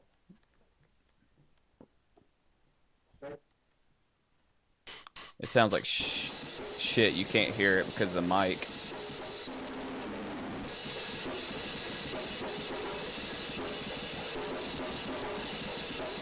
But yeah, so there is footage of this kind of stuff, but this isn't the show I was talking about, though. This is something else. This stuff does exist. I just don't know where. I have to dig deep into... I need to save that so I can remember that video exists. Because I need to get that dude's number, that drummer, and send that to him. Oh, man, that was a long time ago. That says 14 years ago. Yeah, 14 years, because I quit the band after my son was born. I quit the band. And he was born in 2010, and soon after he was born, I moved away from Charlotte and moved up here to Western NC so I could start my family and do that whole thing, and I could not properly commit my time to the band. So I quit. Yeah, I used to have, that's what's wrong with my earlobes. That's why they look stupid. I gauged all the way up to an inch. Took them out probably in 2012. Maybe 2012, 2013 at the latest. And this is as much as they'll grow up. Like, if you ever notice what's going on with my ears, that's what it is they will never grow back. And I could get them stitched, but, you know, it is what it is. There's other bands named Dorcia, I think, that came out later on. Like, there's one in New Jersey, a New Jersey metalcore band named Dorcia. There is no good recording of the Dorcia band I was in. Or I'd play some tracks for you guys, but I don't have any personally, and there is no good recordings. We really screwed up and didn't get a good EP made.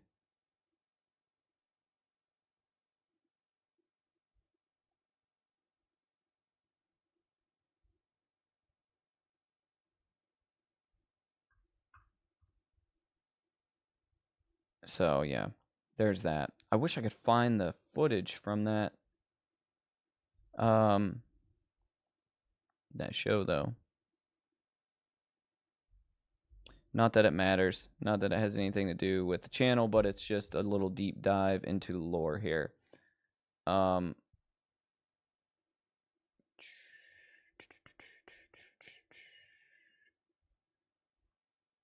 looking, guys. Sorry.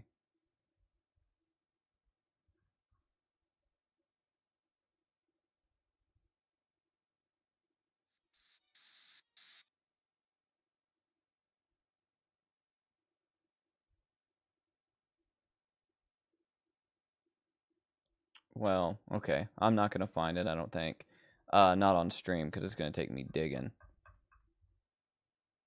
I think. But I'll continue to look for it, just so I can put a video to a story of that night.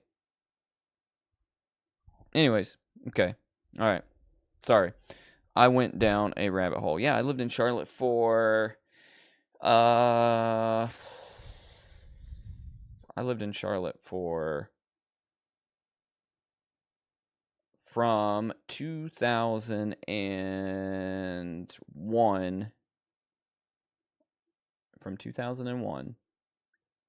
to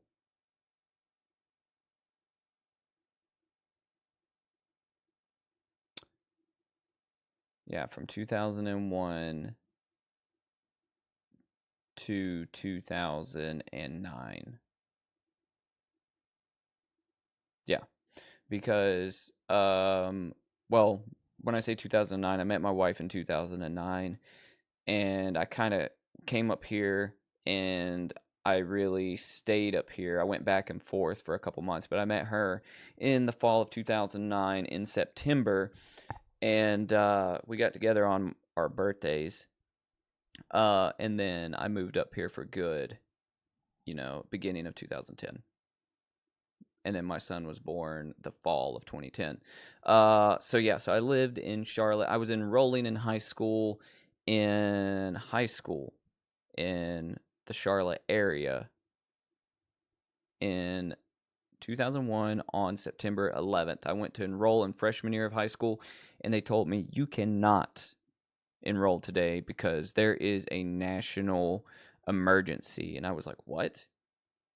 And then as soon as me and my mom got back in the minivan to drive back home, since I couldn't enroll, we heard all of the stuff about 9/11 happening. And I was, how old was I? So let me see, 2001, 14, 15.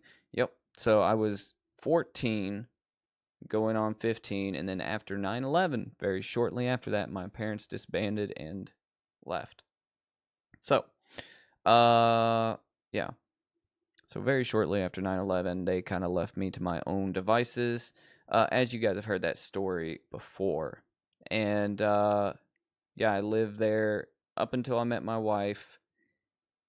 And then, moved out here to Western North Carolina. I've been here ever since. This is the longest I've lived anywhere in my entire life, which has been 14 years now. So.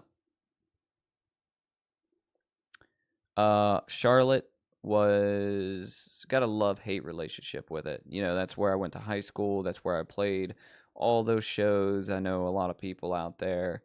And it's kind of a shit city, but, pretty familiar with Charlotte, huh? So, yeah, Charlotte Concord area, that's where I hung out,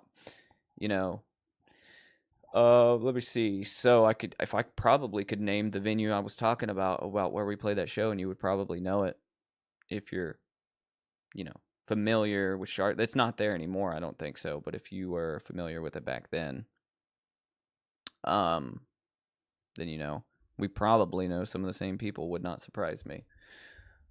If you know a lot of band people and stuff like that, or a lot of I guess pivotal problem causers in Charlotte, you probably know some of the same people.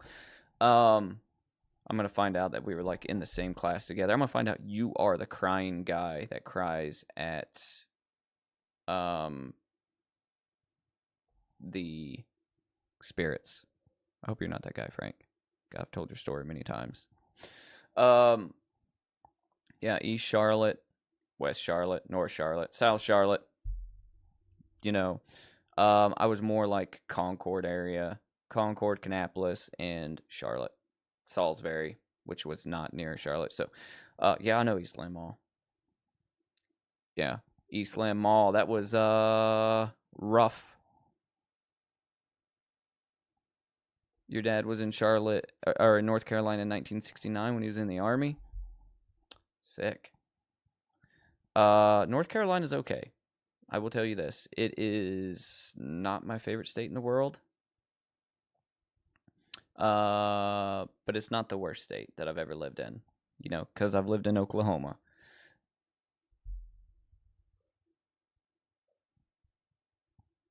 But yeah, Eastland Mall, you know, South Park Mall, Carolina Mall, Concord Mills Mall, North Lake Mall. Like, yeah, I know all of them places. Eastland Mall got shut down, which drove all the traffic that was there over to, I believe, North Lake, and then North Lake Mall got kind of rough. And then I heard that South Park Mall started getting kind of rough, and South Park Mall was always like the ritzy, like, big, nice mall, you know, and it started getting kind of rough. And Concord Mills, that was the cool mall, that was the big one, that people would actually drive cross country and cross state to go there for some reason. I don't know why. And then Carolina Mall was a weird one because it has a cemetery in the parking lot of the mall. I would have to show it to you guys. It's kind of gnarly. I actually have a video somewhere.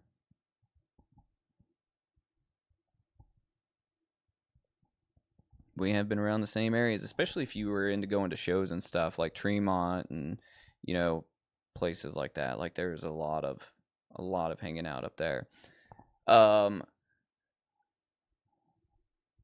Charlotte, like I said, love hate. It's not a real like big city to me. It has a weak ass skyline. It has a lot of square footage, and there are cool little communities. You know, that used to be one of my favorite pastimes was going to the mall. Frank, Concord Mills, especially. Me and my buddy Andrew, you know, hung out with him pretty much every single day, and we'd go sit at the food court at Concord Mills. We would get us some Sbarros, or we'd get us, you know, something to eat from the food court, and we'd sit there and we'd people watch. And this is like probably 2005, 2006, and me and him, we would just chill. We would sit there and we would people watch, or there we'd go over to Books a Million, and you know, I would flip through tattoo magazines because that was sort of like one of my main things back then, flipping through tattoo magazines. Or we would we would go over to FYE. No, yeah, it was FYE there at the end next to the movie theater, and we just get new music, you know. Had a lot of fun. And then they started screwing up Concord Mills when they took out the go-kart track that was there, and they turned it into a fucking aquarium. And they took out the Best Buy, and I think they turned it into like a Burlington coat factory or something like that.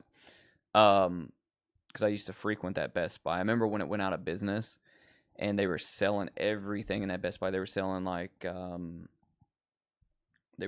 all the furniture that was in there. They were selling all the racks and everything. And like, I remember me and my buddy went in there, and we were like, oh, we should buy this rack, or we should buy this this couch that they have back here in this home theater section for whatever fucking reason, because we were idiots. And we didn't buy any of it, but we really, really wanted it. You know, like I went to that mall so much. Concord Mills was sick. Now I haven't been there since 2010, 2011, maybe. Like, I haven't been to Charlotte in 5 years, probably. I used to go out there every once in a while to shoot and do stuff like that, take photos, and I got a lot of jobs out there for like the videography and photography stuff. That's when I was doing a lot of that freelancing. It was always out in Charlotte or surrounding areas, but I've calmed down on a lot of like the photography and videography freelancing stuff. So, I don't really travel out there at all anymore. I kind of stick in my little Western North Carolina and surrounding areas. Got everything I need out here.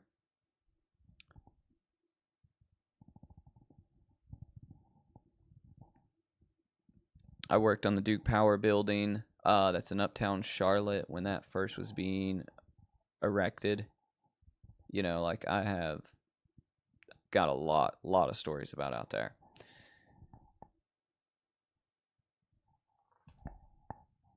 That will be good lore for another cinema creep.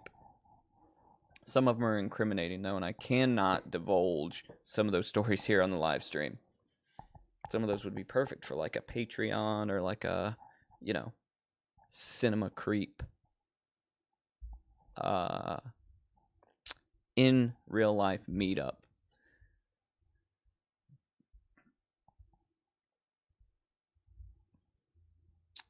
Yeah, so Charlotte, North Carolina. I've always wanted to go to Vegas, Frank, or Nick. I mean, always want to go to Vegas, and I want to visit like the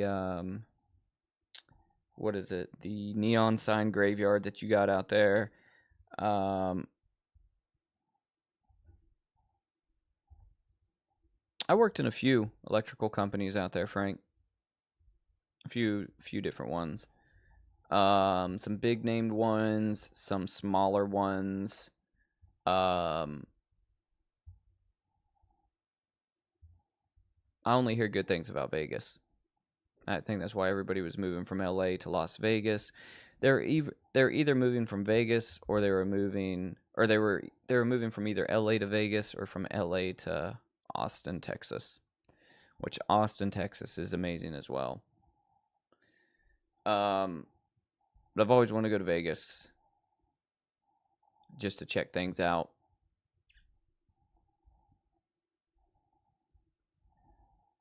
Yeah, I bet the summers there are hot. Probably exceed 100 degrees most days.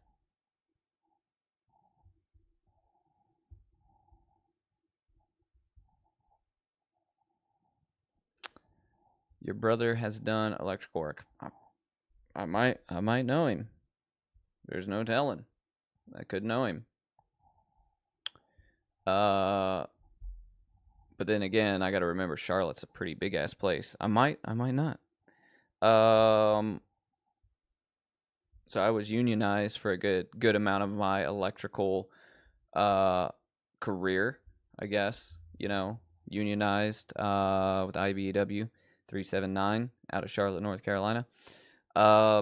And then sometimes before I found out about the union, I was not unionized. So 119 degrees sometimes. Holy crap. Have you done the thing where you try to cook an egg outside, Nick? When it gets that hot? That's what I would do. I would put it in a pan and see if I can cook stuff outside.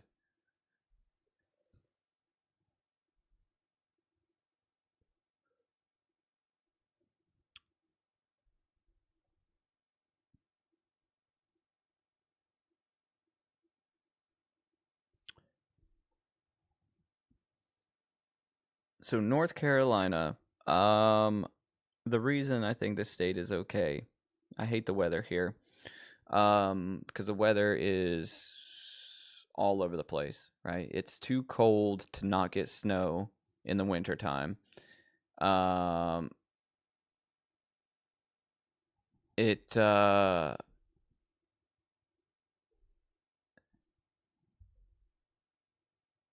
Too humid in the height of summer to really enjoy like being out like during like the hot hours of the day, like 1 to like 4-5 p.m. Like this last summer we had like 2 months to where it was just like disgusting outside, just humid as hell. You know, other than that, you know, I mean, North Carolina weather-wise is just all over the damn place, so that kind of sucks about it. And on top of that, you know, we just are always back and forth with like some of the stupid laws here in this state, especially like the traffic laws. They can be really, really hardcore in this state. The cool thing about it though is you got the beach, you got the mountains at the other end, you know. So I am probably 4 hours from the beach if I drove to the coast to Wilmington, which I lived in Wilmington. Wilmington is pretty awesome. I enjoyed living there a lot. That's before I moved to the Charlotte area. So I've kind of just worked my way through the state. It was Wilmington, Charlotte, which is kind of in the middle, and then Western NC now. J.N. Fries does not ring a bell.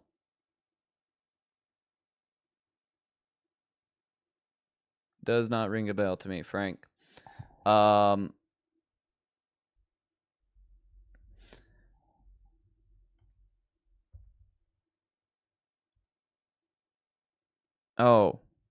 school.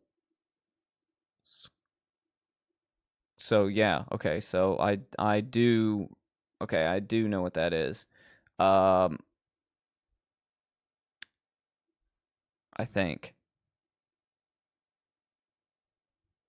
Is this a newer school? This isn't a newer school. 1989. No. I remember this Fry's Middle School, but yeah, I don't know anything about it.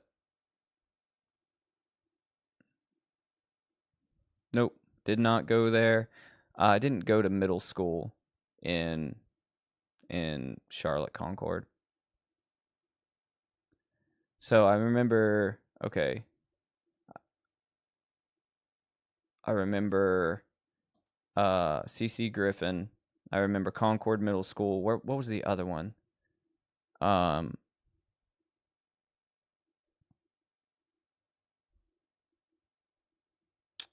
remember Fry's. I remember Fry's because it would always just, it was never, yeah, when we would talk about it, it was never J and Fry's, it was just Fry's. Central Cabarrus.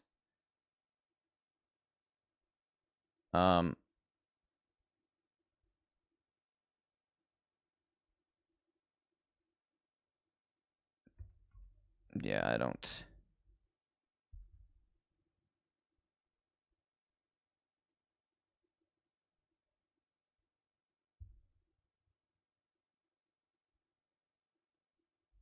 Don't. Yeah, I did not go there. But I went to middle school in Wilmington. I went to high school out that way.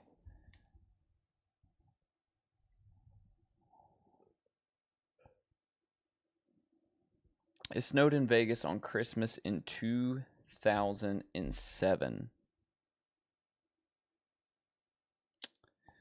I wish I could get snow this Christmas. What is the likelihood of snow? Let's look it up. Snow this Christmas.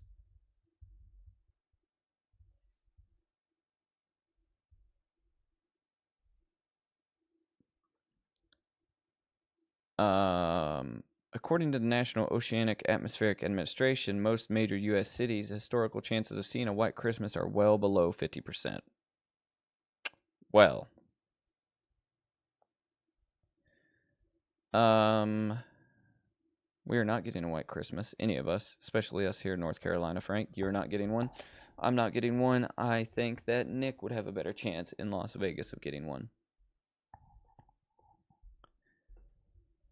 So if you were hoping to have a white Christmas, Frank, you are out of luck.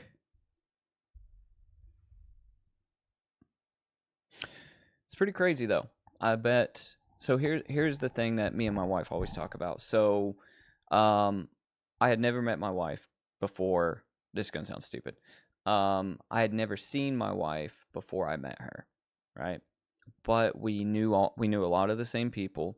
We even went to some of the same like concerts and shows, right? So we were in some of the same places, probably years before we ever met each other. And Frank, there is a strong likelihood that if you frequented places like Concord Mills, or just Charlotte in general, that we very well could have been at the same place at the same time and not known it, right? Insane to think about it, right?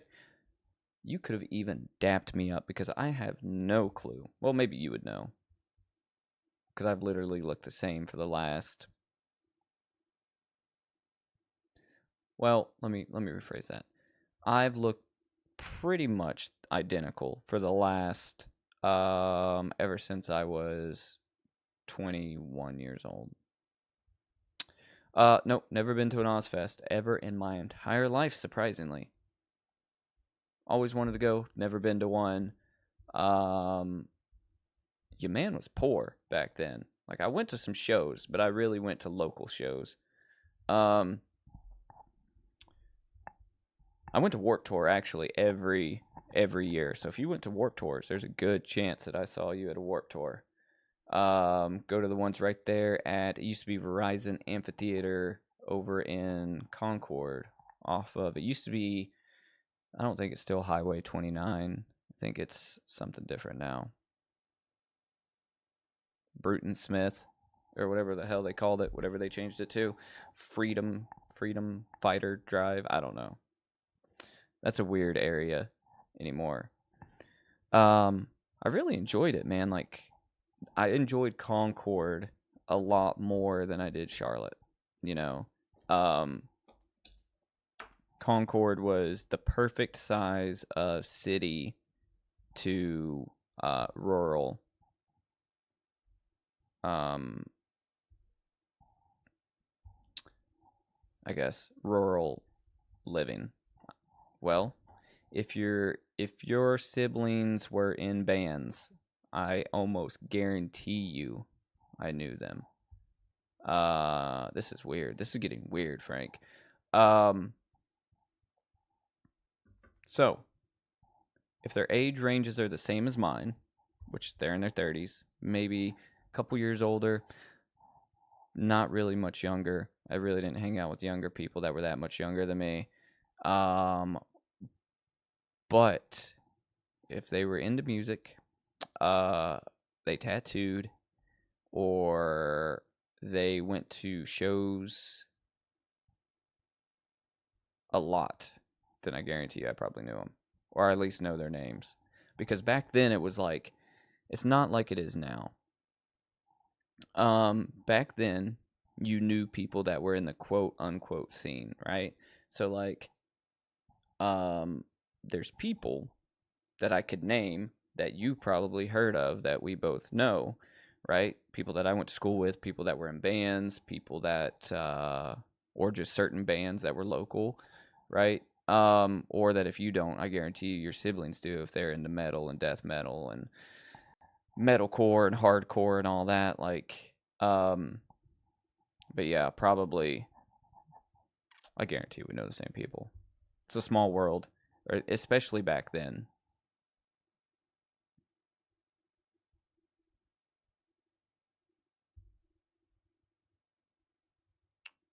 I'll tell you what, without you divulging this whole Frank mystique that you got going on, tell me your brother's first name. You don't got to tell me his last name? Tell me his first name. I'll tell you if I know him. And I guarantee you, if I don't know him, my wife probably does. Well, that sounds really strange to say it that way. We knew a lot of the same people, like I said. But the people I didn't hang out with, she hung out with. And the people she didn't hang out with, I hung out with. Oh man, what if like your brother's somebody I got into a fight with? Then you have to pick sides. Oh man, that would be terrible. You have to pick sides because me and your brother have had this like bitter rivalry for like the last like 20 years. Yeah, that'd be terrible.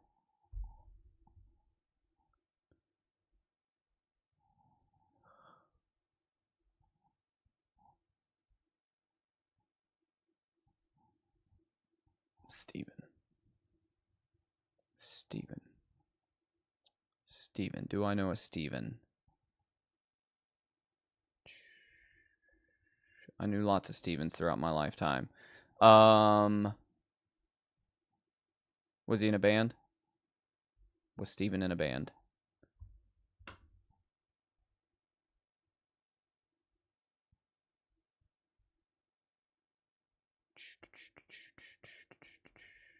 Steven.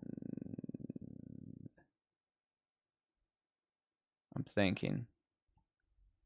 Steven. I didn't have any like immediate friends named Steven.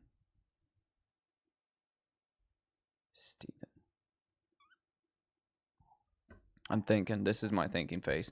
I just say the name over and over again. I don't think my wife dated anybody named Steven before she met me, so that's a good sign. That would be awkward. Steven.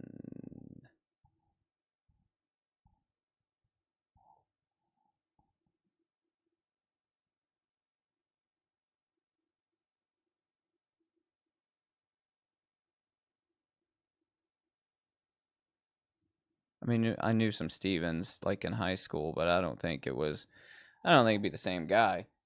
Couldn't have been the same guy.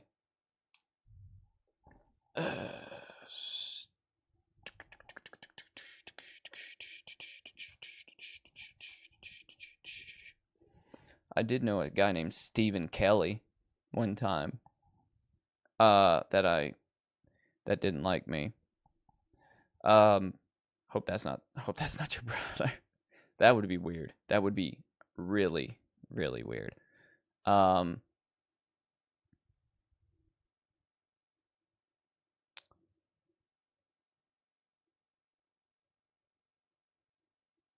That's not him, is it?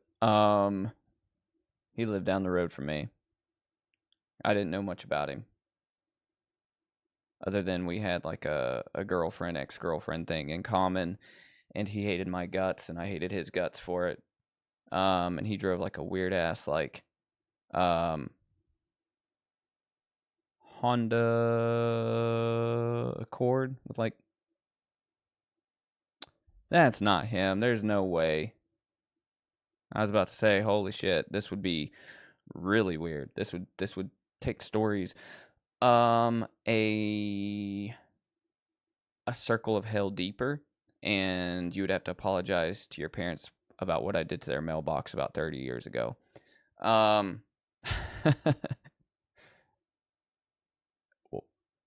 Because they probably didn't get mail for like a week.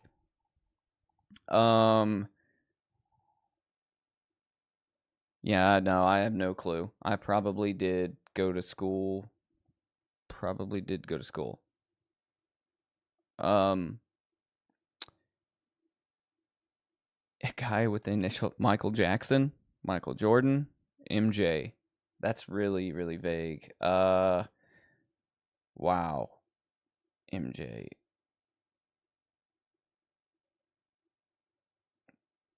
Do people call him MJ? Now that I'm saying it, that sounds familiar. MJ?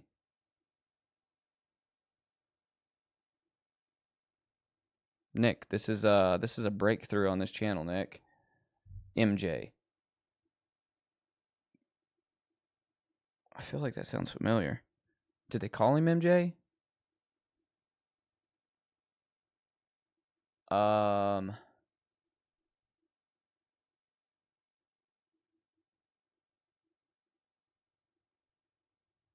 I'm having to dig into my brain. This is people that I would have met literally 20 years ago.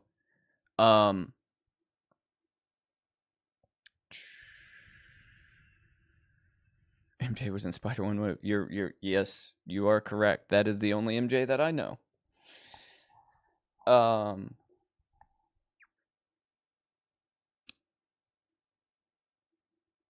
feel like I remember somebody throughout my lifetime being called MJ. But I could be also be thinking about Spider-Man because I was obsessed with Spider-Man, like as a teenager. Well, when I say teenager, I actually mean a kid.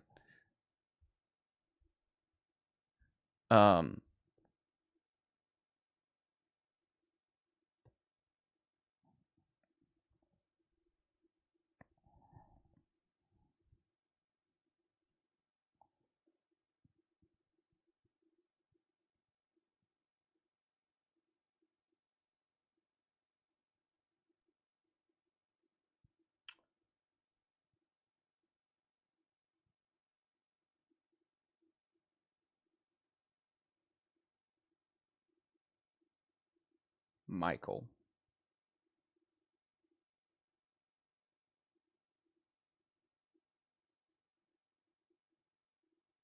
Did Michael play music?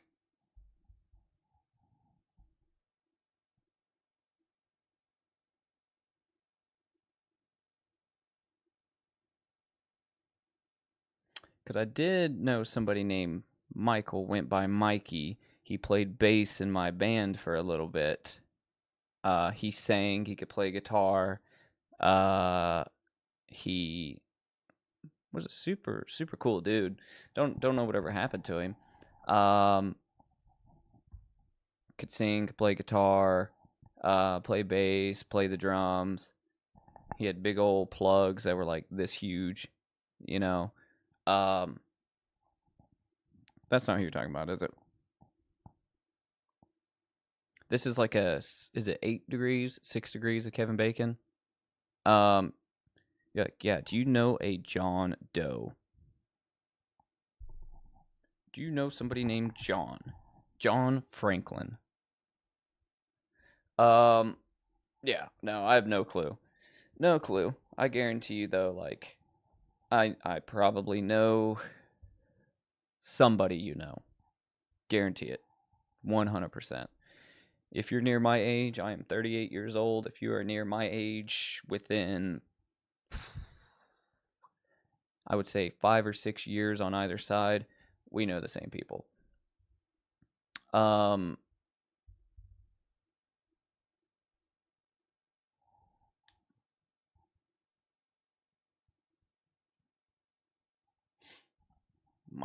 Michael MJ, Michael Jefferson, Michael Johnson. Are you trolling me? Is this about Magic Johnson? I feel like I'm being trolled right now. I feel like you're up to some nefarious behavior. You're being malicious right now. You're like, do you know a guy whose initials are Ben? Or, that's not an initial, that's a name. Do you know Mike Hawk? Or Bendover? Locust area.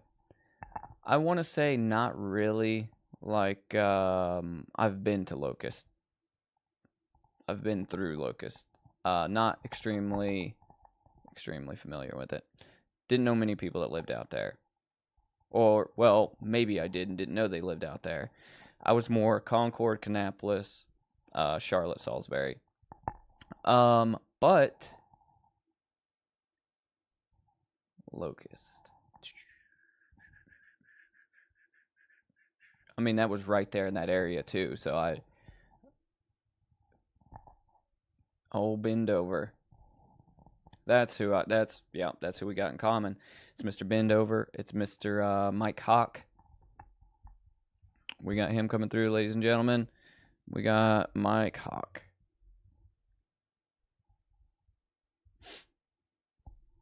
See more butts. And his brother Tony Hawk.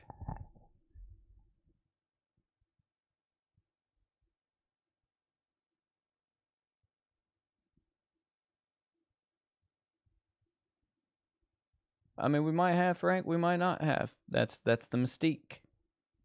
You know, that is the mystique of it all. You know, I will tell you this: there is a good chance that we know the same people, whether that is through your siblings, or through my wife knowing the same people. Like I said, she's from Cleveland, Ohio, but she spent a lot of her teenage years down here in the area and going to shows and meeting people in the Charlotte, Statesville kind of scene. So she knows a lot of people down here as well.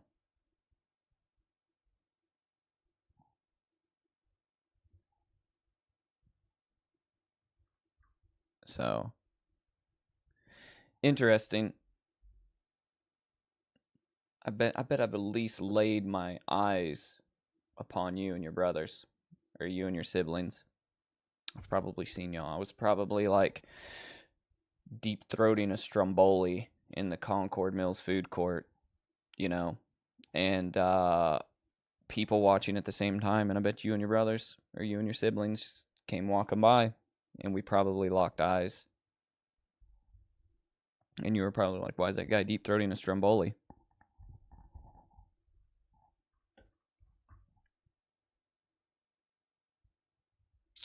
And I got one response for why I would do that, and it's because they're delicious. I had a stromboli the other day, and I gotta say that if you ever go to an Italian restaurant, okay, and you don't know what to get, you can't go wrong with a calzone or a stromboli. Nick, how do you feel about strombones and calzones? Strombolis and calzones. Because it's literally, a pizza. It's a Hot Pocket, but massive, right? You can't go wrong with it. I'm making myself hungry just thinking about it.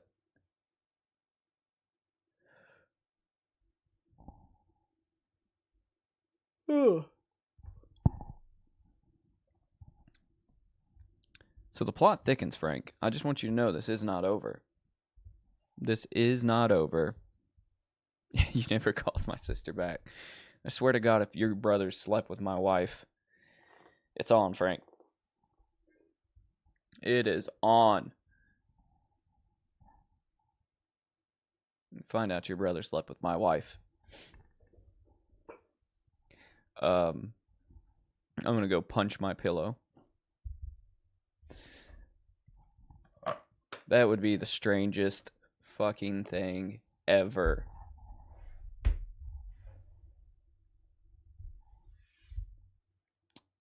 Ever. And that is that listen, if you do have a sister, that is a very, very good chance that I did not call her back. I just want to say, I'm going to apologize in advance if you have a sister. That probably could have happened. Brett's. Brett's.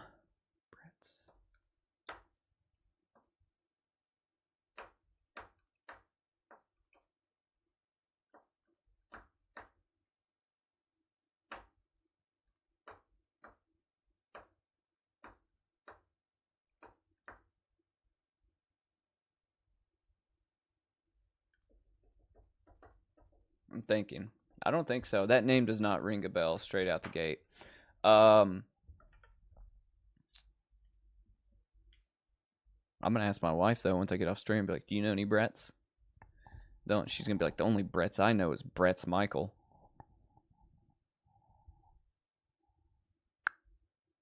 Yeah, I went there. Brett's Michael.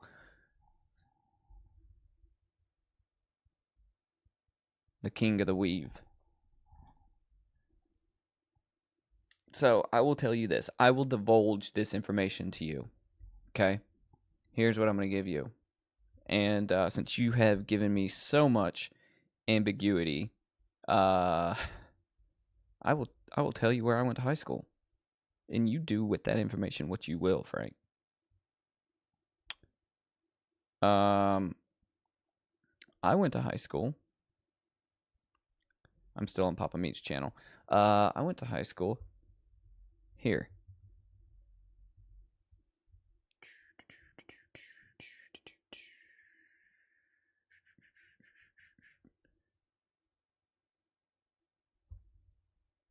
Do you know this high school right here?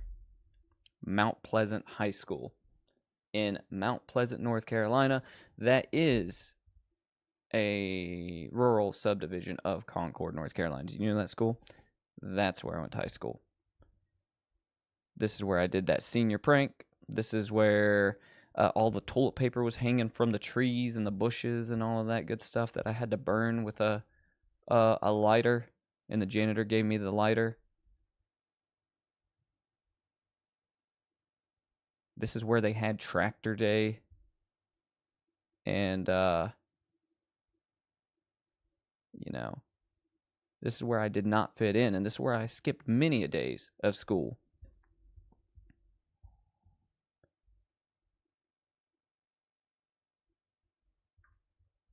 And this school had a bitter rivalry with Central Cabarrus and Concord High School. Not that I gave a shit about all of their stupid rivalries because it all was sports related. I was too busy playing in shitty punk bands. Maybe we don't. Maybe we were just this close. This close, right? Maybe that's what it was.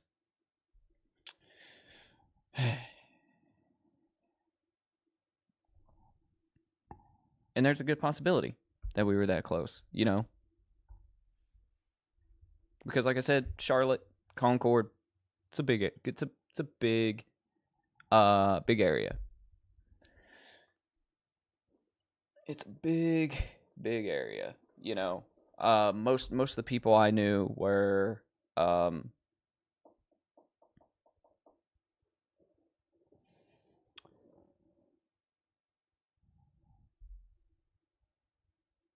most of the people I knew were in bands. I mean, I knew all types of people, but I was hanging around in bands, hanging around in tattoo shops, and other than just like random friends bringing over like other random friends to like my apartment and stuff, and meeting people at like parties, you know, I don't know. I did meet a shitload of people at shows and stuff, but don't know any Betts. Stephen Betts. I'm gonna talk to my wife about this. Stephen Betts.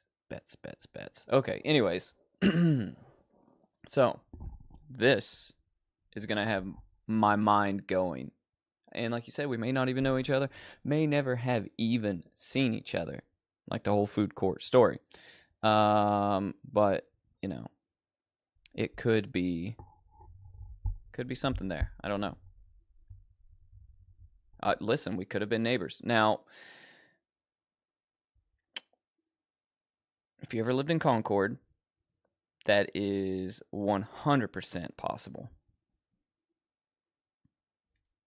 Or if your parents ever lived next to a big old creepy farmhouse and complained about a bunch of punk kids having a drift track around the farmhouse, and we would drift in a 1983 or 80, it was 83 or 86, I can't remember what my first car was. It was either 83 or 86, Honda Civic hatchback, and a little mini bike, then we were most definitely neighbors.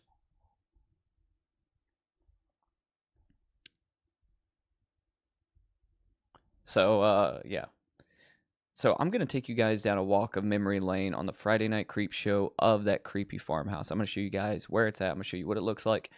And I'm going to show you some of the hijinks I used to get into on the Friday Night Creep show to, you know, dig a little bit deeper into the lore, just so you guys can, you know, see it, laugh at me, make fun of me, or relate to the story.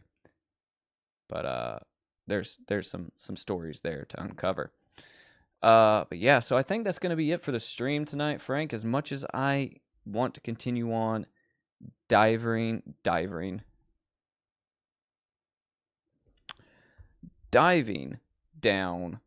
this what's it called? Guess Who game? You know, where you flip the stuff up and you're like, I'm like, well, did your brother have glasses and a mustache? And you're like, no, and then I flip down the little cards in my brain. That's what I'm doing, by the way.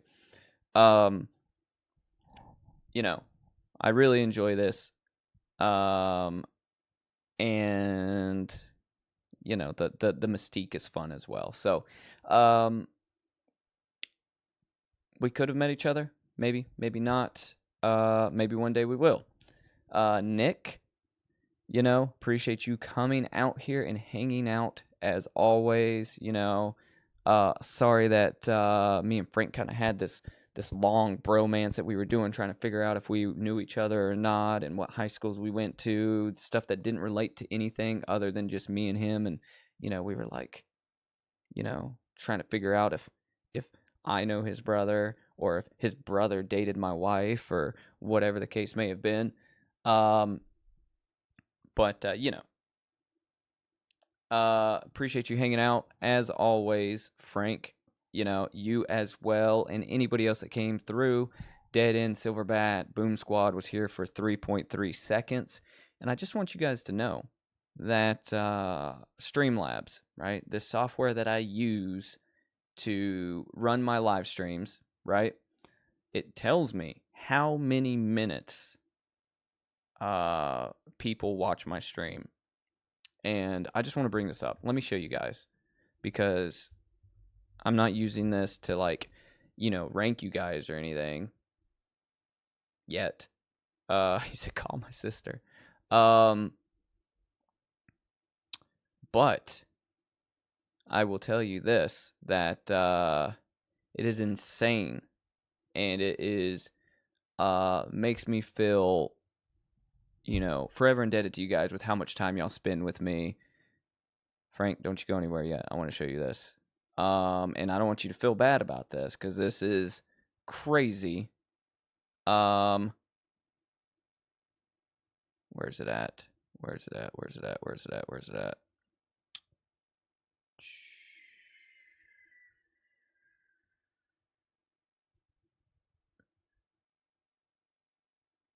Frank, you have spent... I'll bring this up. I will bring this up. You and Nick are up there in the top. Watch this. Hang on. Don't go nowhere. Check this out. Look at this. Let me blow this up. I don't think there's any personal information in here. There's not. Good. If so, I've already showed it to the world. Look at this.